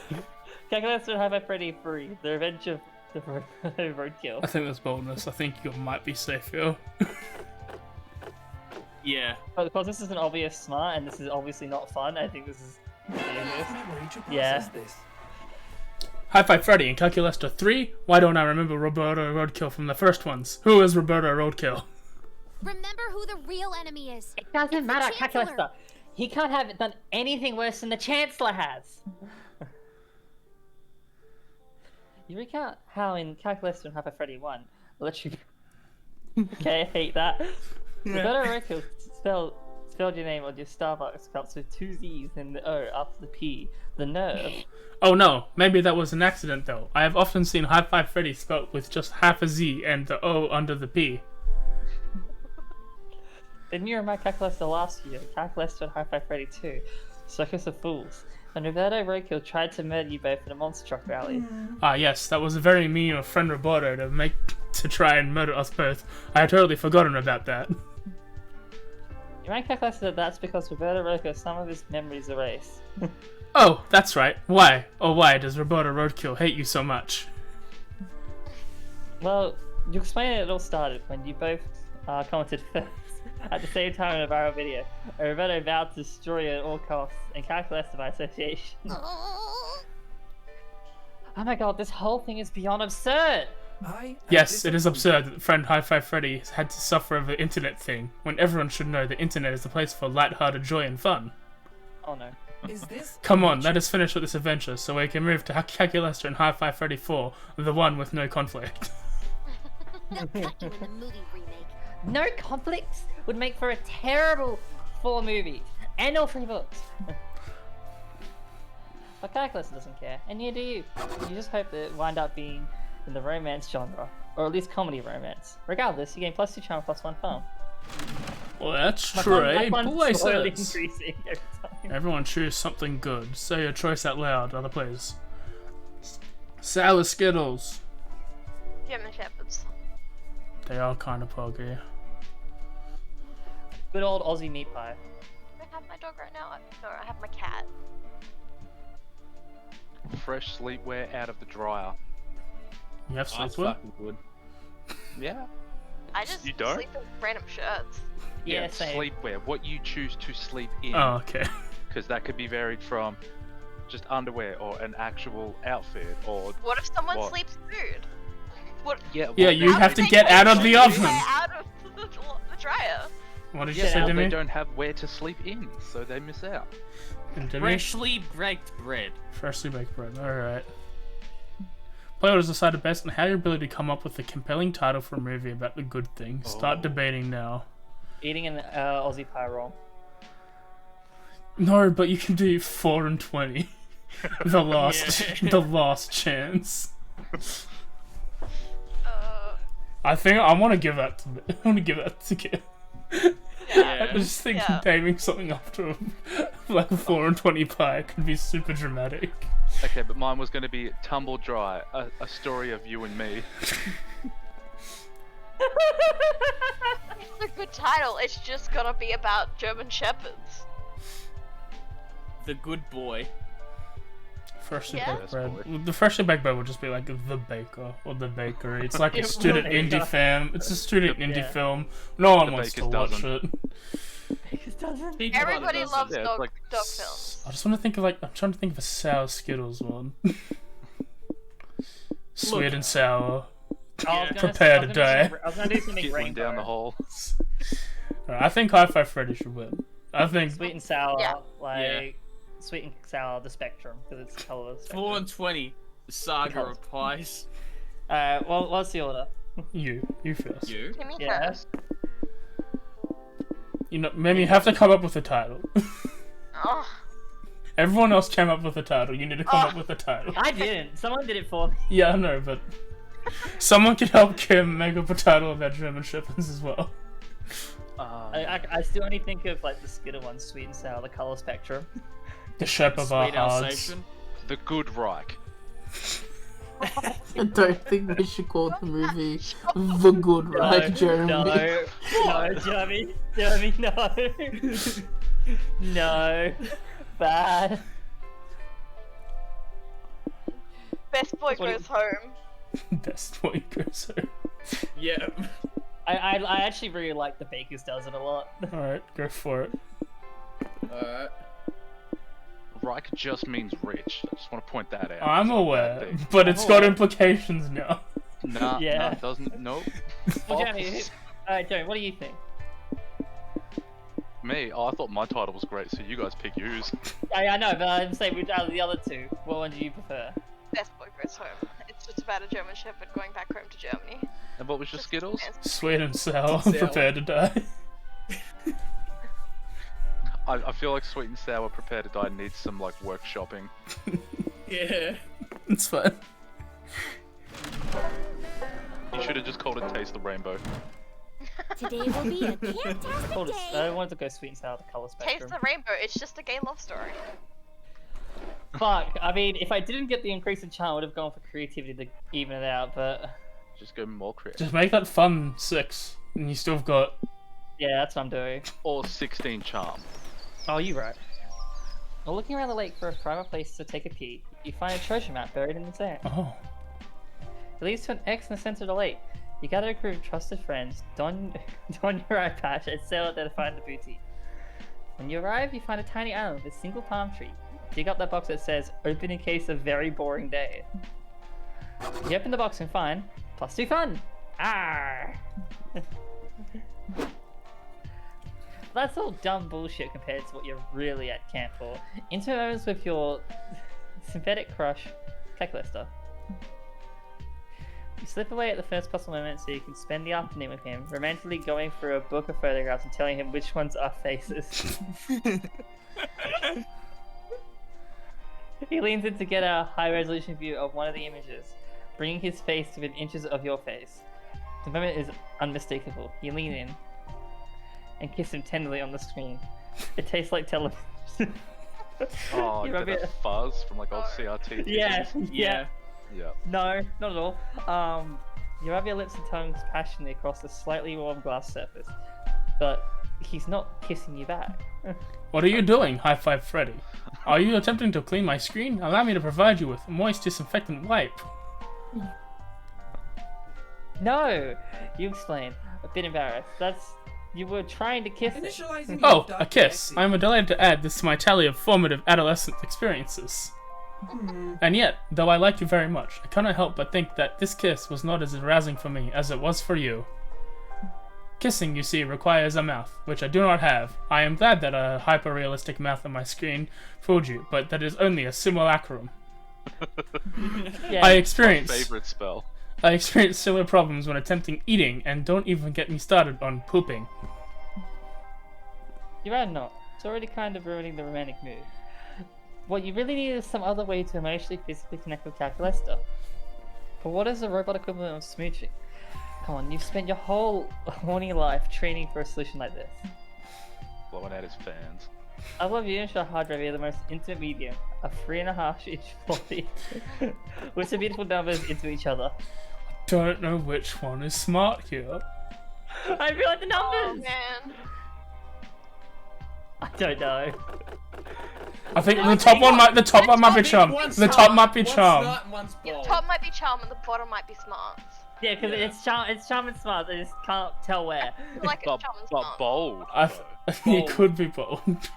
I think the top one is the best one because I think it's pretty much charm. Oh my god. You take your sauciest, highest definition picture of your juicy mouth pillows and immediately discard it because it's too large for bodies. You set it on a highly compressed version, which erases some of your lips' enticing luster, but preserves all the most arousing pixels. You offer the floppy to Cal. Oh, a 3.5-inch floppy. I had no idea you were such a romantic. I'll inspect it right away. Ooh, oh my. These are your lips. I have seen them before, of course, but never in such a raw form. Oh my god. Look at them, so slick with saliva. Wow, imagine how many friendly bacteria are thriving in such a warm, moist environment. And what a preponderance of collagen. It is as if these appendages were purpose-made for erotically mashing against the flesh of others in sensual manner. I finally understand why organ exists. Examining these wet skin lumps is an endless delight. Oh. Thank you, High Five Friendly. You have really opened my eyes. Not the eyes on my screen, but the eyes in my heart. Oh. And not the heart on my screen, but my actual metaphorical heart. I'm hesitant to ask, but do you have a higher resolution picture? Oh, Wiki Faye. Oh, you bet you do, but it looks like you're going to need a bigger storage medium, if you know what I mean. Gain +2 balls and +1 creativity. Is there a place where I can just do nothing? Okay. That balances them out again, doesn't matter anymore.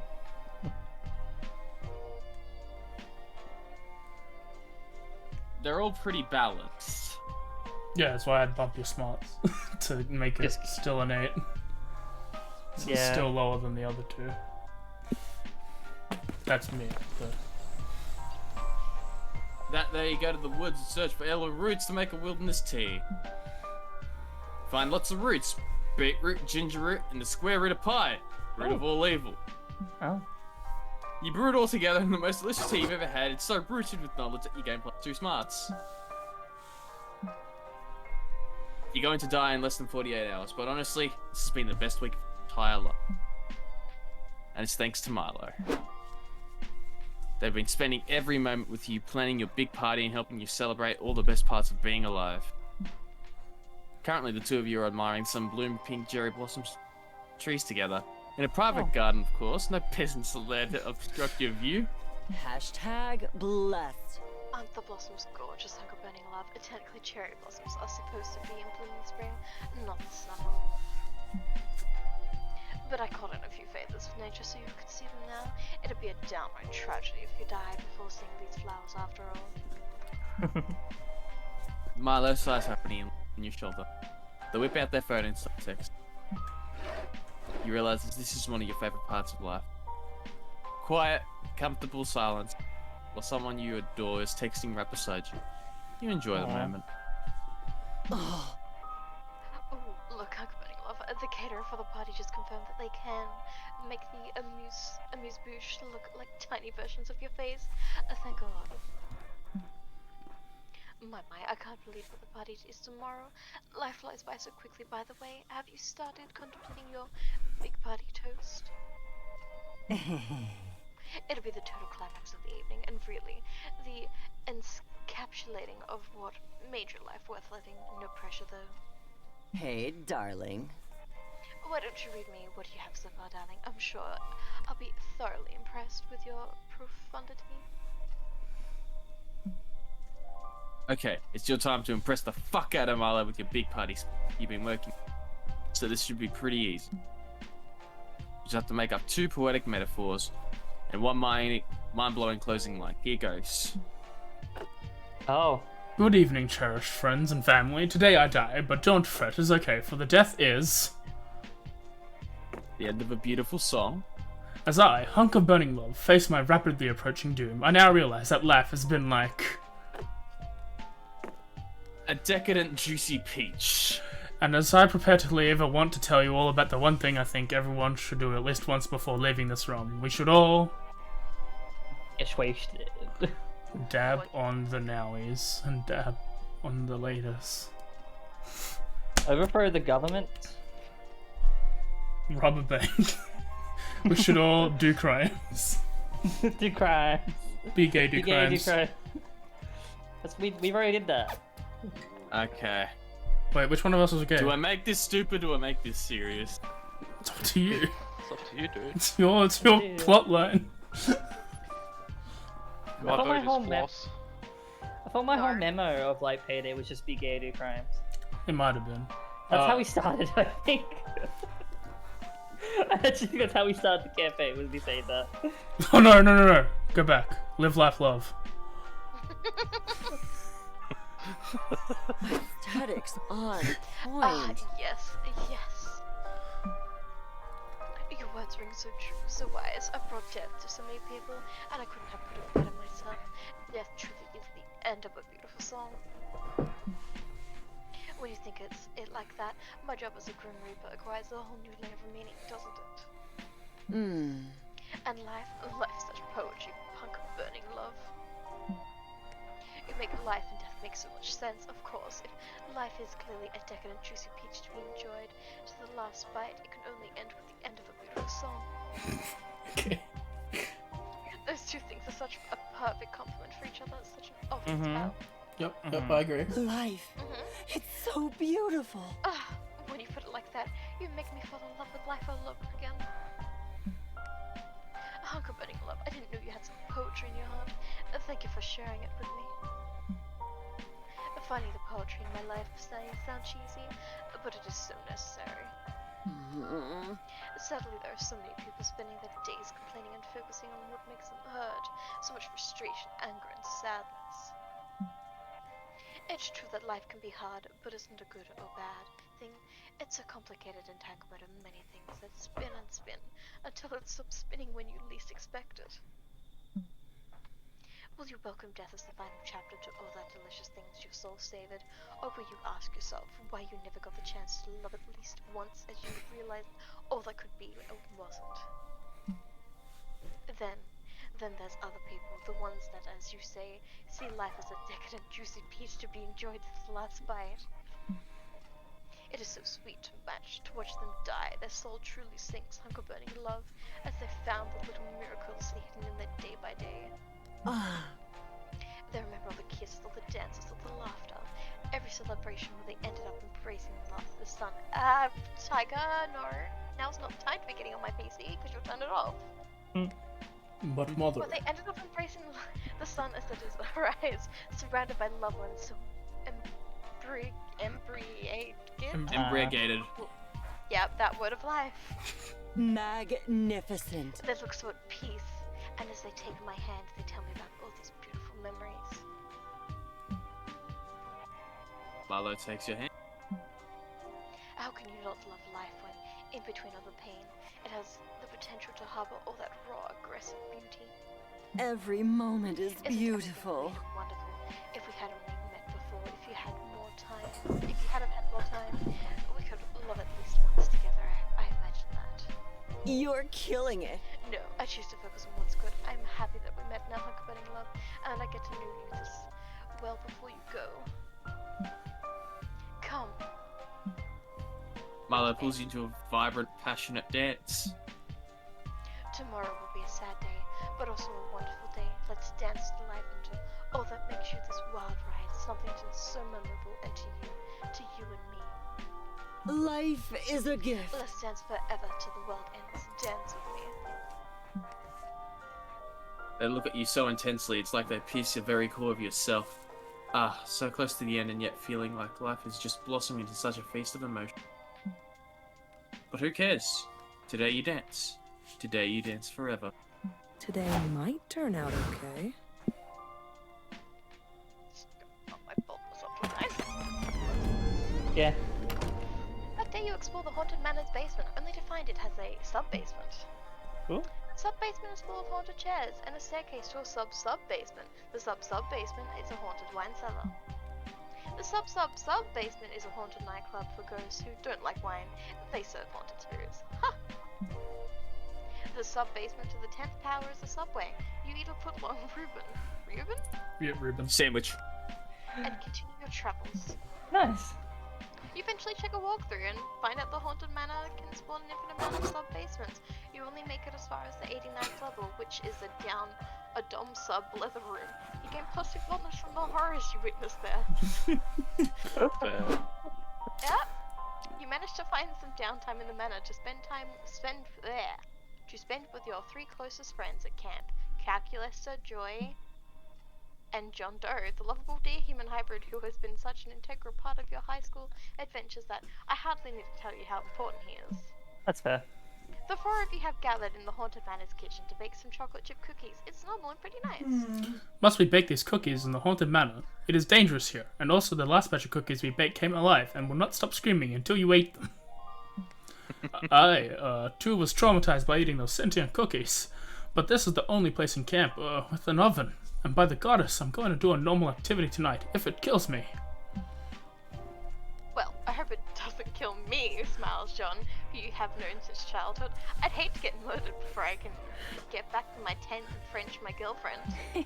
Don't worry, Johnny. Nobody's getting all killed tonight. Oh, my name isn't... Hold on. Was that window open a second ago? I do not know, friend Joy. I was just taking a call from the creepy man who lives at this local gas station.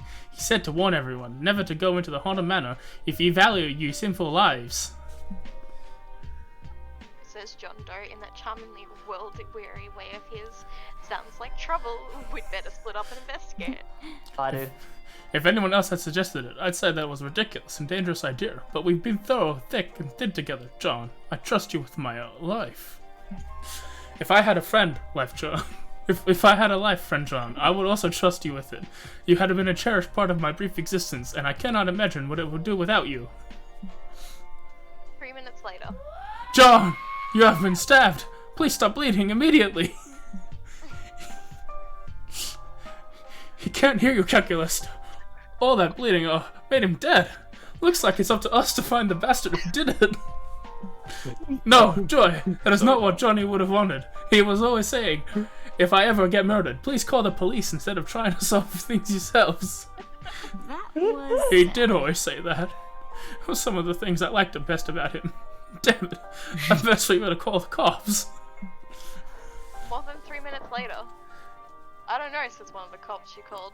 Murder is a really incendiary word. Are we sure this guy didn't just have a blood accident? This cannot. There is a knife in his body. Are you blind? Whoa, whoa, whoa, says the other officer. Who's the cop here? You or us, because if it's you, I'm gonna be really confused about why he called us.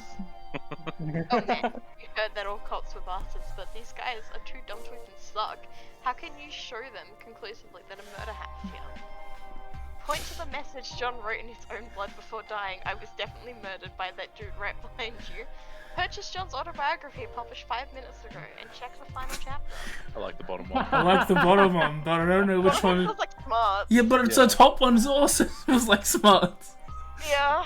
Top one to me feels a bit like bold, right behind you sort of thing. But the bottom one to me kind of also can be like creativity. Yeah. Do you like the bottom one? The bottom one's pretty fun. I don't know. Then make your choice. Make your last choice, Kaiwa. Make your choice. Before my last pathetic card wins the store. Pot of greed.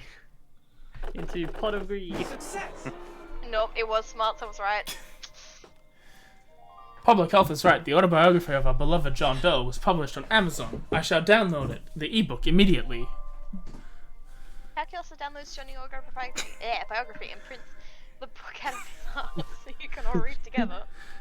The book begins like any autobiography, with Johnny's childhood, the heartfelt account of how the two of you met during a high-stakes dodgeball game brings a tear into your eye. Meanwhile, the story begins to take an unexpected turn. Extraordinary. I was very close with friend John, but even I didn't know he was once friends with the One Direction and the Thundercats. Enough of this. He wasn't. Cow. This isn't a real autobiography. This is a horny, what is it? All our AO3. All of our somethings. It's all of our somethings. AO3 fanfic about our dead friend. Ah, that explains why the author is Zoe. It's been a random form of autobiography, not written by the subject. That is called a biography, and even that has some truth. This is just a porny piece of archive of our own. That's it.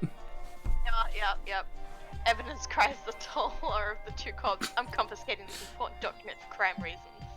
This is huge. There's a shorter cop standing on tiptoes to read over his partner's shoulder.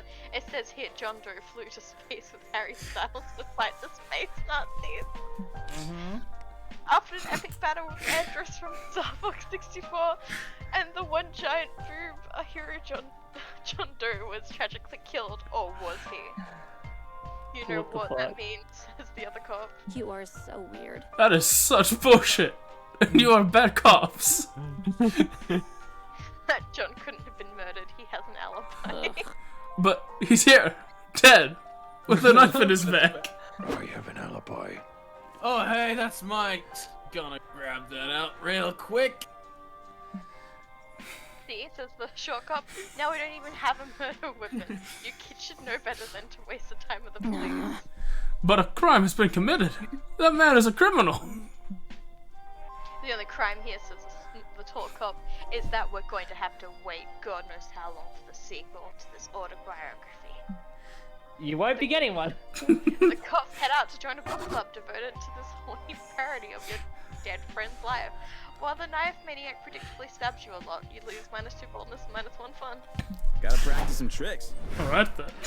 I'm so ready to get rejected. Where am I? Alright. Charm. Charm or smart. Charm it! No, well, yeah. That day at camp, you play Never Have I Ever Extreme. Every time someone mentions something you've done, you have to cut a finger off. But besides the finger part, this is finally a great time to brag about all the cool illegal things you've done. You're the first out, and while they're sewing your digits back on, you get to regale your friends with the stories of how you robbed a bank while wearing your grandfather's skulls. A hat. You're so cool. Also, they so +2 charm onto your left hand by mistake. Afterwards, you meet up with Aravi and Hex. Ever since you've received that mysterious scroll, you three have been on a long, arduous quest. You solved countless puzzles, followed the clue after clue, and prepped your inventory, and now you're finally here, the secret location of the Ring of Sustenance. Boring. What the fuck? It's just a big, dumb wall. It's in a baker shop or a dungeon. I want a reef. Adventure awaits. Oh, Bye. that's not just a wall.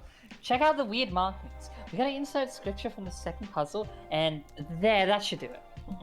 Suddenly, the ground below you starts shaking, the wall crumbles away, and enters a huge dark cavern. You hear the telltale door opening music cue. You also hear a deep, mysterious voice emanating from the cavern. Adventurers, if you seek the Ring of Sustenance, triumph over evil in this dungeon of bread. Yes!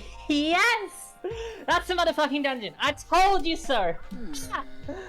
Alright. No arguing with that music cue. Get this over with, Robbie. At least let me eat some bread demon flesh while we're in there.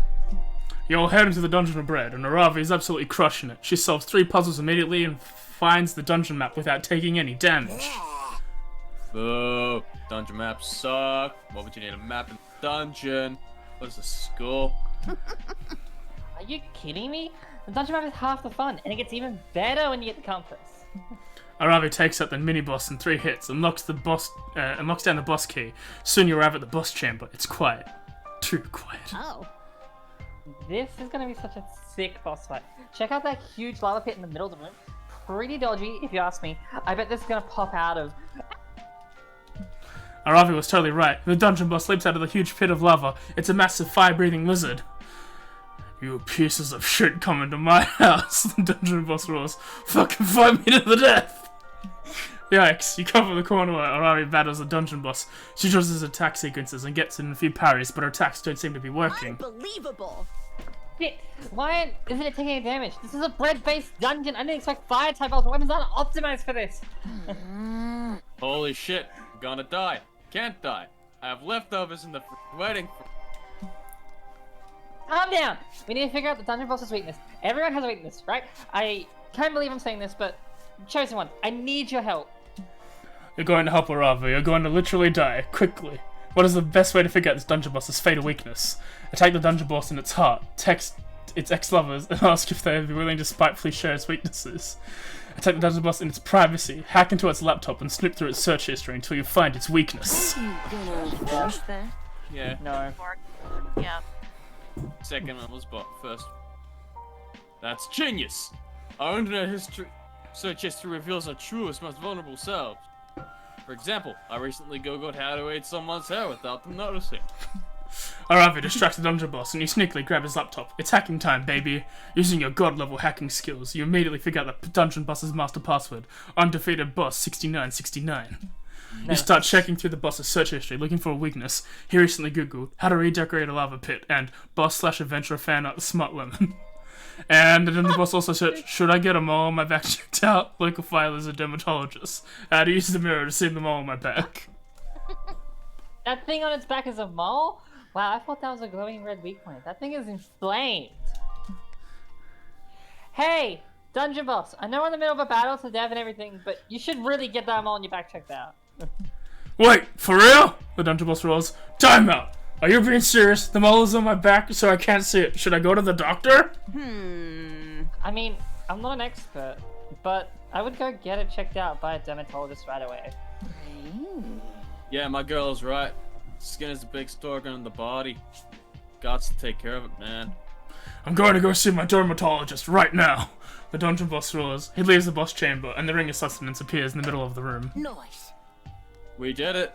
For dungeon boss, magic power, dermatology. Damn, this Ring of Sustenance is awesome. When it's equipped, I get a plus 14 boost to my reaction speed, and any damage I take is reduced by half. Oh. Plus, I can provide an endless supply of freshly baked mega bread. This success tastes like Best a good burrito. Ever. Do you want to be my Yeah! Victory is ours! And thanks for saving my ass back there, Chosen One. I knew I could count on you. Your adventuring skills have earned you Aravi's respect, and a fresh serving of Mega Bread. The bread gets you a new heart container, along with a +3 boldness. Your stats, damn. The last day of summer is here. High five, Freddy! Who will be your summer love? Give me my boy. Sure. Honko Burning Love. Who will be your summer love? Never got a chance to get this far last time. Oh. Yeah, no, it was Crash literally like just before this. Who will be Did your we summer crash love? Twice? No, it only crashed once. Also pick Calculester. Let's go with the The flow. chosen one. My boy's girl, Ravi. Hell yeah. Oh, hey. Public Good health. Mim is okay. You finally gather the courage and ask your beloved to watch the media shower with you. Everyone dance vibe. Dance vibe. Oh wait, it's me, sorry. Hi. Wait a second. You wanna be a summer fling, huh? Reject me, bitch, do it, I'm ready. What gave you that idea? It's cause you're heard I usually end up dating the villains I fight, so you assumed I have very low standards and you might have a chance. We're enemies. Well, listen, Benefits. I won't lie. It's true. I should work on my standards and stop dating evil people. But until I do, some personal growth, I can still tell you there's one rule. If I'm going to date someone way beneath my league, you at least need to be hot. And you're not. Maybe next season. Or maybe not. This scars you for life. To distract yourself from the pain, you get super into Thundercats. You write 1,000 plus pages of only Thundercats fanfic. You fill your house with Thundercats themed furniture. You legally make it Thundercats your middle name. Your life becomes like 5,000% more Thundercats. In the end, it turns out Thundercats can't fill the hole in your heart. I mean, they can't fill any of the holes in your body, unfortunately. Yay! Oh. Oh. You finally start getting the courage to and ask your beloved to watch the media shower with you. You desire a summer fling with me? Well, my summer research has indicated that a summer romance is an integral part to having a perfect camp experience. Uh-oh. And according to my diagnostic scan of all our fellow campmates, you are indeed the most desirable match by a 0.6% margin. In that case, I would love to be your fling. I think I'm getting a love update. The last day of camp was lovely. Before the media shower, Calculus took you on a romantic hike and pointed out all different types of plants and wildlife along your walk. He taught you which flower regions, which richmond flowers lands went back in the Victorian era when people used super impractical communication methods like flower regions. During the shower, Calculus surprised you with a bouquet he arranged. Petal for flattery, a tulip for passion, and a printed out JP for red rose. JPG. On the back of the picture was typed, "Apologies, red roses are not found in the wilderness often, but I still like you very much. Heart." Let's go with the flow. The chosen one. You seek out your favorite monster slayer. Adventure awaits. Hey, the chosen one. There's no time for talking. Adventure awaits. Ravi grabs your hand and whisks you away on another adventure. She doesn't talk much, but you've learned talking is not her thing. She's a woman of action, and through action you bond. You go on intense and dungeon crawl session together. You slay and you loot. It's okay, she got her way of connecting with her feelings. You feel like you can wait. It's hard to keep up with Aravi, but the good news is, after all your plundering and battling, You got a sponge? there's also time for relaxing. And when the intensity of the battle wears off, Aravi seems to lower her guard. She may not confess her feelings today, but there's time. Today, what she does is to ask you to wash her back. And for now, that's more than enough. Today's the day. Today you die. You have a burning love. We don't know what happens now. Are you ready? As ready as you'll ever be. Your big party goes off without a hitch. It's a true celebration of life. Your life. After several hours of dancing and fun, everyone has gone towards the media show or elsewhere. It's been beautiful, hasn't it? I've loved doing this with you. I didn't know that you'd had well before, but now that I've helped arrange a celebration of your life, I think I know you much better. And I must admit, I like what I see.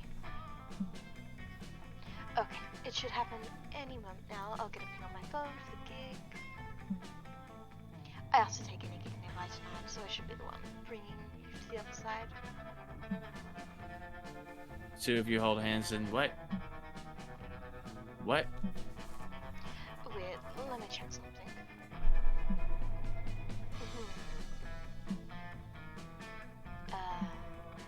Oh. Oh. Okay, so, funny story.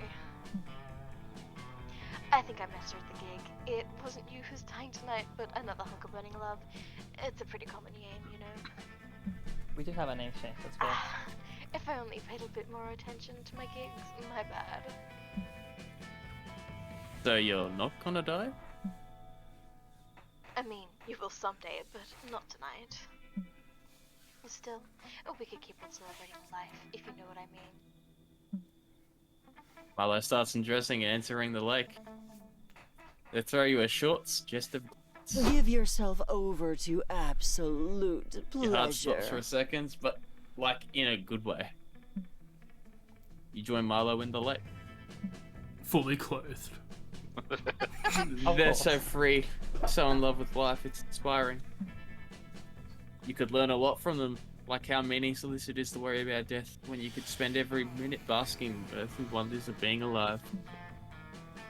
And that night, you celebrate life in the feast of flesh and desire.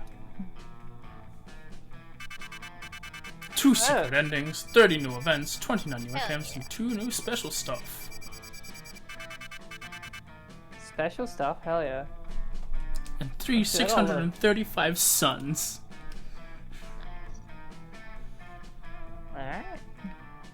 Before we knew it, those weeks were gone. It felt like a hot minute, and it felt like an entire lifetime. That night, as we saw someone come to an end, we all wondered what could come next for us. It felt like the end of something big. Little did we know, life still had many wonders and misadventures in store for us. Now I am older, and I can see it. How those years became the foundation of the mythology of our lives. Broken hearts turned to tragedies, sung for centuries. Wild nights became epics, treasured forever. Every kiss and every laugh is now a constellation we'll always find while gazing into the starry night, so no matter how many years go by.